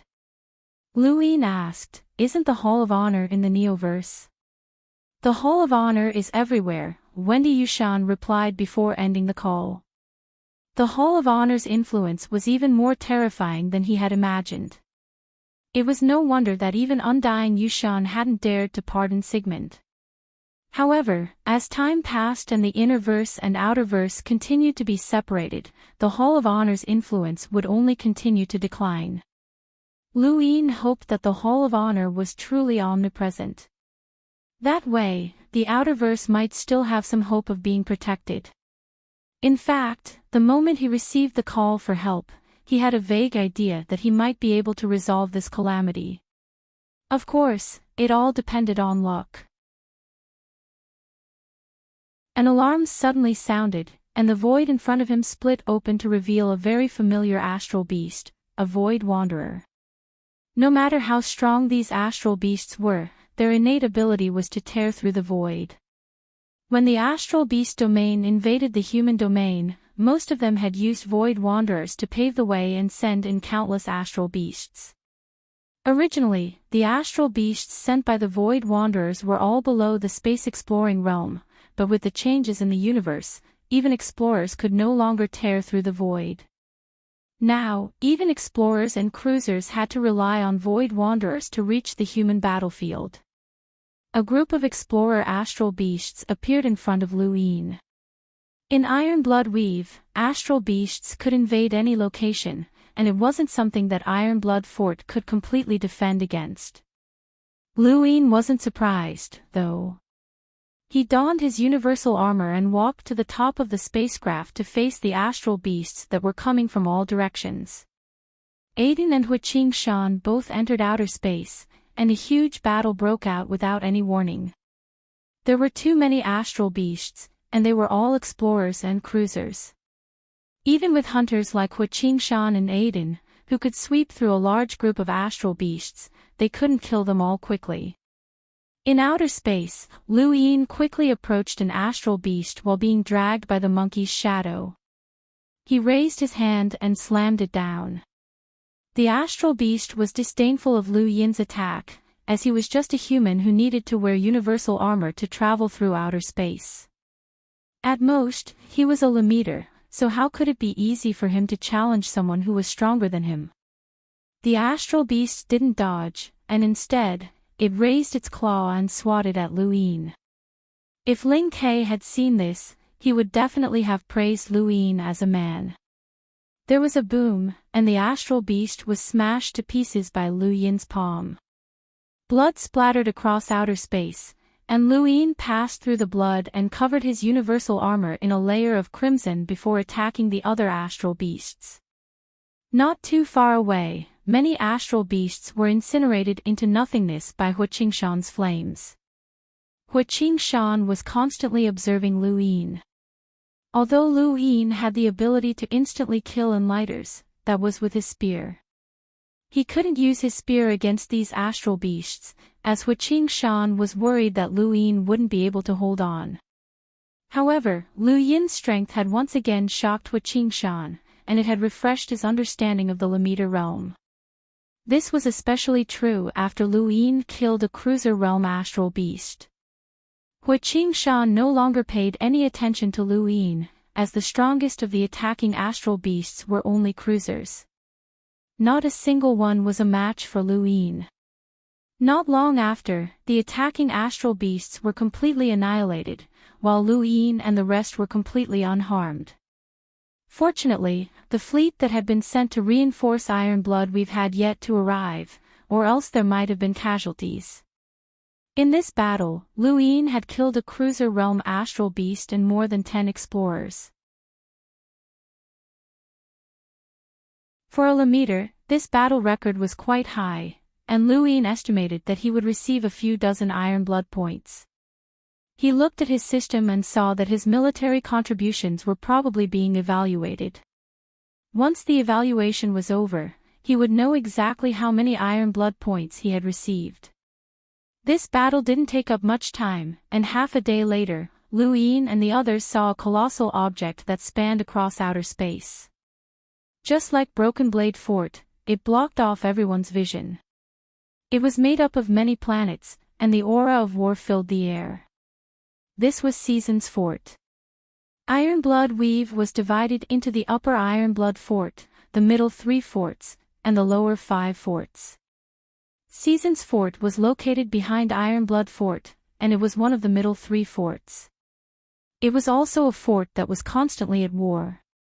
Louis and the others didn't even have time to observe Season's fort before their attention was drawn to the battlefield in front of them. He had never seen such a grand battle before. Up in the sky, on the ground, on the heavens. Wherever the eye could see, there was a battlefield, and the sound of war drums filled the heavens. Although the battle at Erudite Flowzone's border warfront had been intense, Louis had only participated in the defense of the planets and hadn't come into contact with the heavens. However, the battle at Season's fort had allowed him to truly experience the desperate battles between different races. Louis and the others didn't have much time to think, and they immediately entered the battlefield. The battle system could automatically identify their identities, so they entered Season's fort without any obstructions. The first thing they saw was a severed arm smashing into the fort space station. Louis' eyes narrowed, as that severed arm had a powerful oppressive force that definitely belonged to a hunter. Just as he thought of this, blood rained down like a waterfall, and a mangled corpse crashed to the ground. Half of the body was gone. It's a hunter. Aiden hurriedly stood in front of Louis and cautiously stared outside the space station. With a boom, half of the space station was torn apart by a giant claw. Aiden leapt up, and his thunder shield released a thunderous boom as it slammed into the giant claw. The next moment, a shockwave swept through the area as Hua Qingshan grabbed Louis and soared into the sky. The entire space station had been torn to pieces. Hua Qingshan brought Louis into outer space, and only then did Louis clearly see that a giant monster that was thousands of meters tall had been sent flying by Aiden. It was sent flying 100 kilometers, and it roared as its claw slammed down. The void shattered into layers of fragments, and several incomparably large cracks swallowed up the fort space station. The fort space station was built on a floating continent in outer space, and the moment it was struck, the entire continent would collapse. There were still many human cultivators fighting against the astral beasts on the continent. Aiden growled, and his thunder shield expanded to meet the claw head-on. He forcefully blocked the beast's attack, and even the spatial cracks were unable to break through the thunder shield's defensive perimeter. This scene was witnessed by many, and countless people were shocked when such a terrifying powerhouse had arrived at the stronghold. It should be known that although that beast was only a hunter, it had already killed 3 human hunters. Aside from a limited number of people in the stronghold, no one else could stop it, and those people were all being held back by powerful enemies. That beast was the strongest weapon currently attacking the stronghold, but it had actually been blocked by someone who had suddenly appeared, and it was even at a disadvantage. That beast is at least a freak among hunters, and it might even be close to an ultimate powerhouse, Hua Qingshan said in shock. Louis replied, "It's not at the level of an ultimate powerhouse. It can't compare to Aiden." Boom! Another loud explosion rang out as Aiden blocked the beast's attack once more. Not only that, but he also pushed his thunder shield and forcefully pushed the beast away from the fort. Along the way, the void distorted and turned into a spatial crack that cut through the heavens. On the other side of the fort, Lu Qiuyu looked over in shock. When had such a powerhouse appeared in the fort? Aiden's strength was already comparable to an enlighter's. The enlightened beast that was fighting with Lu Qiuyu was similarly shocked, and its eyes were filled with unwillingness. Lu Yin had Hu Qingshan bring him to the continent within the fort. Some of the continents were planets, while others were continents floating in outer space. Lu Yin appeared on the floating continent within the space station and began his battle. Before he understood the situation, he did not want to rashly enter the astral battlefield. He did not know how long this battle would last, and it had already been 2 days since Lu Yin had arrived at Season's fort. He looked around and saw that there were still astral beasts everywhere. The astral beasts roared, and powerful attacks swept across the continent from time to time, but they were all blocked by the human powerhouses. Lu Yin panted heavily as he donned his universal armor and retrieved some star essence to recover his star energy.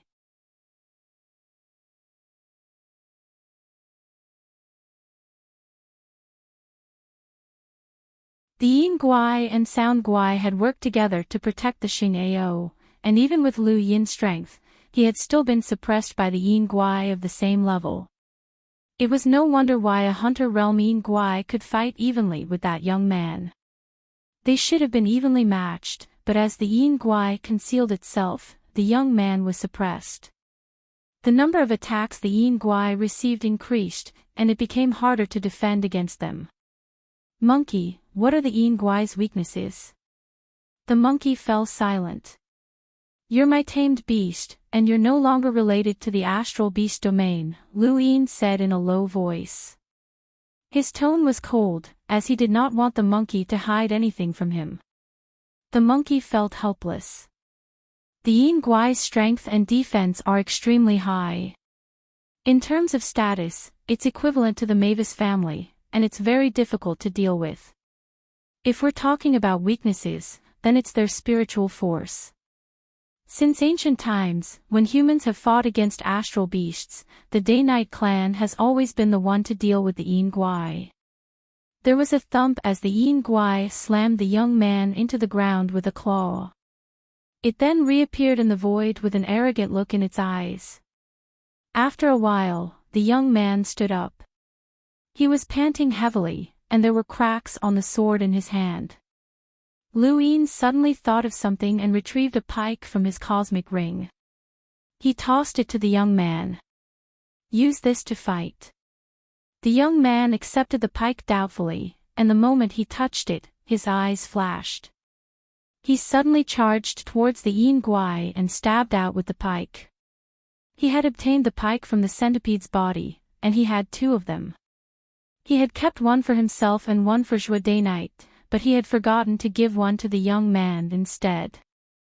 The pike had a spiritual force attack that could instantly kill an explorer.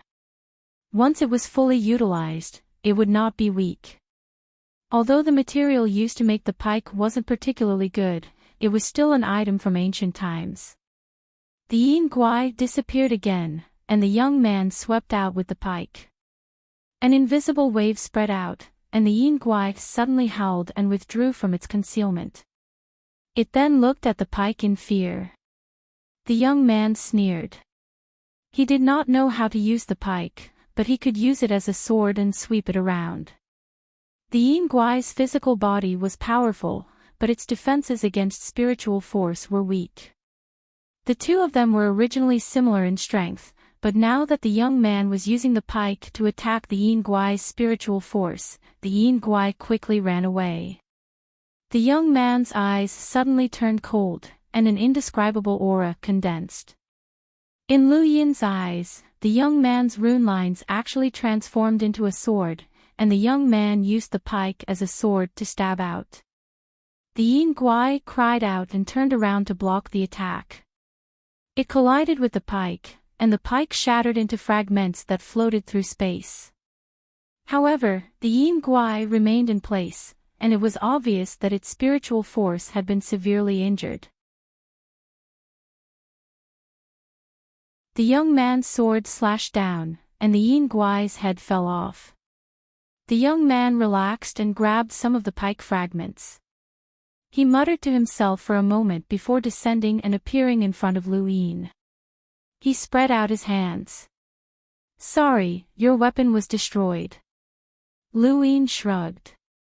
Just treat it as my thanks for saving me. The young man seriously replied, on the battlefield, I will save anyone if I can. These are the rules of the battlefield, and there's no such thing as gratitude.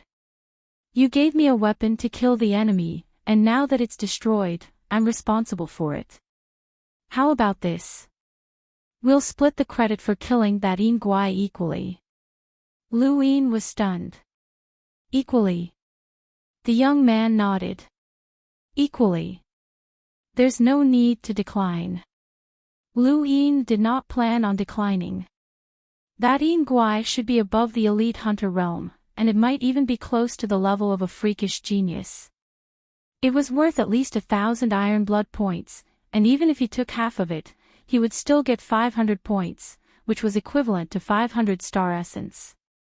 There was no need for him to decline, as he would still be making a loss. If he sold the pike to someone who knew the ropes, it would be worth far more than that. However, this was a battlefield, and he could not calculate it that way. The value of battle contributions was not something that money could compare to. I'm Lu Zhan. Add me, the young man said. Lu Yin raised a brow. Lu Zhan. The Lu Zhan on the iron blood points list. Lu Zhan nodded and quickly added Lu Yin's number before charging into outer space again. There was no time to chat on the battlefield. Lu Yin had not expected to get to know Lu Zhan in his first battle. He had a good impression of this person, as he did not have the arrogance of the heirs of the universe's great powers. Instead, he was more like a soldier, which reminded Lu Yin of Zhang Dingtian. The battle continued for another half a day before the astral beasts finally retreated like a receding tide, leaving behind a devastated season's fort. In this battle, Lu Yin had personally witnessed countless deaths, and corpses had piled up into mountains. He had seen continents crumble and planets be destroyed. He had experienced a tragedy that he had not even experienced at the border warfront. After the battle ended, many cultivators from the eastern weaves who had come to reinforce Season's fort suffered heavy casualties. Many of them had been killed as soon as they entered the battlefield, as not every cultivator had the strength of Lu Yin, Aiden, or Hu Qingshan. The cruisers, explorers, and fleets from the Great Yu Empire would still be some time away from arriving. Lu Yin had a bad premonition when he saw the devastation of the battle. Those who had come to reinforce Season's fort would not have a good ending, as this was a black hole of death. After a large-scale battle had ended, it was time to tidy up the battlefield. This would not take too long, as no one knew when the next battle would occur. It would take no more than 3 days. Lu Yin and the others gathered together and were led by a hunter at the fort to report in. Their names were recorded on the list of Season's fort's defenders, and those who had died were also recorded. Those who had died in Iron Blood Weave would receive compensation for their families and descendants. Furthermore, they were the family members of martyrs, which would be helpful in the future. There were no strict selections, and the military management that Lu Yin had expected did not exist.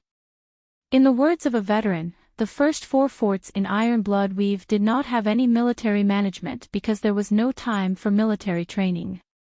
All of the soldiers in the first 4 forts came from the 5 lower forts, and within the first 4 forts, the cultivators who had come to reinforce Iron Blood Weave would be randomly assigned to guard a place. They only had one goal: to defend their place and survive. Hu Qingshan and Aiden were forcibly sent to the fort's pass, which was where the highest command center of Season's fort was located. Commander Lu Qiuyu and many other experts were gathered there to await their orders. As hunters, the two were not ordinary hunters, especially Aiden. His performance had been too dazzling, so it was normal for him to be called upon.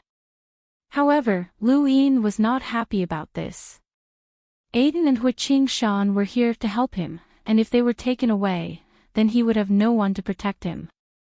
It should be known that his performance in the previous battle had also drawn the killing intent of many hunters.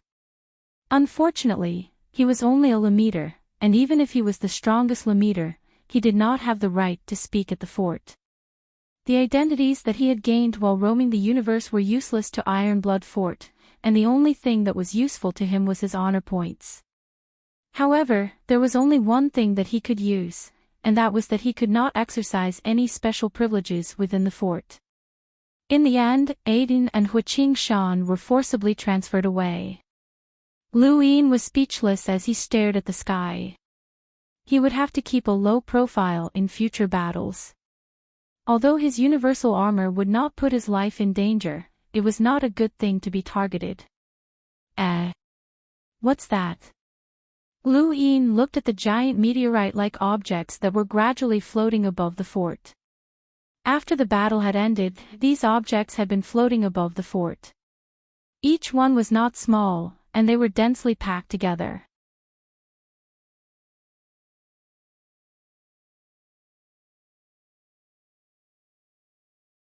The attacks on the lower 5 forts had not been as exaggerated as the first 4, and they were also one of the few places in Ironblood Weave that had time for military training. While the military training was going on, a group of soldiers gathered together to discuss excitedly. Another enlighter has joined the battlefield. Look! He's already in the top 50. That's an enlighter. No matter how many astral beasts there are, it won't be enough for him to kill. He just needs to fight a few more battles and he'll be in the top 20. It's not just one enlighter. So many have come. Why are there so many? Aren't the innerverse and outerverse separated? I heard that before the innerverse and outerverse were separated, a group of enlighters stayed in the outerverse because they were fighting over a certain substance. They couldn't return. Fortunately, that's the case. Otherwise, these powerhouses wouldn't have been able to reinforce us. With so many enlighter seniors, Ironblood Weave will definitely be able to defend itself. A soldier with a resolute gaze shouted, "Brothers, don't limit your sights to the enlighters. Those powerhouses are too powerful, and we can't reach them. Look! Quite a few Lemeters have appeared on the ranking list. There are true targets. Look! Puyu, the super expert who's ranked 12th on the top 100 rankings. He's here too. There's also Wendy Yushan, who's ranked 18th on the top 100 rankings. Don't make a fuss. Ironblood Fort has someone in the top 10 of the top 100 rankings. Our fort also has an expert, one of the soldiers said excitedly. He then looked at the top of an abandoned wall not too far away. There was an absolutely beautiful person standing there, looking at the stars with a complicated expression. Under the illumination of the stars, she seemed unreachable. The other soldiers looked over and were all stunned. It was rare for such an absolute beauty to appear in Ironblood Weave. She was like a goddess of the moon. That's Yuxianzi, the young mistress of the Innerverse Frostmoon sect and a student of the Astral Combat Academy. She's very famous in the Innerverse, and it's rumored that she broke through to the Explorer realm some time ago. She's so beautiful that people can't open their eyes, one of the soldiers muttered. The surrounding soldiers all stared at Yuxianzi. Yuxianzi is an innate genius who can kill a cruiser realm astral beast, and she's also a member of the 10 Arbiters Council. Such a goddess is truly unreachable. I wonder who will be lucky enough to marry her, another soldier said enviously. At the top of the abandoned wall, Yuxianzi's gaze swept across the group of soldiers, who hurriedly lowered their heads in panic. Yuxianzi retracted her gaze and looked at the stars again. She had been in Ironblood Weave for some time now.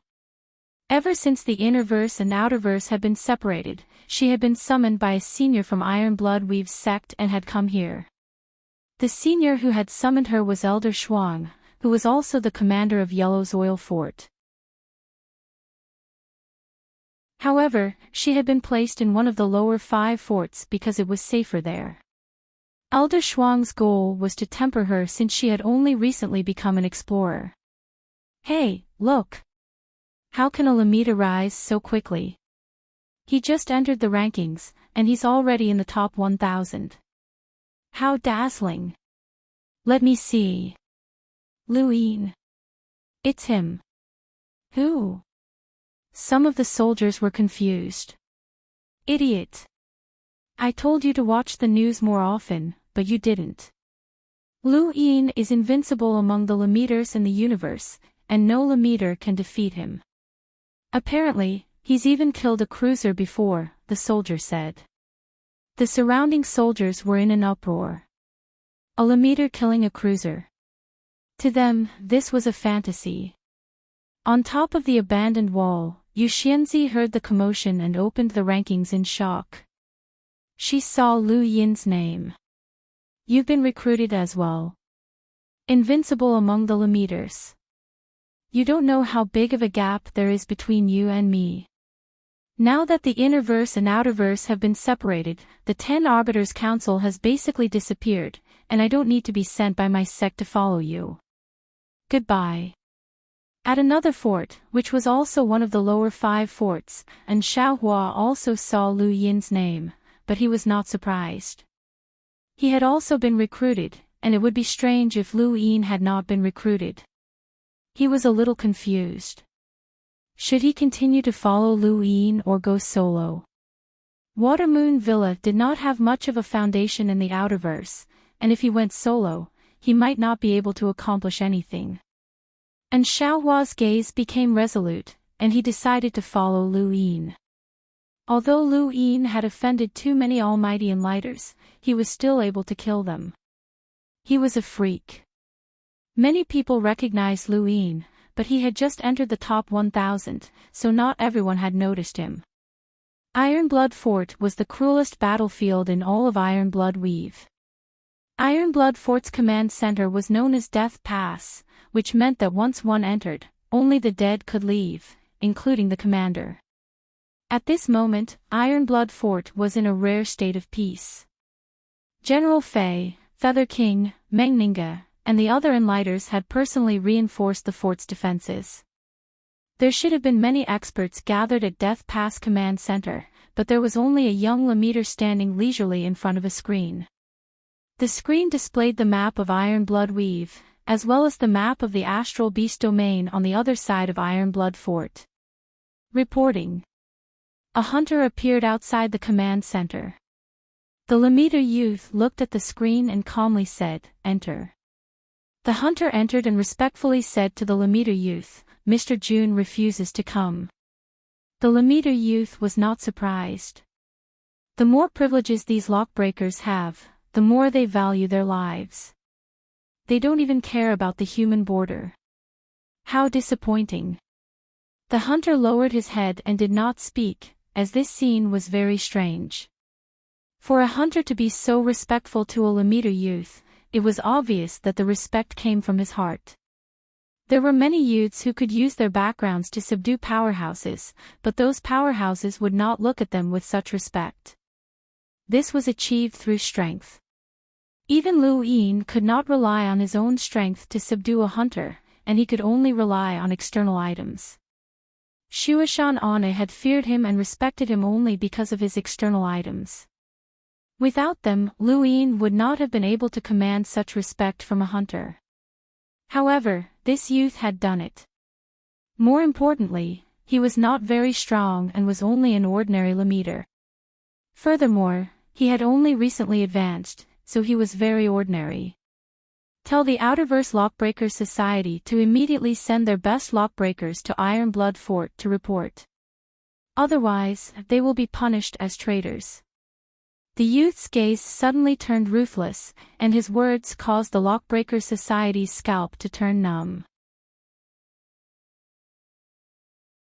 He was going to make a move against the Lockbreakers Society. The hunter was shocked. Yes. He then hurriedly retreated. Not long after, General Fei entered Death Pass and walked over to the youth. "Ah Wen, how's it going?" The youth's name was Wang Wen, and he was an ordinary Lemeter. However, he was one of the most important people in Ironblood Weave, and he possessed monstrous intellect. Based on his countless years of analysis of the battlefield, he had been able to discover the pattern of the astral beast's invasion. He had then helped Iron Blood Weave's various strongholds make preparations. Not only had he greatly reduced the losses of the strongholds, but he had also caused the astral beast domain to suffer heavy losses. He had even forced the astral beast domain to cease fighting for half a year. This was unimaginable, and because of this, Wang Wen's name had long since risen to the top of the celestial vanquishers list. He had far surpassed Lu Yin and the others and was infinitely close to the 10 arbiters. All of Iron Blood Weave's matters, big and small, were handled in an orderly manner by Wang Wen alone. He had formed alliances and connected all 9 of Iron Blood Weave's strongholds, which allowed him to display even greater power than before.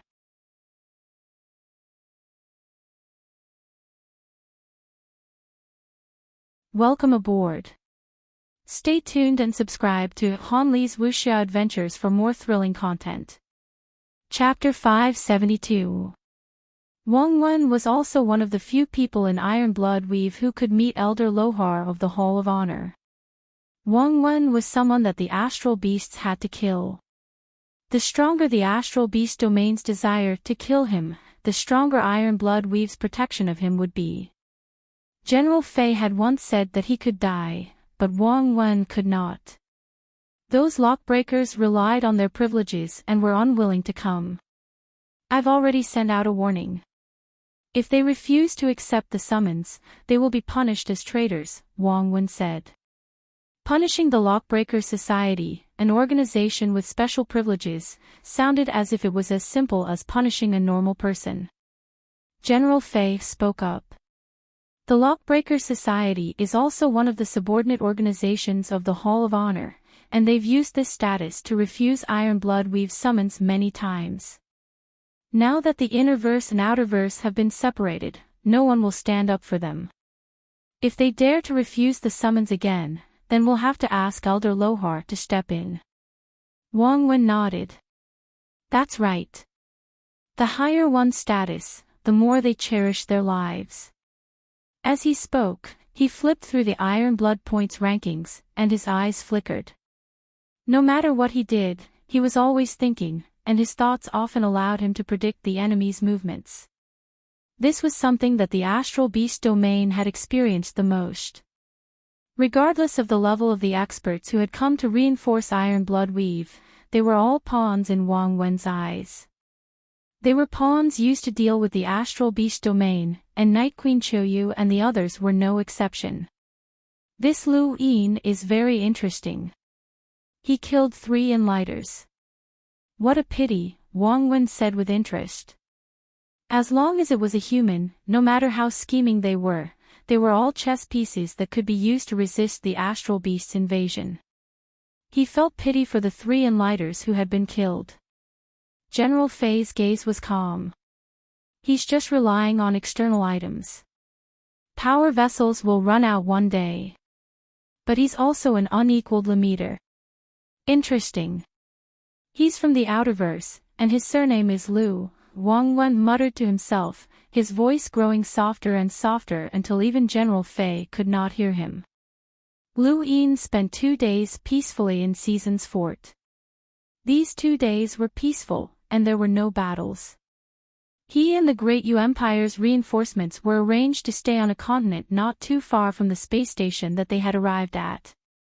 The fort's management was not that strict, and as long as there were no battles, he could move around as he pleased. As long as he did not leave his own defensive zone. Because they were close to the space, Lu Yin could see reinforcements from different weaves and powers arrive, and today, he saw a familiar face to face. Back in the Astral Combat Academy, Lu Yin had been banned by the Blaze Realm. He had used his Dai's 6 pips to enter Karen's body and learn his secrets. He had used Karen's reputation to protect himself, but that hadn't been for long. He had been able to establish himself in the trial zones with his own strength. Sharon was a genius from the Timur Weave, and he had been a 5-star discerning elementary lockbreaker back in the Astral Combat Academy. He was also the area master of Whitebone's Gorge in the Tao of Purgatory. Now that he had broken through to become an explorer, he should have become a perceptive intermediate lockbreaker as well. Timur Weave was very far away from Iron Blood Weave, and logically speaking, it should have been isolated by a lot of energy. Thus, Timur Weave should not have been able to send reinforcements to Iron Blood Weave. Karen's appearance surprised Luin, and he happily greeted him. Sharon stared at Luin as if he had seen a ghost. His expression was rather varied, ranging from sullen, angry, shocked, speechless, envious, and so on.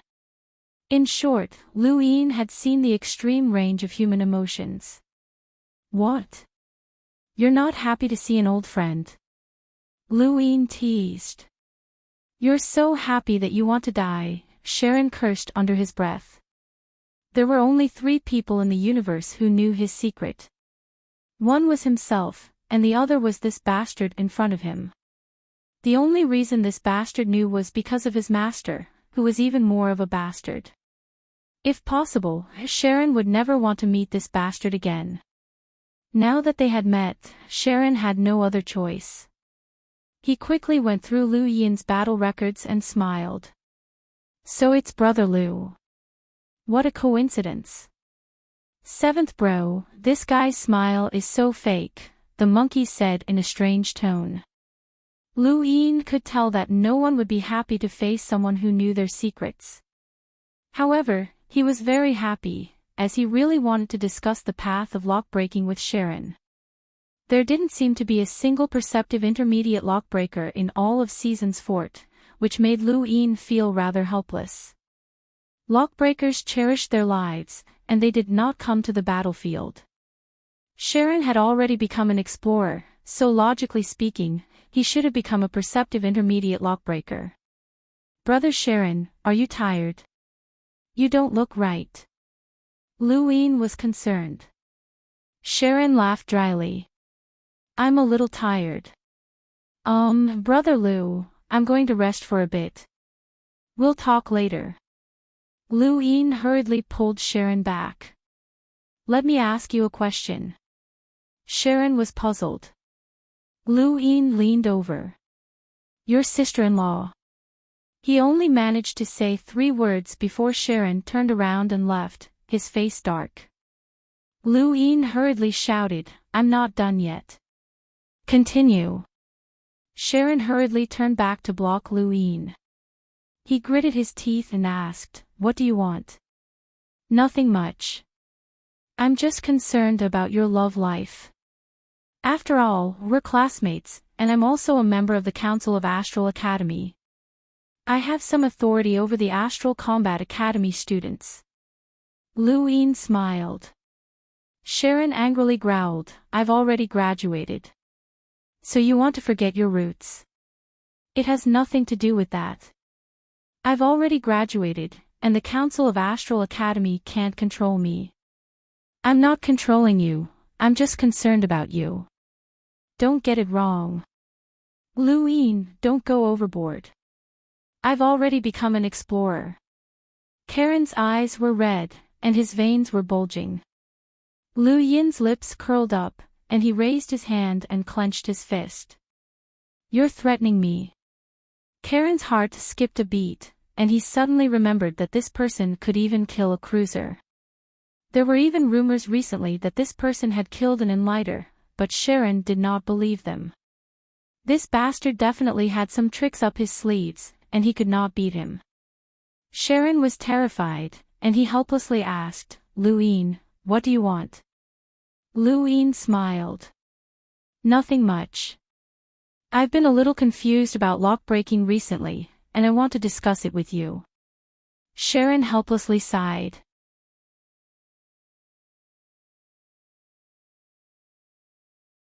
Cannonball. Lu Yin's face turned solemn, and he soared into the sky. He faced the astral beast, raised both hands, and fiercely punched out. Karen's mouth fell open. Was this guy crazy? He was actually trying to compete with an astral beast. Boom!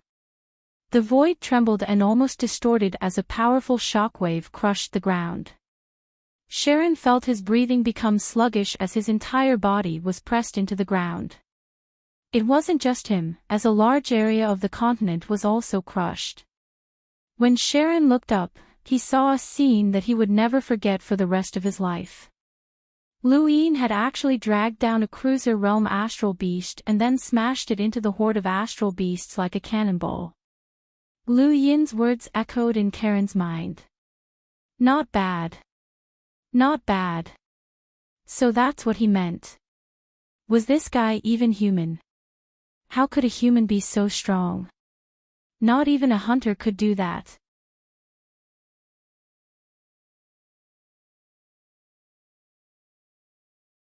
Welcome aboard. Stay tuned and subscribe to Han Li's Wuxia Adventures for more thrilling content. Chapter 573. Lu Yin transferred all 3 grains of Fate San and released all of his physical strength. This strength had once clashed with the Oolong horse. Although the horse was only an explorer, it was famous for its strength, and it was even stronger than the cruiser realm astral beast. Lu Yin wasn't even afraid of the Oolong horse, let alone the astral beast from before. He didn't know how much of a shock he had caused to Karen. He even made Karen wonder if he was cultivating in the right direction. Countless astral beasts appeared from all directions, and they were all at least meters. Lu Yin didn't know how the astral beast domain had so many powerful astral beasts. In the monkey's words, many astral beasts would have a certain amount of strength as long as they matured, and they didn't need to cultivate at all. Astral beasts were strong because of their innate gifts, while humans were strong because of their creativity. 3 days passed, and the battle showed no signs of stopping. Sharon panted heavily, and he almost couldn't hold on to the unveiled sword. Blood flowed down his shoulder and onto the back of his hand. Yesterday, he had been ambushed by a cruiser realm astral beast, and if not for Lu Yin, he would have died. Lu Yin had also been targeted by powerhouses over the past 3 days, but he had relied on his universal armor to withstand the attacks of several cruiser realm astral beasts. The astral beasts had given up and sent a large group of Lemeters to surround Lu Yin, intending to exhaust him to death. When the battle had started, Aiden had used his thunder shield to push a hunter realm astral beast towards the continent that Lu Yin and the others were defending. When he saw that Lu Yin was safe, he pushed the hunter realm astral beast away as if they were on a vacation. Hua Qingshan did the same. There was a loud explosion, and Lu Yin, who was surrounded by countless astral beasts, turned to the east. He saw that a piece of the continent had shattered, and a giant blue crystalline beast was roaring at the sky as it grew larger. It's an amethyst beast. Strange, why would there be one here? The monkey cried out. Lu Yin stared at the shattered continent, which was where the Great Yu Empire's reinforcements had been defending. They had arrived 2 days ago, but it seemed that they were in grave danger. Seventh bro, I'm talking to you, the monkey shouted. Lu Yin suppressed his sorrow and replied, speak. He punched out, creating a path for the astral beasts around him, and the aftershock almost injured Sharon. Those are amethyst beasts. There are less than 20 of them in the entire astral beast domain, and they all live in the celestial beast empire. But now that they've appeared here, something's wrong. Your stronghold is in danger.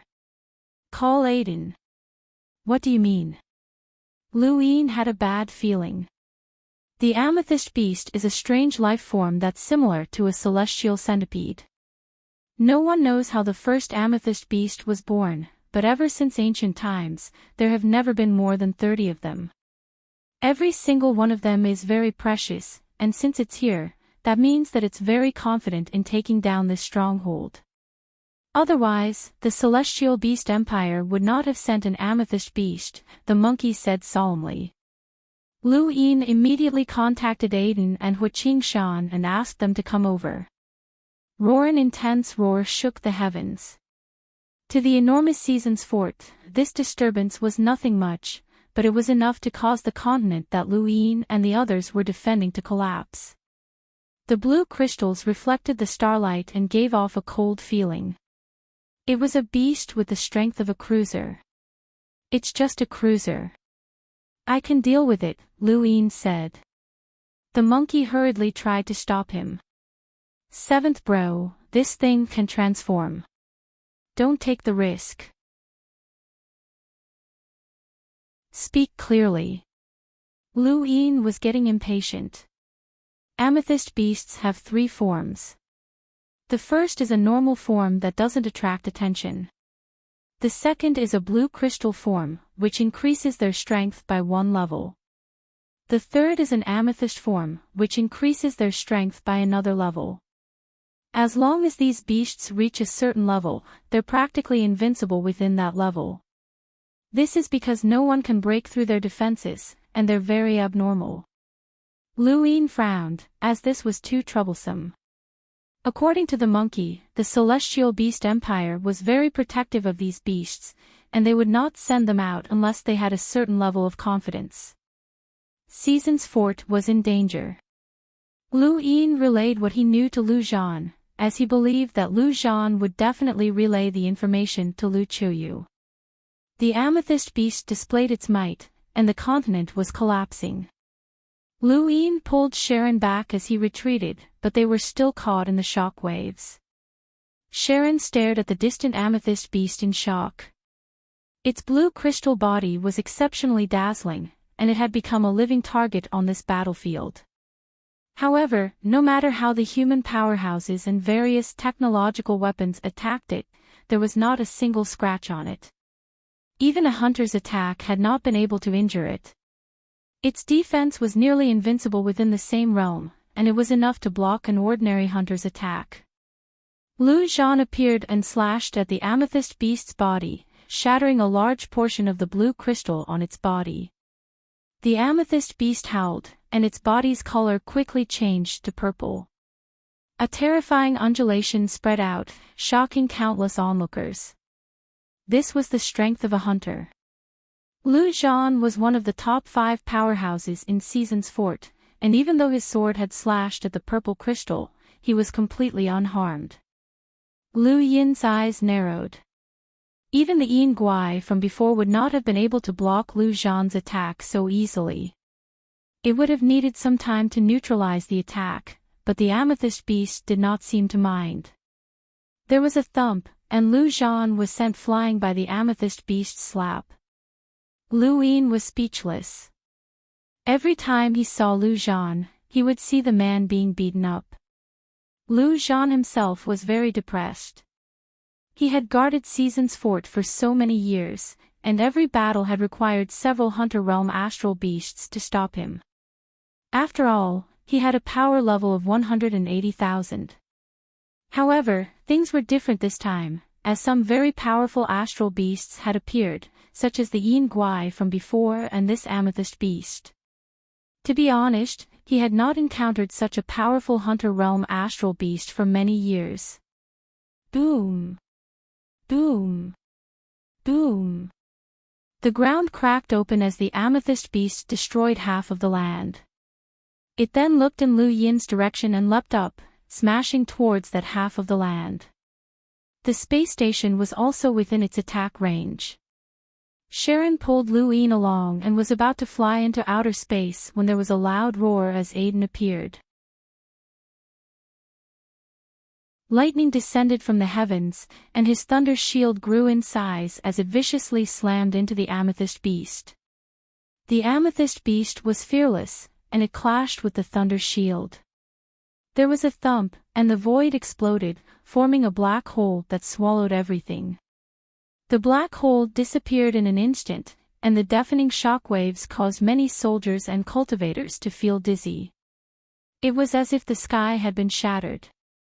The distorted void even affected the battles in outer space. Countless people looked over as the thunder shield blocked the amethyst beast. Aiden grinned. It's actually an amethyst beast. It looks like the Celestial Beast Empire has made a move. The amethyst beast used star energy to vibrate the air and spoke. Human, you're very strong. Aiden laughed. I've long wanted to test out the amethyst beast's invincible defense. Let's see if yours or mine is stronger. The thunder shield grew even larger as lightning crackled. The amethyst beast roared and swatted at the thunder shield with a claw. There was a boom, and the world shook as countless spatial cracks rained down. Lu Yin and Sharon dodged and looked up at the sky. This was a battle between defenders. Lu Zhan appeared and wanted to join the battle, but he was stopped by another Hunter Realm astral beast. Lu Yin and Sharon moved the battlefield. This continent was on the verge of collapse, and there was no longer any need to defend it. Even astral beasts did not appear on this continent, which meant that it was basically useless. The two passed through the space station, and Lu Yin was led by Sharon into a planet. This planet was smaller than the continent, but it had an ecological environment. It was unlike the continent from before, where one could look up and see the starry sky. This planet was connected to two continents, and this was a stronghold. The planet was similar to the continent, and there were astral beasts everywhere. There were mountains of corpses and seas of blood, and even the ocean had turned scarlet. Lu Yin and Sharon joined the battle. In outer space, the battle between the amethyst beast and Aiden gradually heated up. The amethyst beast was enraged, as it had yet to encounter a human whose defense could match its. The purple crystals on its body glowed brightly. Human, you can't beat me. Aiden's gaze turned serious. As expected of the amethyst beast. I'm going to get serious. The star energy on Aiden's body then transformed into lightning, which then transformed into a mountain. This was the Thunder Mountain technique. Immovable as a mountain, fierce as thunder. Aiden had perfectly interpreted the meaning of these words. He used the mountain's defense and the lightning's fierceness to push the amethyst beast into outer space. In the distance, Lu Qiuyu, who had been observing the battle, was shocked. He seemed to have seen this technique before, but it was not from the Outerverse. Could it be from the Neoverse? Just like the first day at Season's Fort, Aiden had relied on his astonishing defense to push the amethyst beast into outer space. Countless people were excited, as this was what it meant to be hot-blooded. The amethyst beast's eyes widened. Human, you've angered me. The purple light on its body grew even brighter, and it seemed to be able to absorb the surrounding light. Following that, the purple crystals rippled like liquid, and the thunder shield was directly pushed into the amethyst beast's body, where it was absorbed. Die, human. The amethyst beast then swiped at Aiden with a claw. Aiden lost his thunder shield and was sent flying by the amethyst beast's claw. The situation had changed too quickly, and in the distance, Lu Qiuyu's heart sank. This was an innate gift, and it was actually an amethyst beast with a unique innate gift. It was definitely from the Celestial Beast Empire, as they wanted to use this beast to destroy Season's Fort. Since they had dared to place the beast here, then Ironblood Fort was in danger. The amethyst beast roared and charged towards Season's Fort. Its mission was to destroy the fort, and no one could stop it. Not even that Enlighter could stop it. In terms of defense, the amethyst beast was invincible. Lu Qiuyu forced back the Enlighter beast in front of him and tried to attack the amethyst beast, but he was blocked by the Enlighter beast once again. Lu Qiuyu, this battle will be your final resting place.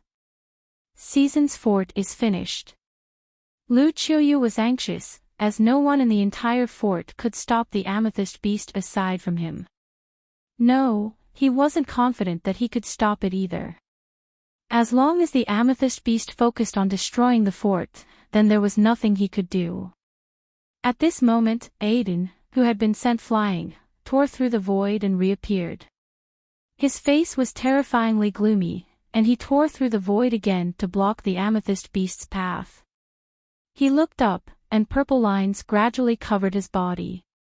Then, a red light shot into the sky. This was 9-lined battle force. The entire fort was shaken by the appearance of 9-lined battle force.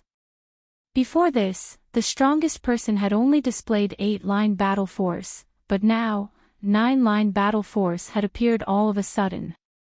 Warriors had a spirit, and those who loved to fight had to have integrity.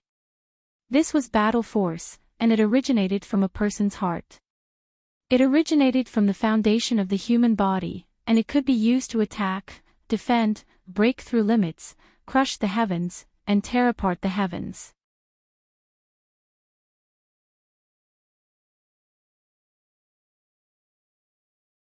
Welcome aboard. Stay tuned and subscribe to Han Li's Wuxia Adventures for more thrilling content. Chapter 574.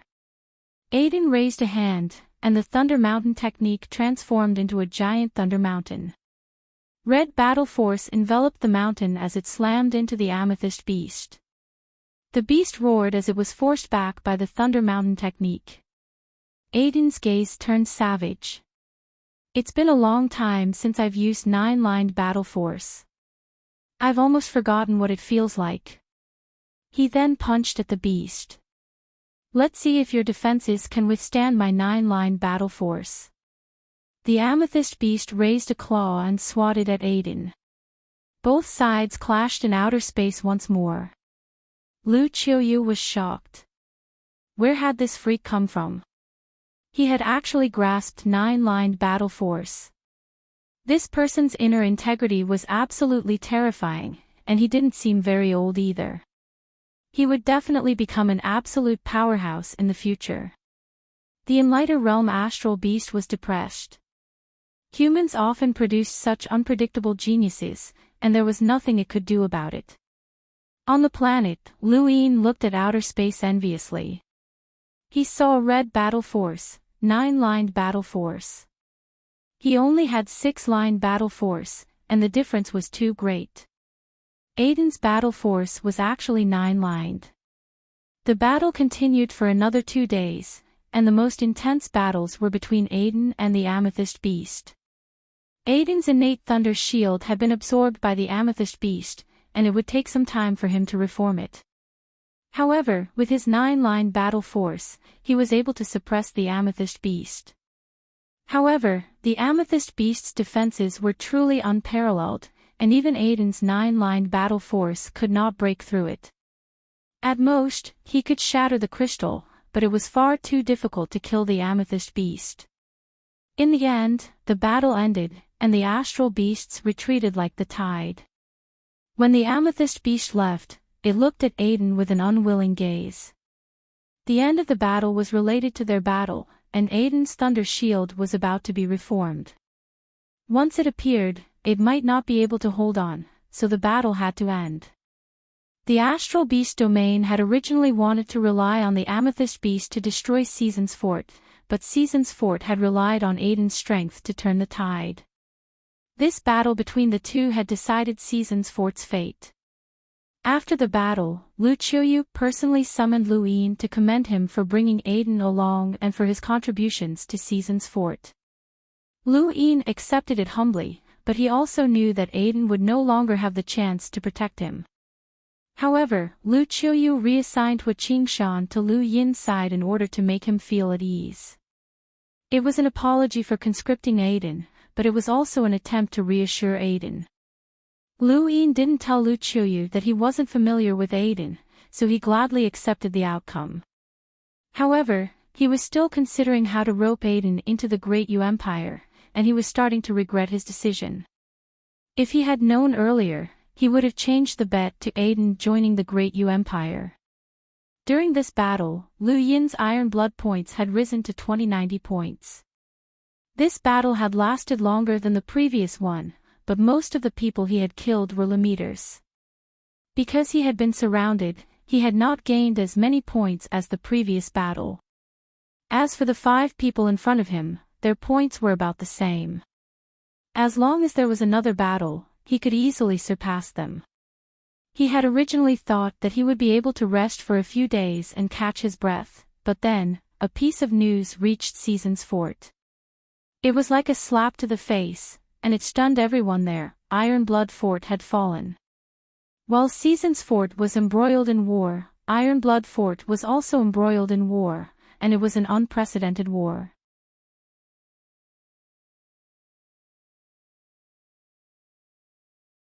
Now that he was reorganizing the battlefield, he shielded his right arm and found a place to hide. He then raised his hand, and the die slowly began to spin. It had been a long time since he had rolled the die, and it was time for him to do it again. He tapped out with his finger, and the die slowly spun before finally coming to a stop. Possession, borrow innate gift. Luin was speechless, as it was useless. On his second roll, the die stopped spinning, and a possession, time stop space appeared. To prevent himself from being unable to roll a possession, Luin extended the duration of the time stop space and rested for 10 days before rolling the die again. This time, he rolled a possession, useless. He rested for another 10 days before rolling the die again. He had plenty of star crystals, which could extend the duration of the time stop space for a long time. If he hadn't reached the critical point of breaking through to the Explorer realm, he could have reached the peak of any realm within the time stop space. The thing that he was least afraid of was competing with others in terms of time. Finally, on his fourth roll, he rolled a possession. When he saw the two screens appear, Luin relaxed. Cultivators had to be able to endure loneliness, but if possible, he didn't want to stay in this space for too long. It was too depressing. Luin took out his formcast model and tossed in 1,000 star essence without hesitation. Last time, he had tossed in over 100 star essence, which had caused the formcast model to decrease slightly. Based on the ratio, it would take at least several thousand or even tens of thousands of star essence to completely upgrade the formcast model. The difference was too great. The results were similar to what he had expected. He had to toss in a total of 8,000 star essence before the formcast model completely fell to the lower screen. At this moment, the formcast model changed again, becoming a little strange. Lu Yin's eyes filled with star energy and saw that the formcast model contained an abnormally large number of rune lines that far surpassed what an enlighter could produce. As he touched the formcast model, Lu Yin instantly felt a boundless power. He was astonished, as this power had been raised by the die, not the emissaries. However, he could still feel the unfathomable power that the emissaries possessed. He felt more and more that his innate gift with the die was mysterious, and it was incomprehensible. Lu Yin put the formcast model back into his body and exhaled. Now, he was just waiting for a breakthrough, and he couldn't suppress the feeling of it anymore. Whether or not he could break through would depend on his luck. He still had more than 24,000 star essence left, and he couldn't afford to waste them. Lu Yin thought about it and decided that preserving his own life was more important. The gun's attack power was enough for now, and if he had to deal with an old freak whose power level exceeded 300,000, then he wouldn't have enough money to upgrade it. He might as well upgrade his universal armor instead. The universal armor had already been upgraded 9 times, and he placed it on the screen and tossed in 4,000 star essence. The 9th upgrade had cost him close to 3,000, and this time, 4,000 wasn't enough. Lu Yin's heart ached as he tossed in another 1,000 star essence, but he only managed to upgrade the universal armor 10 times. He didn't need to upgrade it just once, so he gritted his teeth and tossed in 10,000 star essence. The universal armor quickly fell off and was upgraded once, but he didn't have many star essence left. He had originally wanted to upgrade it one more time, but seeing how things were going, Lu Yin silently stored the star essence away. He didn't have enough star essence left, and another upgrade would cost him at least 15,000. He only had about 13,000 star essence left, which was too ruthless. Even so, he should be able to withstand an attack with a power level of 300,000. In the entire Outerverse, there weren't many people who could withstand an attack with a power level of 300,000, and Lu Yin was one of them. The remaining star essence could only be used to upgrade one item, and that was the money bomb. At its current level, it had cost him 3,300 star essence at most to upgrade it, and it would probably cost him 5,000 to 6,000 star essence to upgrade it. The gun, on the other hand, required nearly 20,000 star essence, and he really couldn't afford to upgrade it. He took out the money bomb, as he only had two left. One was a normal one with a power level of 100,000, and the other could instantly kill an enlighter. He tossed the money bomb that could instantly kill an enlighter onto the screen and then tossed in the remaining 13,000 star essence. The money bomb finally upgraded twice under Liu Yin's expectant gaze. The number of rune lines it contained was rather large, and it was about the same as the universal armor. In other words, this money bomb had the power to threaten a powerhouse with a power level of 300,000. Liu Yin happily stored the money bomb away and then looked at his empty cosmic ring. He had to admit that he was out of money. The money he had spent this time wasn't worth it, as there were too few upgrades. The more he upgraded the armor, the more money he would need to spend. Liu Yin didn't even know how to earn more money, and he didn't even have enough to kill an enlighter. When the time-stop space's duration ran out, Liu Yin reappeared with an alarm ringing above his head. His face changed. Was war coming so soon?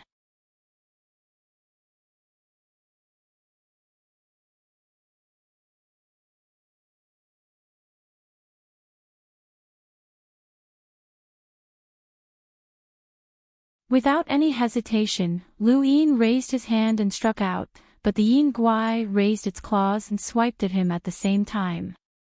There was a loud bang, and the void rippled. Liu Yin was forced back several steps, his eyes filled with shock. He had moved 3 grains of fate sand, but he had still been forced back. The Yin Guai was indeed worthy of being called the Astral Beast Domain's Mavis family. The Yin Guai was not having a good time either, and it was even more shocked than Liu Yin. Not only had a human accurately pinpointed its location, but he had even suppressed it in terms of strength. It had never encountered such a situation before. Human, are you a monster? The Yin Guai used its star energy to vibrate the air as it spoke. Liu Yin was furious. You're the monster. He then used the secret sidestep technique to instantly appear behind the Yin Guai. His 6-line battle force spread out, and he pressed both of his palms against the Yin Guai's back. 30 stacks 50-fold shockwave palm. There was a boom, and the Yin Guai spat out a mouthful of blood. Its body was revealed, and its back had been pulverized. It had died on the spot. Liu Yin panted heavily. He constantly reminded himself that this was not planet Pyrolite, and there were no restrictions on cultivation. Freaks at the cruiser realm or even hunters could attack him at any time. Even if he was wearing his universal armor, he still had to maintain 120% of his vigilance.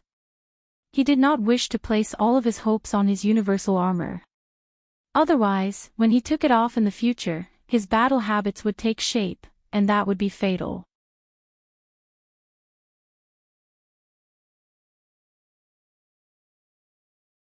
Welcome aboard. Stay tuned and subscribe to Han Li's Wuxia Adventures for more thrilling content. Chapter 576. Suddenly, Liu Yin's scalp went numb, and he looked up in shock.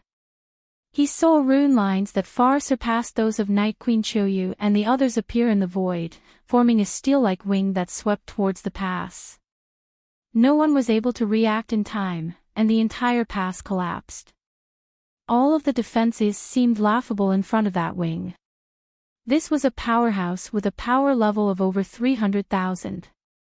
Feather King roared, "Stop, Monster Loach!" He charged towards the wing. On the other side, Vile Tree, Wen Kitchen, and the others all attacked the wing at the same time. The wing casually flapped, and their attacks were dispelled. Even Crow was killed by me. You lot are courting death. A loud voice echoed through the heavens. Everyone heard it, and their faces turned ashen. An old monster with a power level of over 300,000 had finally appeared. Lu Qiuyu stared at the pass. He did not care how many people died, but he could not allow anything to happen to Wang Wen. The void split open, and a giant fish-like creature appeared in front of everyone. Its enormous body covered the entire pass, and its steel-like wings swept towards the pass once more. Aiden suddenly appeared in front of the pass, his thunder shield expanding as he pushed his 9-line battle force and thunder mountain technique to their limits. He roared as he charged forward. Lu Yin's eyelids twitched. This idiot. With a bang, the thunder shield shattered, and Aiden was smashed into the ground like a sandbag. The wing sliced through the ruins of the pass once more, and Monster Loach looked pleased. Your Iron Blood Weaves pillar, that brat called Wang Wen, is dead. Ha ha ha ha. Countless faces turned ashen. First, it was General Fei, and now, it was Wang Wen. Who would be next? It would definitely be one of those Enlighters, as Iron Blood Weave could not be defended. Lu Yin frowned. Where was Elder Lohar? Why hadn't he appeared? Outer space was torn apart by Monster Loach's attacks. Feather King, Wind Kitchen, and Vile Tree could not stop it even if they worked together. A monster with a power level of over 300,000 was too terrifying, and it was on a completely different level. In the distance, a beam of light appeared and flew towards Lu Yin. Lu Yin looked over and was shocked. What was that? A coffin. High up in the sky, a colorless, translucent coffin-like object came crashing down towards Lu Yin. Inside the coffin lay a youth. Lu Yin dodged, and the coffin smashed into the ground, creating a huge crater. More beasts appeared in the surroundings, but Lu Yin did not have the time to deal with the coffin. The young man in the coffin opened his eyes not long after he hit the ground, revealing a pained expression.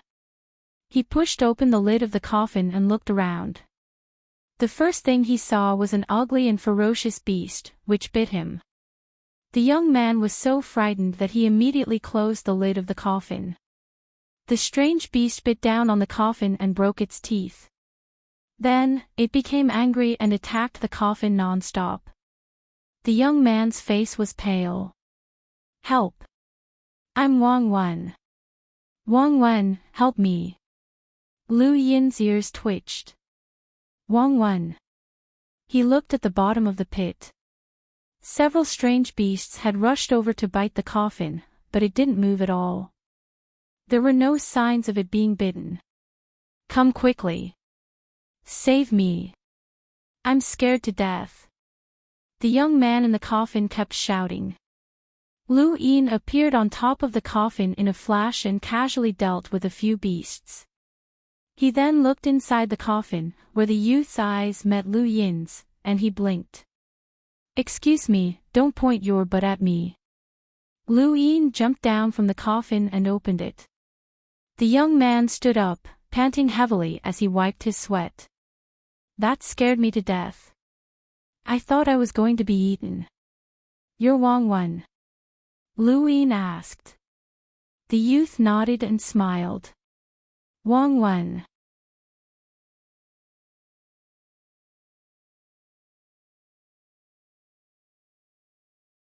This attack would be something that Monster Loach would never forget for the rest of its life.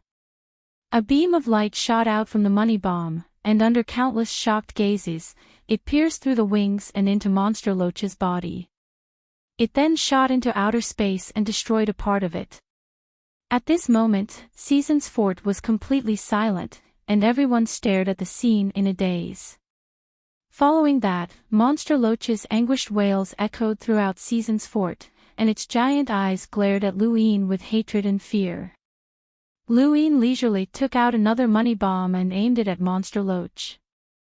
Monster Loach roared, and everyone thought that it was about to flip out. However, it slipped away and completely disappeared. Only a large amount of blood was left behind, which was Monster Loach's blood. No one had expected a powerhouse with a power level of 300,000 to slip away just like that.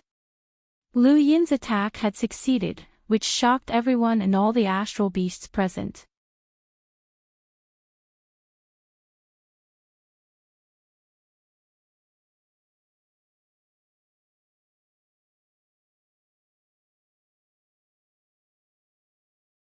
This spider monster had a human face, and it was extremely disgusting.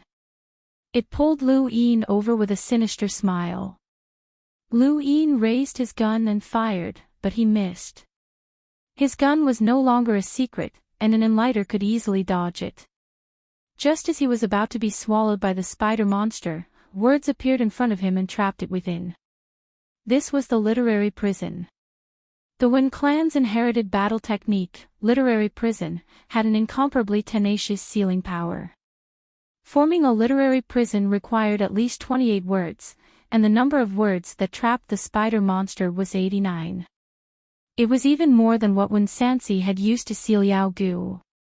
The spider monster roared and frantically attacked the literary prison. When Kitchen appeared and glanced at Lu Yin.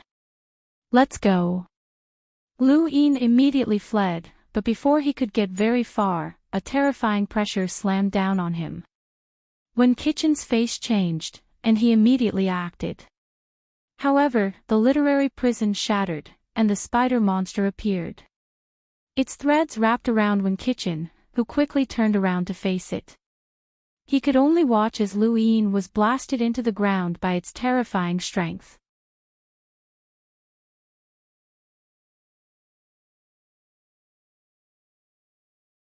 Welcome aboard. Stay tuned and subscribe to Han Li's Wuxia Adventures for more thrilling content. Chapter 578. High up in the sky, another Enlighter realm astral beast appeared. Lu Yin's performance in the previous battle had been too dazzling, and he was also the strongest human Lemiter on the Celestial Vanquishers list. The astral beast domain wanted to kill him, and they wanted to kill him even more than they wanted to kill Lu Chuyu. Lu Yin was blasted into the ground, but he had the universal armor's protection. Aside from feeling a little dizzy, he was completely fine. The Enlighter realm astral beast stared at Lu Yin in disbelief. It had never thought that a Lemiter would be able to withstand its attack. Even a hunter should not have been able to do so. Lu Yin looked up and met the astral beast's gaze. He was panting heavily.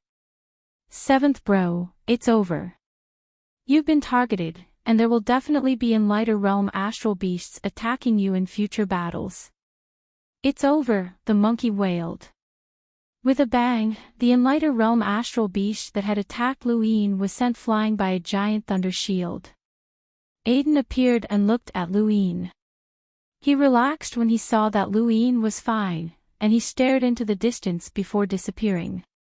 Two more Enlighter realm astral beasts from the astral beast domain were attacking Season's fort. One of them was targeting Wang Wen, while the other was targeting Lu Yin. The Enlighter realm astral beasts could not do anything to Wang Wen, as that guy would hide in his coffin whenever he encountered any danger. No, as long as a battle broke out, that guy would hide in his coffin and would only appear after the battle ended. Furthermore, there were too many people protecting him, and even more disgusting was that he would disappear most of the time, and no one could find him. Thus, Lu Yin had become a live target, and he had attracted the attention of two Enlighter realm astral beasts. For several hours, Lu Yin was continuously chased down. The two Enlighters took turns attacking him, and even when Kitchen could not withstand their attacks. Lu Yin cursed inwardly. After this battle, he wanted to apply for a transfer to one of the lower 5 strongholds so that he would not be targeted like this. He had barely managed to avoid the attacks of the two Enlighters, but now, a Hunter realm astral beast had appeared in front of him. Fortunately, Huiqing Shan had arrived in time to rescue him. Otherwise, even if the astral beast could not defeat him, that Hunter realm astral beast would have tried to drag him away. Lu Yin finally understood why Wang Wen had disappeared without a trace. The astral beast could not defeat him, but it could still take him away. With Wu Qingshan's protection, Lu Yin did not have to worry about the Hunter Realm astral beasts attacking him. He looked up into space, and his pupils shrank. He saw an Enlighter Realm astral beast's rune lines continuously dissipating at a rapid rate. Before long, the rune lines had completely disappeared. An Enlighter had died. Lu Yin didn't know who it was. Perhaps it was a human, or perhaps it was a beast. Not good, it's coming again. Your Highness, run. A day later, in a corner of the battlefield, Wu Qingshan tossed Lu Yin away. In the distance, the spider monster tore through the void and severed Wu Qingshan's right arm before attacking Lu Yin. Lu Yin's expression changed as he watched Wu Qingshan fall into the ground, his fate unknown. He wanted to flee, but with his speed, it was impossible for him to escape an Enlighter's attack. The threads instantly bound his right arm, and if not for his universal armor, his arm would have been torn apart just like Wu Qingshan's. A huge force pulled him back, and he scanned his surroundings. There were no Enlighters around, but where was Wen Kitchen? Where's Aiden? No one could save him.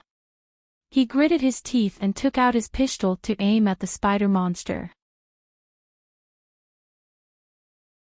The spider monster bared its fangs, and its huge body suddenly became illusory. It was in between reality and illusion, and could escape into the void at any time. Lu Yin was helpless, as he could not deal with it. It seemed that he would have to wait until it was close enough to use the large piece of progenitor Wushang's hide to stun it. Seventh bro, poison. Elder Wu's poison, the monkey cried out. Lu Yin's eyes flashed, and he retrieved a bottle of Elder Wu's poison from his cosmic ring. The threads quickly pulled him towards the spider monster. Along the way, the threads continuously cut through his universal armor, but he remained unscathed. The spider monster was astonished. Human, your armor isn't bad. Take it off, and I'll spare your life. Lu Yin sneered. Do you think I'm an idiot? The spider monster let out an ear-piercing laugh. Then I'll trap you under my belly forever and let you watch as I eat people and spit out their remains. Lu Yin's face paled. If that was really the case, then he might as well die. The spider monster did as it said, and the threads bound Lu Yin under its round belly. His hands, in particular, were wrapped in layers of threads, making it impossible for him to retrieve his gun. Lu Yin's gaze turned vicious, and he crushed the bottle with a bang. The poison flowed through the armor and into the threads, and then into the spider monster's body. The spider monster did not notice the poison at first, and it leapt into the void to attack a hunter. However, suddenly, a howl filled the heavens, and the spider monster retracted its threads and released Lu Yin. A large portion of the poison under its round belly had already disappeared. Lu Yin was horrified by what he saw, as there were several bottles of poison that had rune lines close to Karthika's. The bottle that he had just taken out was one of them. The spider monster was a newly advanced Enlighter, and its rune lines were lower than Karthika's. Once the poison entered its body, it would suffer a fate worse than death. Human, what did you put on my body? The spider monster howled in rage as it tumbled through the heavens. Lu Yin did not answer. He raised his gun and aimed at the spider monster, but it suddenly vanished. Lu Yin felt that it was a pity that he had not been able to kill it. In the distance, the hunter looked at Lu Yin in shock. A Lammeter had actually defeated an Enlighter, and in such a miserable manner at that. This completely overturned his understanding of the world. Beep beep beep beep. His gadget beeped, and Lu Yin looked at it. His expression changed, and he immediately rushed towards the stronghold. Everyone in front of the stronghold, retreat immediately. Pyrolite will be detonated in 1 minute. Everyone in front of the stronghold, retreat immediately. Pyrolite will be detonated in 1 minute. This was a message that Wang Wen had sent out to everyone in Season's fort. Lu Yin did not have time to think about how Season's fort had pyrolite. He just wanted to return to the stronghold as quickly as possible.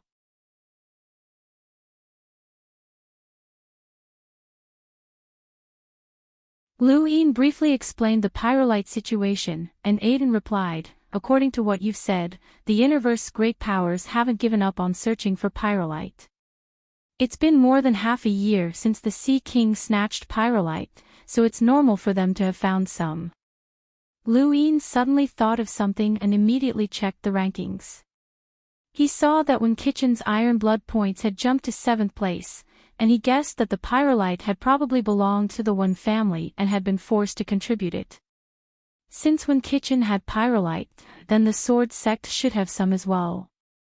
Either they had used it all in this battle, or they still had some left. This gave Lu Yin some confidence, and he began to think about how he could obtain some pyrolite to upgrade himself. Although the pyrolite explosion had not killed the Enlighter Realm astral beast, it had still caused great damage to the other astral beasts. After all, it had been an explosion with a power level in the hundreds of thousands. Thus, there were no battles for the next 4 days. Hua Qingshan reconnected his severed arm on the 2nd day, and his injuries had recovered significantly. The special medicines in Lu Yin's cosmic ring had all been stolen from Enlighters, and their effects were far better than the average ones. Over the next few days, Lu Yin had been constantly looking at the rankings, and only when he saw that Wendy Yushan's name was on the list did he know that she was fine. It could not be helped, as the battle in Iron Blood Weave had been too intense, and there was no way to communicate with her through gadgets.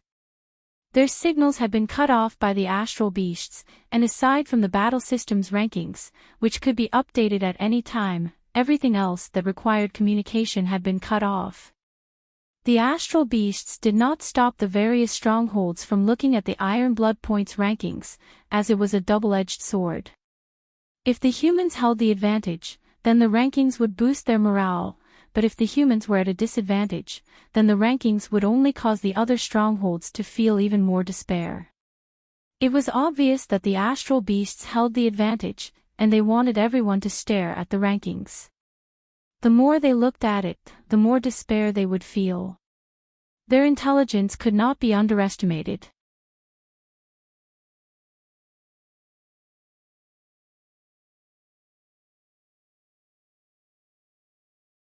Sharon wasn't much better off, and he collapsed on the ground while mumbling a name.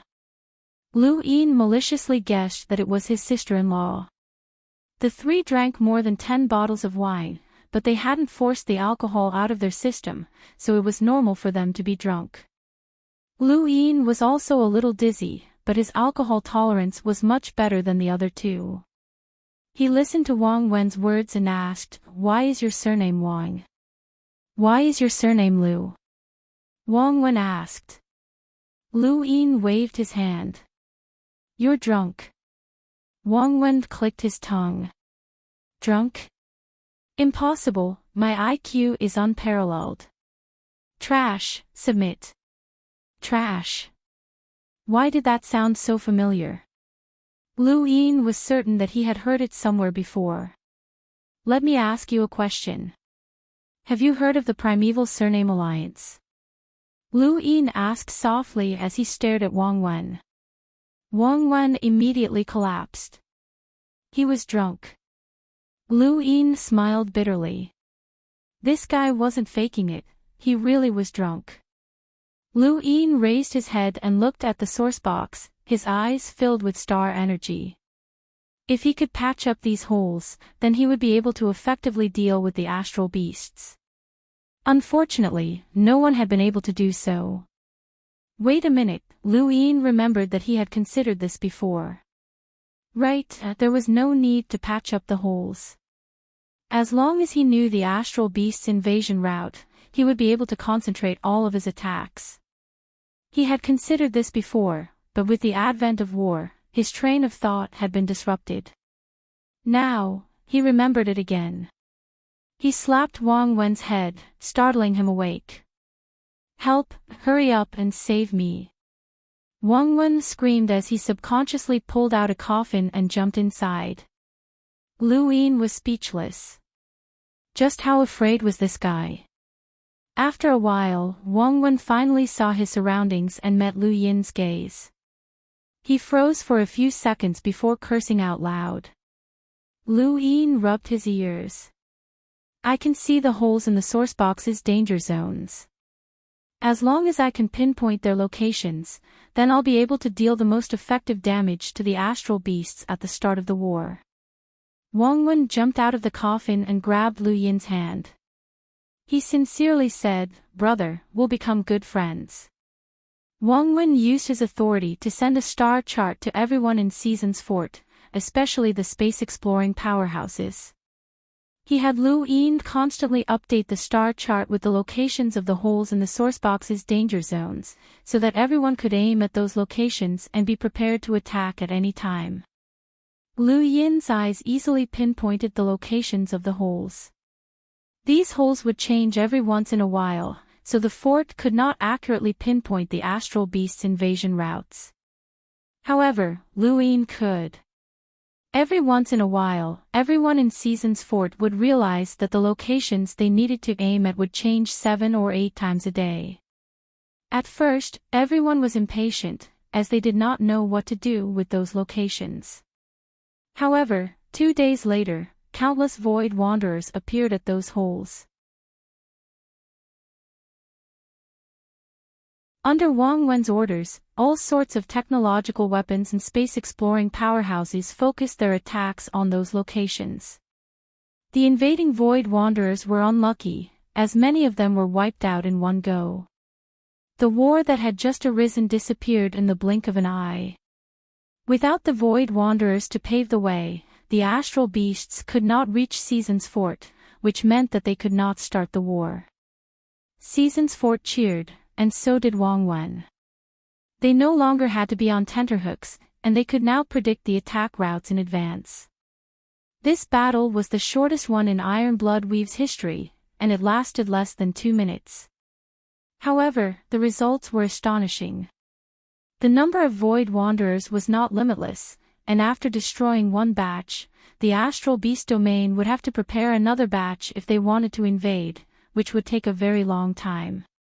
Everyone had thought that Iron Blood Fort would collapse and that the humans would be in dire straits, but they had never imagined that they would be able to easily defeat the invading astral beasts. To the countless people in Season's fort, this was a huge boost to their morale.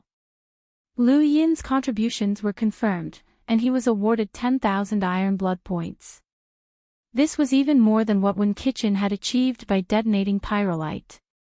Wen Kitchen's detonation of pyrolite could only be considered a battlefield contribution, but Lu Yin's was a strategic contribution.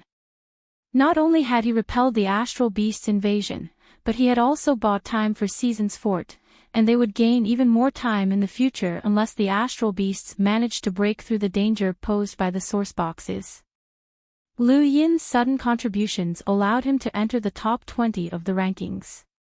Even a hunter would find it difficult to obtain 10,000 Iron Blood points, so it was normal for Lu Yin to enter the top 20 with 13,000 Iron Blood points. At Yellow's Oil Fort, the land that was on the verge of collapsed with a wave of Granny Chan's hand, but it quickly reformed. The void split open, and Night Queen Qiuyu walked out with a grave expression. Elder Shuang's injuries are too severe, and he might not be able to participate in the next battle. Granny Chan frowned. We've lost another enlighter. Right now, Yellow's Oil Fort only has 2 enlighters left, and there are at least 4 invading enlighter beasts. We won't be able to stop them. Graceful Featherflight and Duke Blackhawk can barely stop 1 enlighter. Leave the other one to me. Night Queen Qiuyu's tone was fierce. Granny Chan was astonished. You want to deal with 2 beasts? I'll give it a try. Night Queen Qiuyu looked up at the sky helplessly. If possible, no one would be willing to take the risk, but this was a risk that could not be avoided. Otherwise, the entire Yellow's Oil Fort might be lost, and they would become the sinners of humanity. The Night King clan would not bear such a sin. Below, on a planet, a cold-faced woman was looking at her gadget. Her gaze was fixed on a name on the Iron Blood Points rankings, Luine. Others might not have noticed, but she did. She was Sister Lang, and she was ranked 10th on the Iron Blood Points rankings. This name had surpassed her for a short period of time, but then it had disappeared. She had thought that this person had died, but now, he had entered the top 20. Once an Iron Blood Point was exchanged, it could not be changed. This meant that this person had surpassed her in points and entered the top 10. Then, he had exchanged his points for Iron Blood Points. Now, in just a few days, he had entered the top 20 again. This person was only a Lemeter, so how had he done it? Iron Blood, we've had a Lemeter who had entered the top 3, Wang Wen. That person's intelligence was almost monstrous, and Sister Lang was convinced of that. But how had this person done it? Although he was known as an unequaled Lemeter, even the strongest Lemeter could not obtain so many Iron Blood Points in such a short period of time unless he had killed an Enlighter Realm astral beast. Sister Lang put down her gadget and fell into deep thought. It was rumored that this person had killed 3 Enlighters after the Innerverse and Outerverse had been separated. It seemed that the rumors were true, and this person had an extremely powerful power vessel. However, Wendy Yushan was here, and this person could not use any secret techniques. How could he have killed Enlighters? Iron Blood Weave was not completely ignorant of the happenings in the Outerverse. Many people knew that Luine and Wendy Yushan had teamed up to kill Enlighters, and Sister Lang was no exception. But now, Luine had single-handedly obtained so many Iron Blood Points that even Enlighters would find difficult to obtain in such a short period of time. She could not understand this. In another corner of Yellow's oil fort, Puyu's expression was extremely ugly as he stared at Lu Yin's name on the rankings. This bastard was becoming more and more brilliant. It was a pity, as it would have been great if he had taken the risk and killed Lu Yin. This bastard had killed Elder Wu and left Darkstar Gorge without a leader. Puyu would definitely take revenge.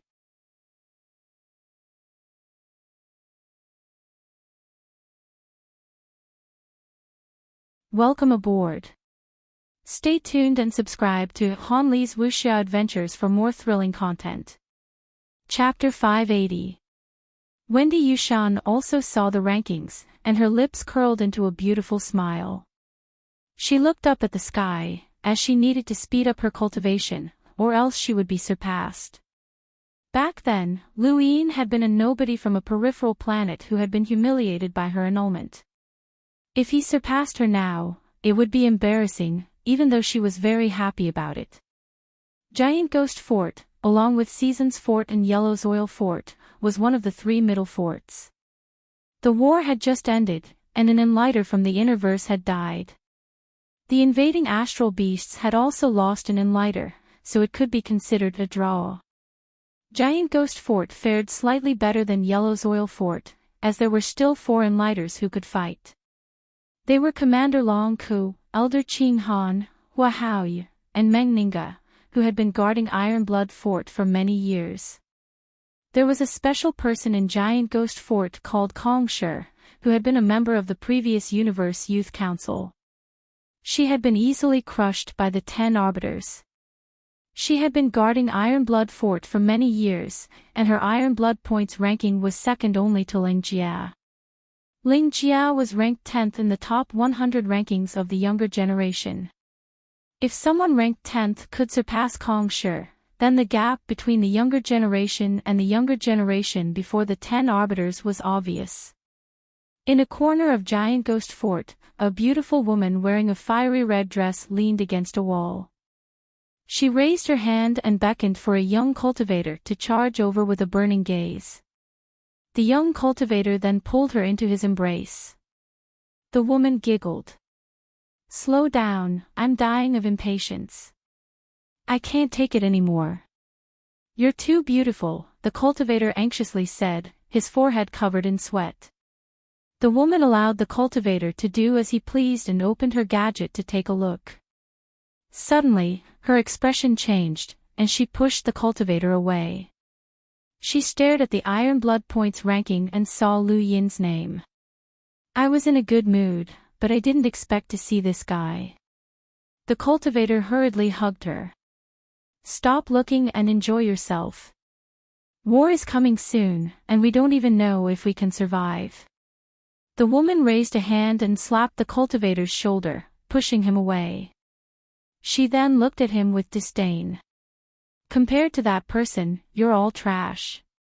He can reach the top 20 in a few days, but you're just waiting for death. Trash. She then left. Lily Rose, why are you acting so pure? Don't you want him? The cultivator shouted. But the woman had already left. Lu Yin was currently very, very busy, and he always maintained the same posture, which was to look up at the starry sky. The holes in the sourcebox's danger zone were constantly changing, and the astral beasts were able to infiltrate through these holes very quickly. Lu Yin needed to update the locations of the holes as quickly as possible, or else the astral beasts might successfully infiltrate the sourcebox. Therefore, he did not have any time to rest. A few days later, the astral beasts invaded again. The situation was the same as the last time. Countless void wanderers were exterminated, and only a few of the astral beasts invaded. The war had ended. Another few days passed, and this time, the Enlighter Realm astral beasts took the lead and charged into Season's fort. Wang Wen had already been prepared for this, as there had been no Enlighters attacking the void wanderers in the past.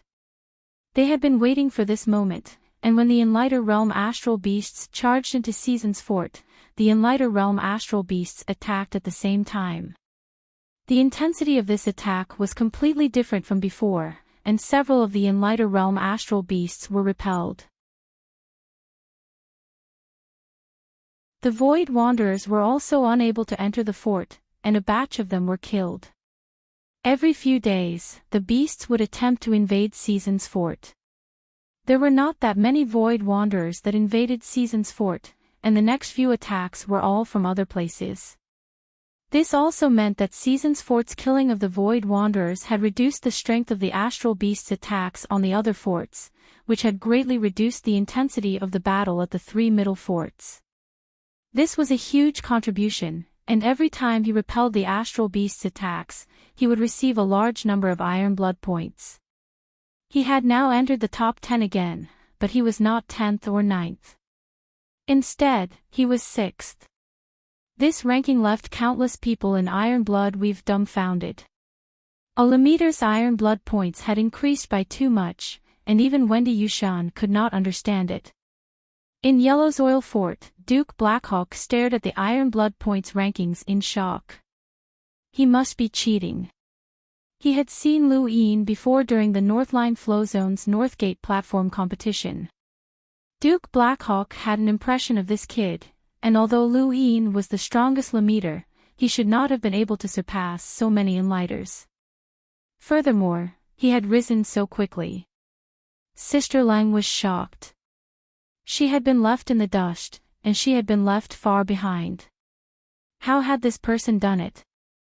She did not suspect that Lu Yin had cheated, as the system would not cheat. Even if he had cheated, it would not have been so obvious. Wang Wen was not stupid, which meant that Lu Yin really did have the qualifications to obtain so many Iron Blood points. It was too terrifying. Throughout the countless years of war in Iron Blood Weave, no one besides Wang Wen had been able to climb to the top of the rankings so quickly.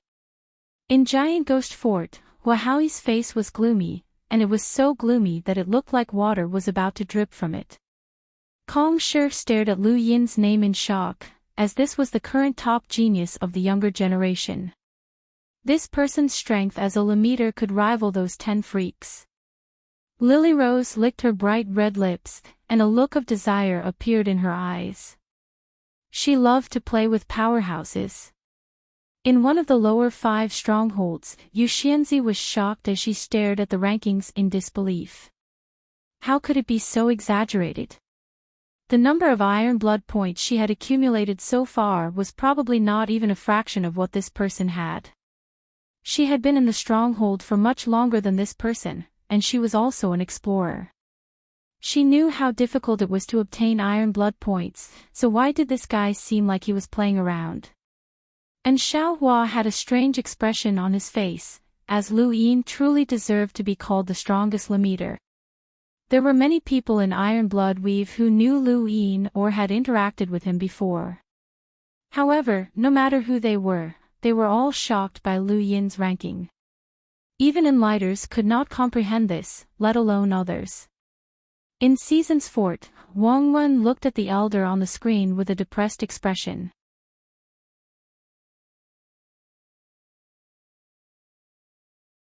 This one could store 1,000,000 star essence, which would be enough for him to use until he became an explorer or even a hunter. The cosmic ring was sent over, and Lu Yin caressed it. He felt his heart ache when he saw that his iron blood points had dropped by 50,000, but he could only console himself. He had dropped from 6th to 7th, but fortunately, it hadn't dropped by much.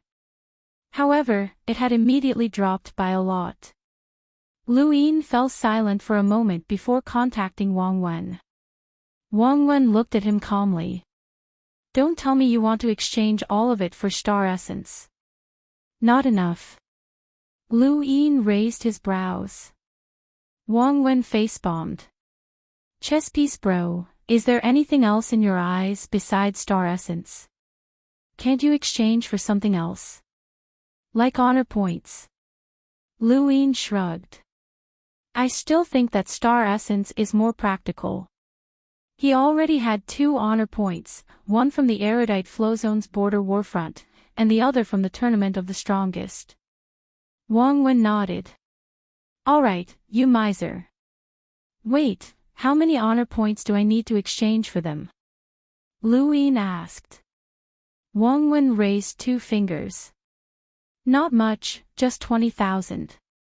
I'll have to trouble you to exchange them all for star essence. Thank you, Lu Yin said without hesitation. There was a difference between having 1 honor point and having no honor points at all, and the difference between having 2 and 3 honor points was mostly in terms of privileges. Those privileges were mostly from the inner verse or even the neoverse. Now that the inner verse and outer verse had been separated, those privileges were useless to Lu Yin.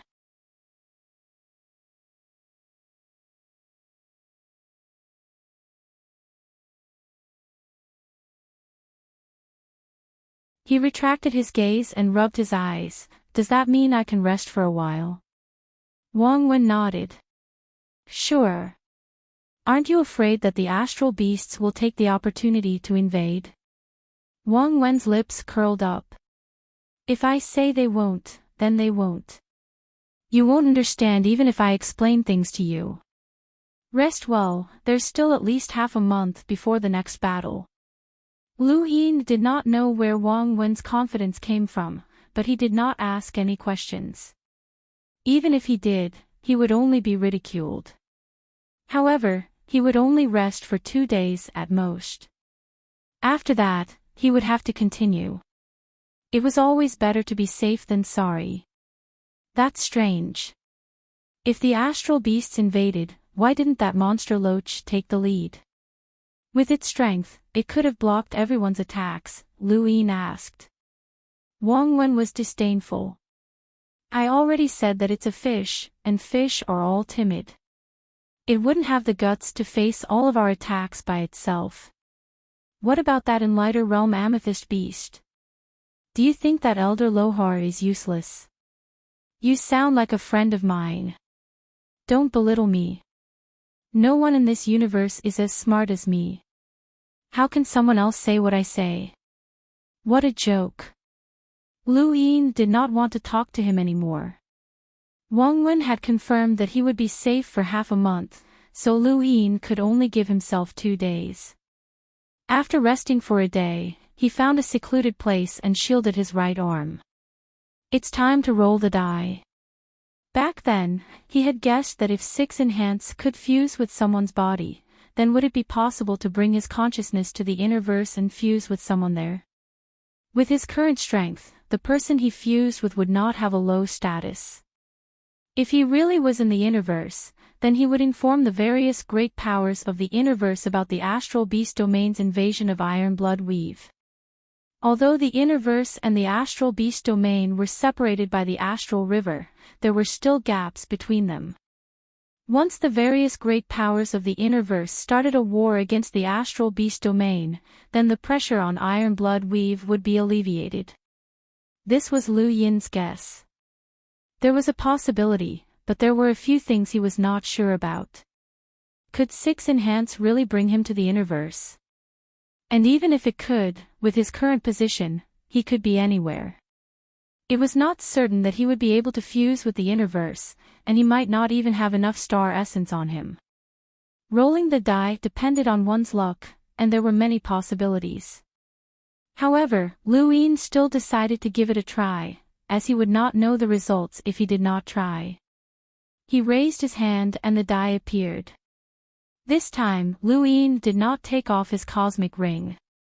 6 Enhance consumed a terrifying amount of resources, but if he could use these resources to bring him into the innerverse, then it would all be worth it. He tapped the die, and it spun until it finally stopped. 5 Enhance. He could borrow his innate gift, but it was useless.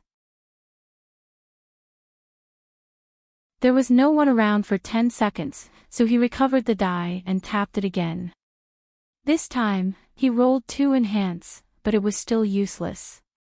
He rolled it again, and on his third try, he rolled a single Enhance. Lu Yin took a deep breath. This was the last time. He tapped the die again, and it spun until it finally stopped. Then, a 6 appeared in front of Lu Yin's blue eyes. The next moment, his vision turned dark, and he appeared in that mysterious space. There were balls of light of various sizes all around him, some glaring while others were dim. Lu Yin sped up and rushed out. He did not know which direction led to the innerverse, so he could only head south. In reality, south was the outerverse, and further south was the innerverse. But which direction was south? After a full half a minute, Lu Yin suddenly felt an extremely strong suction force. He hesitated for a moment before rushing over and fusing with the ball of light. When he opened his eyes again, he discovered that everything had changed. The starry sky had become very mysterious to him, and it was no longer the original starry sky. Instead, it was a layered space that gave him an indescribable sense of warmth and dependence. He lowered his head and raised his hand, only to see a dark vortex. Was this Tianhou? Lu Yin had never thought that he would not be able to fuse with someone from the innerverse, but instead, he would be fusing with his former opponent from the Tournament of the Strongest, Tianhou. The world was unpredictable, and it was no wonder that this ball of light was so attractive to him. Tianhou was a legend in the astral beast domain and had been invincible since ancient times. Lu Yin was also invincible, and their statuses were similar. During the Tournament of the Strongest, if not for the serious art and the Stonewall scriptures, Lu Yin would not have been Tianhou's match. Tianhou's attacks and defenses were unbreakable because he was an amalgamation of devouring vortices. He was one of the most mysterious lifeforms in the universe. Through Tianhou's gaze, Lu Yin saw a different universe. Perhaps this was the true nature of the universe. Soon enough, Lu Yin learned of the current situation. Tianhou was an astral beast that had come to reinforce the primal zone, which was the place that had been invading Iron Blood Weave. All of the invading astral beasts had come from the primal zone, and the primal zone status in the astral beast domain was similar to Iron Blood Weave's status in the human world. Because Season's Fort had dealt too much damage to the Void Wanderers, the Celestial Beast Empire had sent a large number of them to the primal zone. They were determined to invade the human outerverse. Aside from the Void Wanderers, there was also a group of experts, 5 in lighter realm astral beasts, and a super astral beast with a power level of over 350,000. This group included Curse Wind, who was on Skymender's list, and Tian Ho from the Spiritual Academy. Skymender's list was a list that the Astral Beast domain had created in order to resist the humans. It also had 10 creatures that corresponded to the 10 arbiters. Lu Yin had seen Yao Gu and Wen Sanxi's battle at the border of Erudite Flow Zone, and this time, a beast called Curse Wind had come to reinforce the Primal Zone. Lu Yin's heart sank when he heard this information. The Astral Beast domain had launched a large-scale invasion, and based on the number of experts and astral beasts that they had sent, Iron Blood Weave would definitely not be able to withstand them. Lu Yin raised his head and used Tian Ho's vision to look behind him. He could vaguely sense an intimidating undulation coming from a super-powerful astral beast. It was still asleep, but its power level was over 350,000. To the Celestial Beast Empire, this batch of astral beasts was not that powerful. If they failed, they would send out astral beasts with power levels of over 500,000, which would be at the level of envoys. That would be a truly desperate situation. Was there really no other way? Lu Yin pondered this as he read through Tian Ho's memories. From Tian Ho's memories, he saw the astral beast domain's most mysterious person, Skymender. He had a basic understanding of the Celestial Beast Empire, but this was not what he wanted to know. Suddenly, Tian Ho opened his eyes, and Lu Yin grew excited. He had discovered some important information. It turned out that the Primal Zone had also been isolated from the outside world. There was an energy liquid in the Primal Zone that was similar to the Astral River. When the universe underwent a great change, the energy there would explode, just like the Outerverse. This energy liquid had only appeared in the past few decades, so it was no wonder that no one in Iron Blood Weave knew about it. Unfortunately, the Primal Zone had not been completely isolated, as there was still a crack that could allow reinforcements to enter. Once this crack was destroyed, the Primal Zone would be completely isolated from the Outerverse, just like the Outerverse. Now that he had obtained the information he wanted, Lu Yin did not plan on staying any longer. He raised a hand and slapped his chest, causing his vision to darken once more. When he opened his eyes, he had returned to his body. Lu Yin spat out a mouthful of turbid air and wiped the sweat from his forehead. He hurriedly checked his cosmic ring, wondering if he had used up all of his star essence. He nervously checked his ring and relaxed.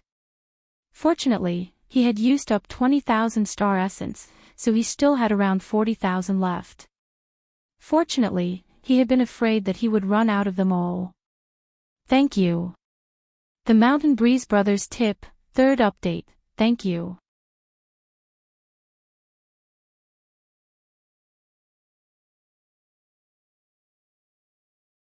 Welcome aboard. Stay tuned and subscribe to Hanli's Wuxia Adventures for more thrilling content. Chapter 582. From Tian Ho's memories, Lu Yin knew that they were about 10 days away from the Primal Zone. If Wang Wen's guess was correct, then Iron Blood Weave would be safe for half a month. Lu Yin couldn't help but admire Wang Wen, as he had no idea how the guy had guessed it. There were still 10 days left, and the most important thing was to destroy that energy gap and completely isolate the Primal Zone from the Celestial Beast Empire. That way, the Primal Zone would not be able to invade the Outerverse. Lu Yin fell into deep thought. Who would believe that he could just run over and talk to Wang Wen? But even if he didn't say anything, those Enlighters would not risk their lives to go to the Primal Zone. How could he convince those Enlighters to join forces and go to the Primal Zone? That was the biggest problem. After thinking about it for a long time, Lu Yin made a decision and drew a star chart. What? You want to go to the Primal Zone to take a look? Wang Wen's shocked face appeared on the screen, and he looked at Lu Yin as if he were an idiot. Lu Yin nodded. I want to go to the Primal Zone. Wang Wen blinked and sized Lu Yin up. Did I hear wrong?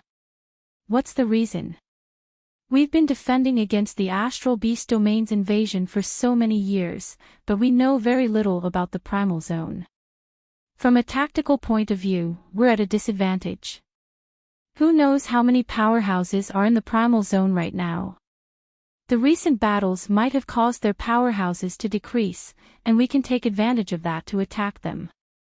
Also, I want to see if there's a way to prevent the primal zone from receiving any reinforcements from the Celestial Beast Empire.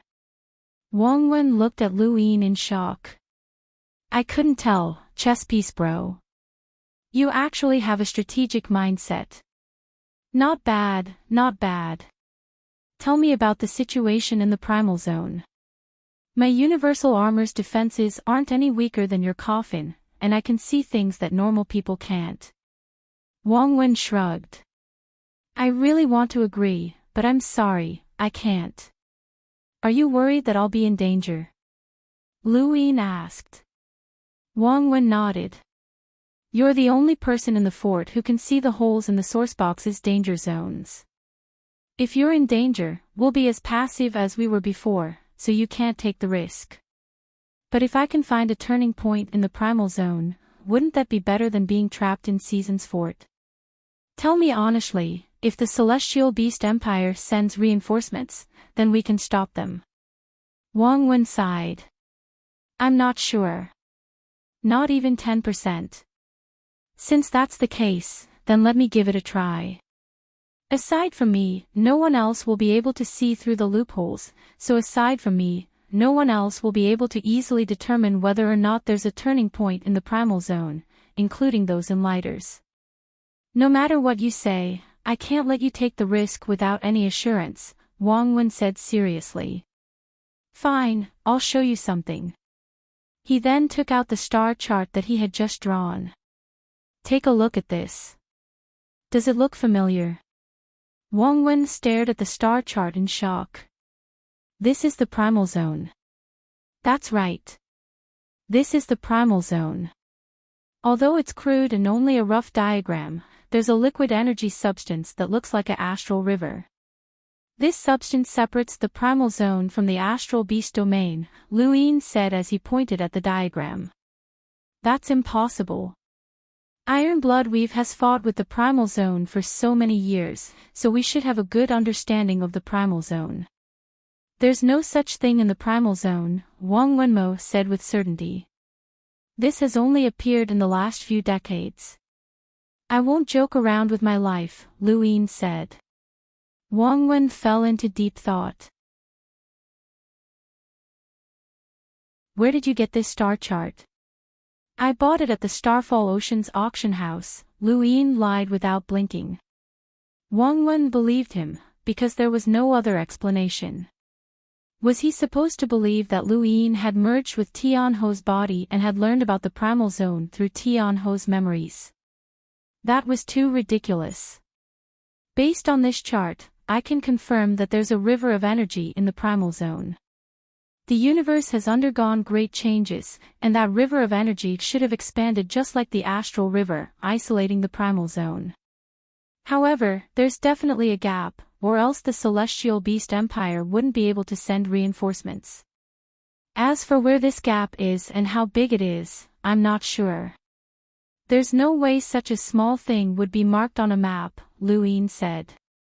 Wang Wen grew serious. Send the star chart to me immediately. I'll send enlighters to explore it. If there really is a gap, then we'll find a way to destroy it. Lu Yin shook his head. You think that you're smart? Do you think that the astral beast domain would be so easily discovered by us?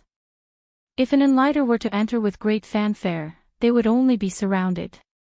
Only I have extraordinary eyesight, and I don't attract too much attention. Don't forget that many astral beasts like to take human form. Wang Wen muttered to himself for a moment, and then a resolute look appeared in his eyes.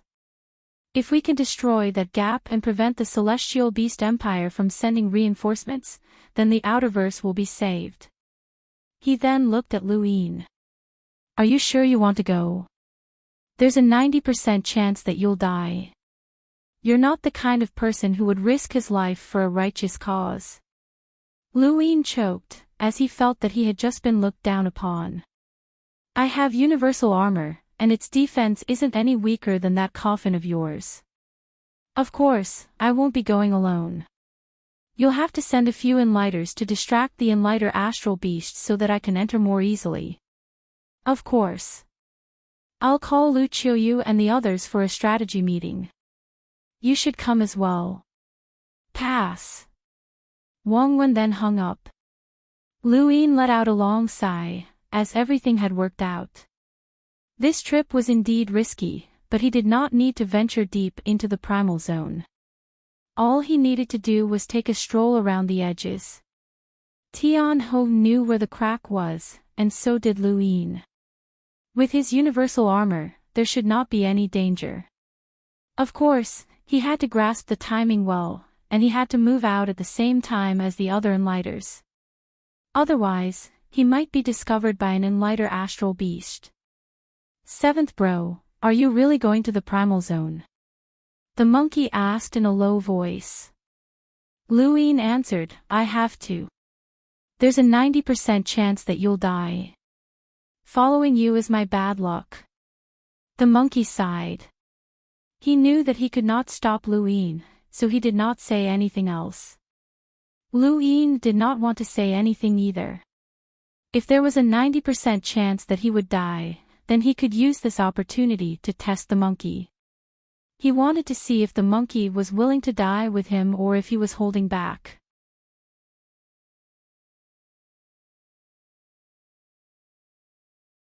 Don't worry, Senior. Wang Wen clapped. Alright, since we've confirmed it, let's discuss the specific details. Half a day later, Lu Yin walked out of the pass with a strange expression on his face. He had actually obtained an unexpected harvest. For the sake of this battle plan, Season's Fort had gone all out. Not only had they given him 2 black hole-grade auroras and a collapsible spacecraft, but they had also given him 3 power vessels. One of them was the Astral Ruler, which could be used to measure the distance in outer space based on one's cultivation. It could be used 3 times to teleport. Another was the Void Thunderbeast's flesh. Because it contained the Void Thunderbeast's ability to tear through the void, it could also be considered a power vessel. However, it could only be used once. Lu Yin had previously possessed a piece, and after upgrading it 3 times, he had given it to Wendy Yushan. The last item was called the Enneatic Wings, and it was a power vessel that had been discovered in an ancient ruin. It had no limit to how many times it could be used, and wearing it would allow one to travel through outer space. It could also use star energy to form a barrier that could block hunters.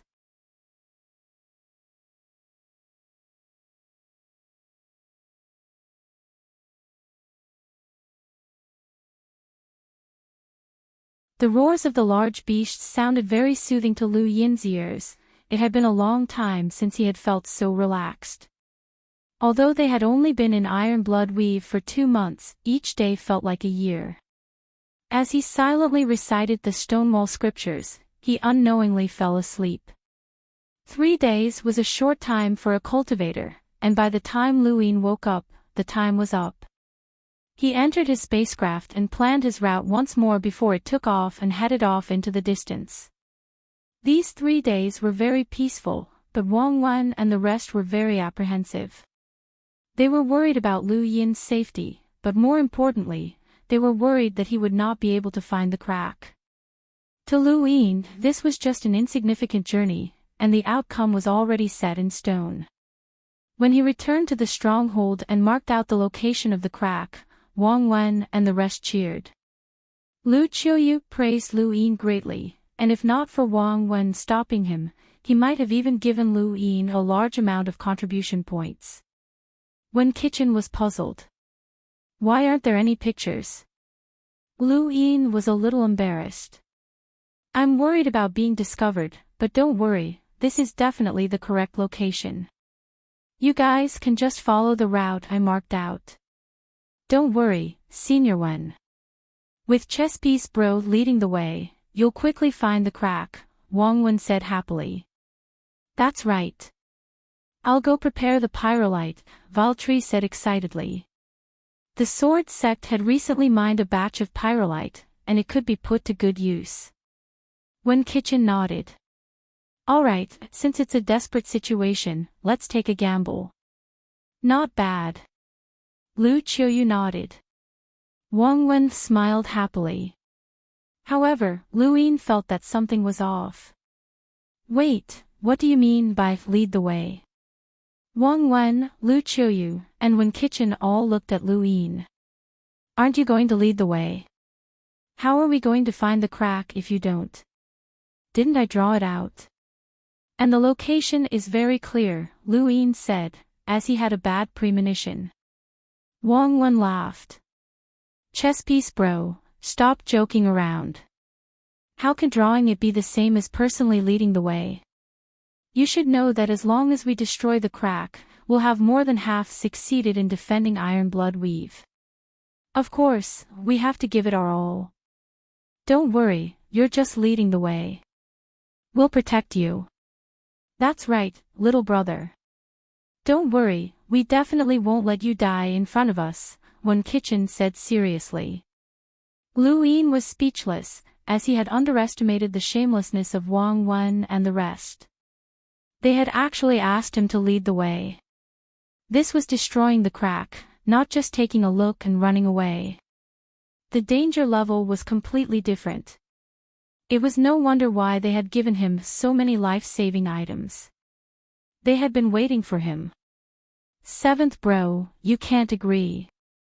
This is suicide, the monkey shouted. Lu Yin did not want to agree. I refuse. You don't have the right to refuse. You have to go, Wang Wen said seriously. Lu Yin's eyes narrowed. Sorry, but I've already told you the location.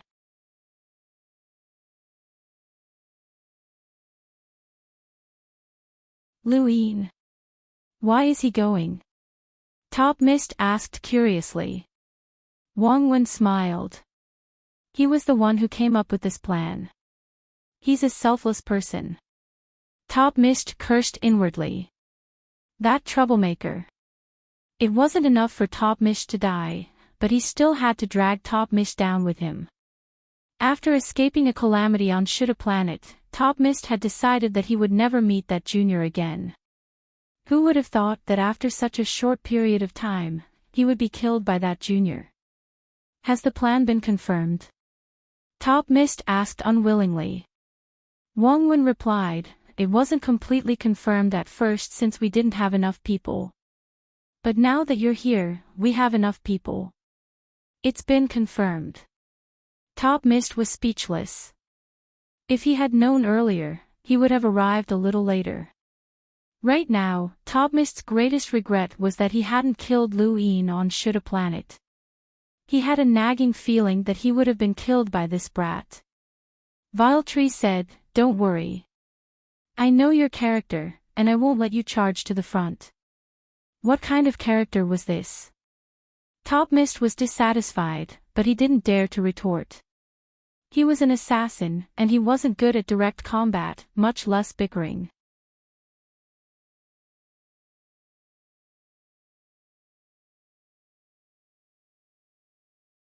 Welcome aboard. Stay tuned and subscribe to Hanli's Wuxia Adventures for more thrilling content. Chapter 584. Everyone needs to display their strengths. Senior Top Mist's strength lies in his ability to conceal himself. In other words, in lighter realm astral beasts won't be able to discover him easily. If Senior Valtteri and Senior Wen get caught up in a fight, then we'll leave Pyrolite to Senior Top Mist. I believe that Senior Top Mist will be able to complete the mission well, Wang Wen said with a smile. Top Mist spoke in a low voice. But before he could finish, Wen Qichen interrupted him. Then it's decided. When do we set off? Wang Wen solemnly replied, tomorrow.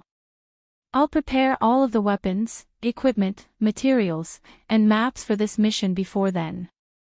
Seniors, this mission is extremely dangerous, and I, Wang Wen, represent all of humanity in thanking them. Wang Wen then bowed. Top Mist hurriedly retreated, a little angry. He wasn't dead yet, so there was no need for him to be worshipped. In Iron Blood Weave, there were people who were willing to sacrifice themselves for the sake of humanity, but there were also those who were selfish, especially Vile Tree and Wen Kitchen, who had just arrived in Iron Blood Weave, and they couldn't be so generous as to sacrifice themselves. But at the same time, different environments changed different people. Sometimes, they had to take action, as they couldn't hide or avoid it. Furthermore, there was still the Hall of Honor. Like Top Mist, they didn't want to throw their lives away, but since they had been forced to this point, they had no choice but to go. If they went, they might not die, but if they didn't, then they would be punished. Although the Hall of Honor was tyrannical, it was still very useful in certain aspects. Sometimes, hegemonic management didn't bring only disadvantages, but also benefits. The next day, Wang Wen and Lu Qiuyu stood at the pass and watched the 4 spacecraft charge towards the primal zone. Their eyes were filled with worry and anticipation for the future. If this mission goes smoothly, then the Outerverse will be safe. If it doesn't, then the time when we lose Iron Blood Fort will be brought forward. This is a huge gamble, Lu Qiuyu said with a sigh. Wang Wen stretched lazily. No matter how big the stakes are, we still have to take the risk because we have no way out. The only difference is whether we die sooner or later. Lu Qiuyu nodded and turned to leave. For some reason, he felt his heart palpitate, and he looked up into space. At the same time, a strange figure appeared on the screen that monitored Season's fort's surroundings. It was a shriveled corpse that towered above Season's fort.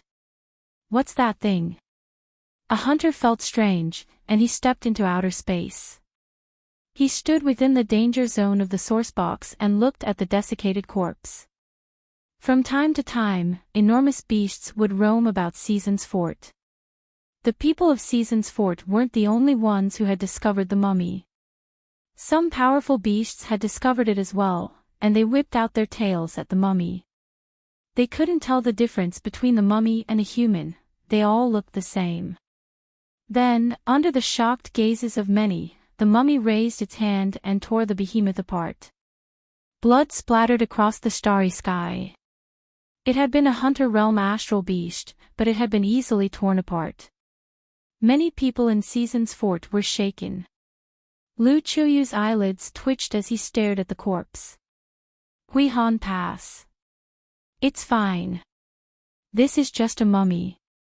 It doesn't have any intelligence, so it won't be able to pass through the danger of a source box, Wang Wen said. Just as he finished speaking, the mummy charged straight into the source box's danger zone. Its body was enveloped by the invisible killing intent, and bloody wounds would occasionally appear. This was especially true of its forehead, where a strand of killing intent had almost pierced through it.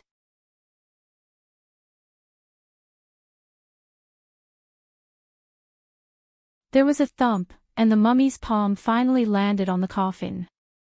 Lu Qiuyu looked at Wang Wen, who was still inside the coffin. Wang Wen stared blankly at the terrifying palm on the coffin's lid for a moment, but nothing happened. Everyone sighed in relief. The mummy slammed down again, and there was another thump, but nothing happened.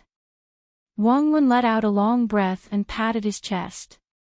He had been scared to death. Lu Qiuyu was similarly frightened, and he broke out in a cold sweat. When he thought about where the coffin had come from, he stopped attacking and just watched as the mummy attacked the coffin. Aiden returned, and there were still quite a few hunters around him. None of them took the initiative to attack, and they just watched as the mummy frantically slammed the coffin. Not a single crack could be seen on the coffin. Wang Wen was terrified, and he was afraid that the coffin would not be able to hold on.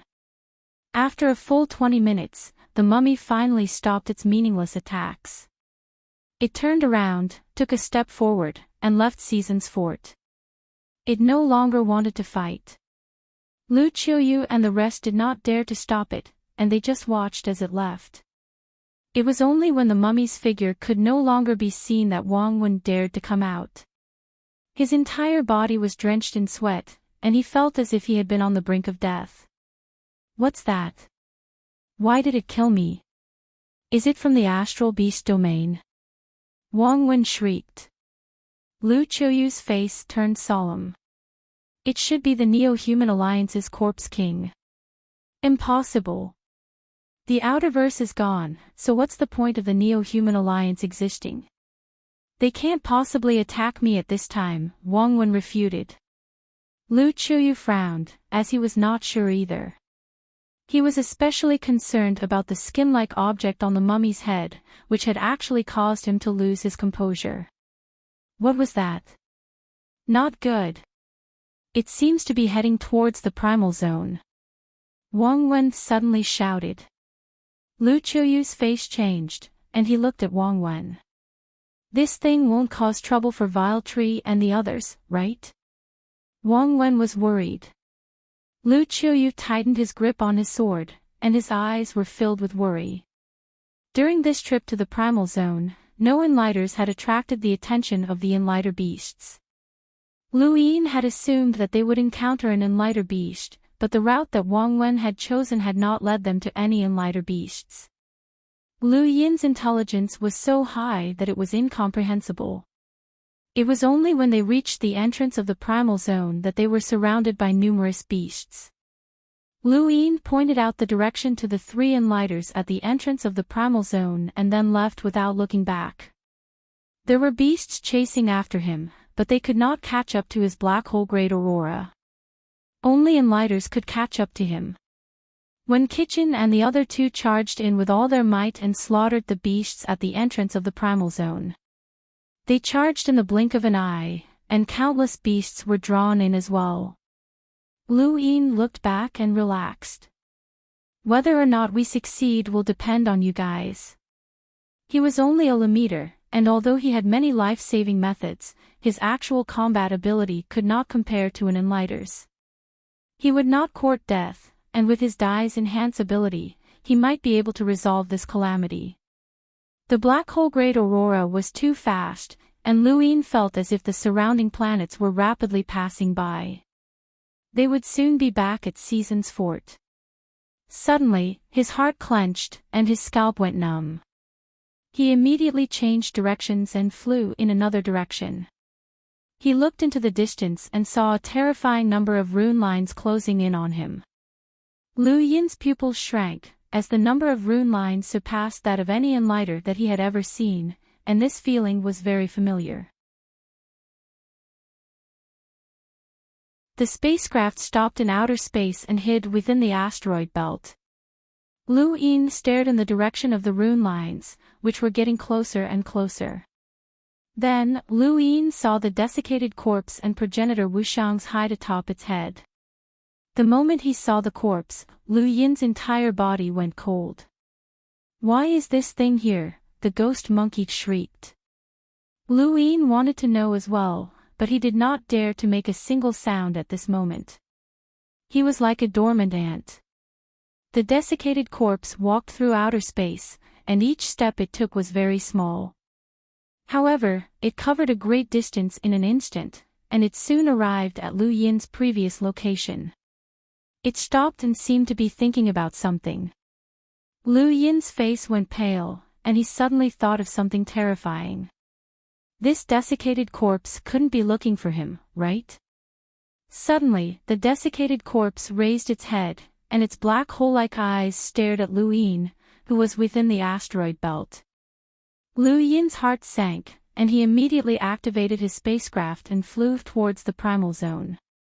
He could not lead the desiccated corpse to Season's fort, as the fort was already on the verge of collapse due to the astral beast's invasion. Adding the desiccated corpse to the fort would only make things worse. The desiccated corpse took a step forward and appeared within the asteroid belt. With a casual wave of its hand, the asteroid belt was sliced apart, and a powerful force tore through the void as it brushed past the spacecraft. The spacecraft swayed, and there was a grating sound. Lu Yin's eyelids twitched, and he charged straight towards the primal zone. There were so many Enlighters in the primal zone that they should be able to deal with the desiccated corpse. If the desiccated corpse attracted the attention of those Enlighter realm astral beasts, then the chances of them destroying the energy gap would be even higher. The desiccated corpse took a step forward, and when it reappeared, it was not too far away from the spacecraft. The spacecraft did not slow down, and it continued to head towards the primal zone. The desiccated corpse once again stepped forward. With each step, it closed the distance between it and Luin. We're tuning into the Journey of the Soul YouTube channel. Don't forget to subscribe and join us on this journey to catch the most captivating stories.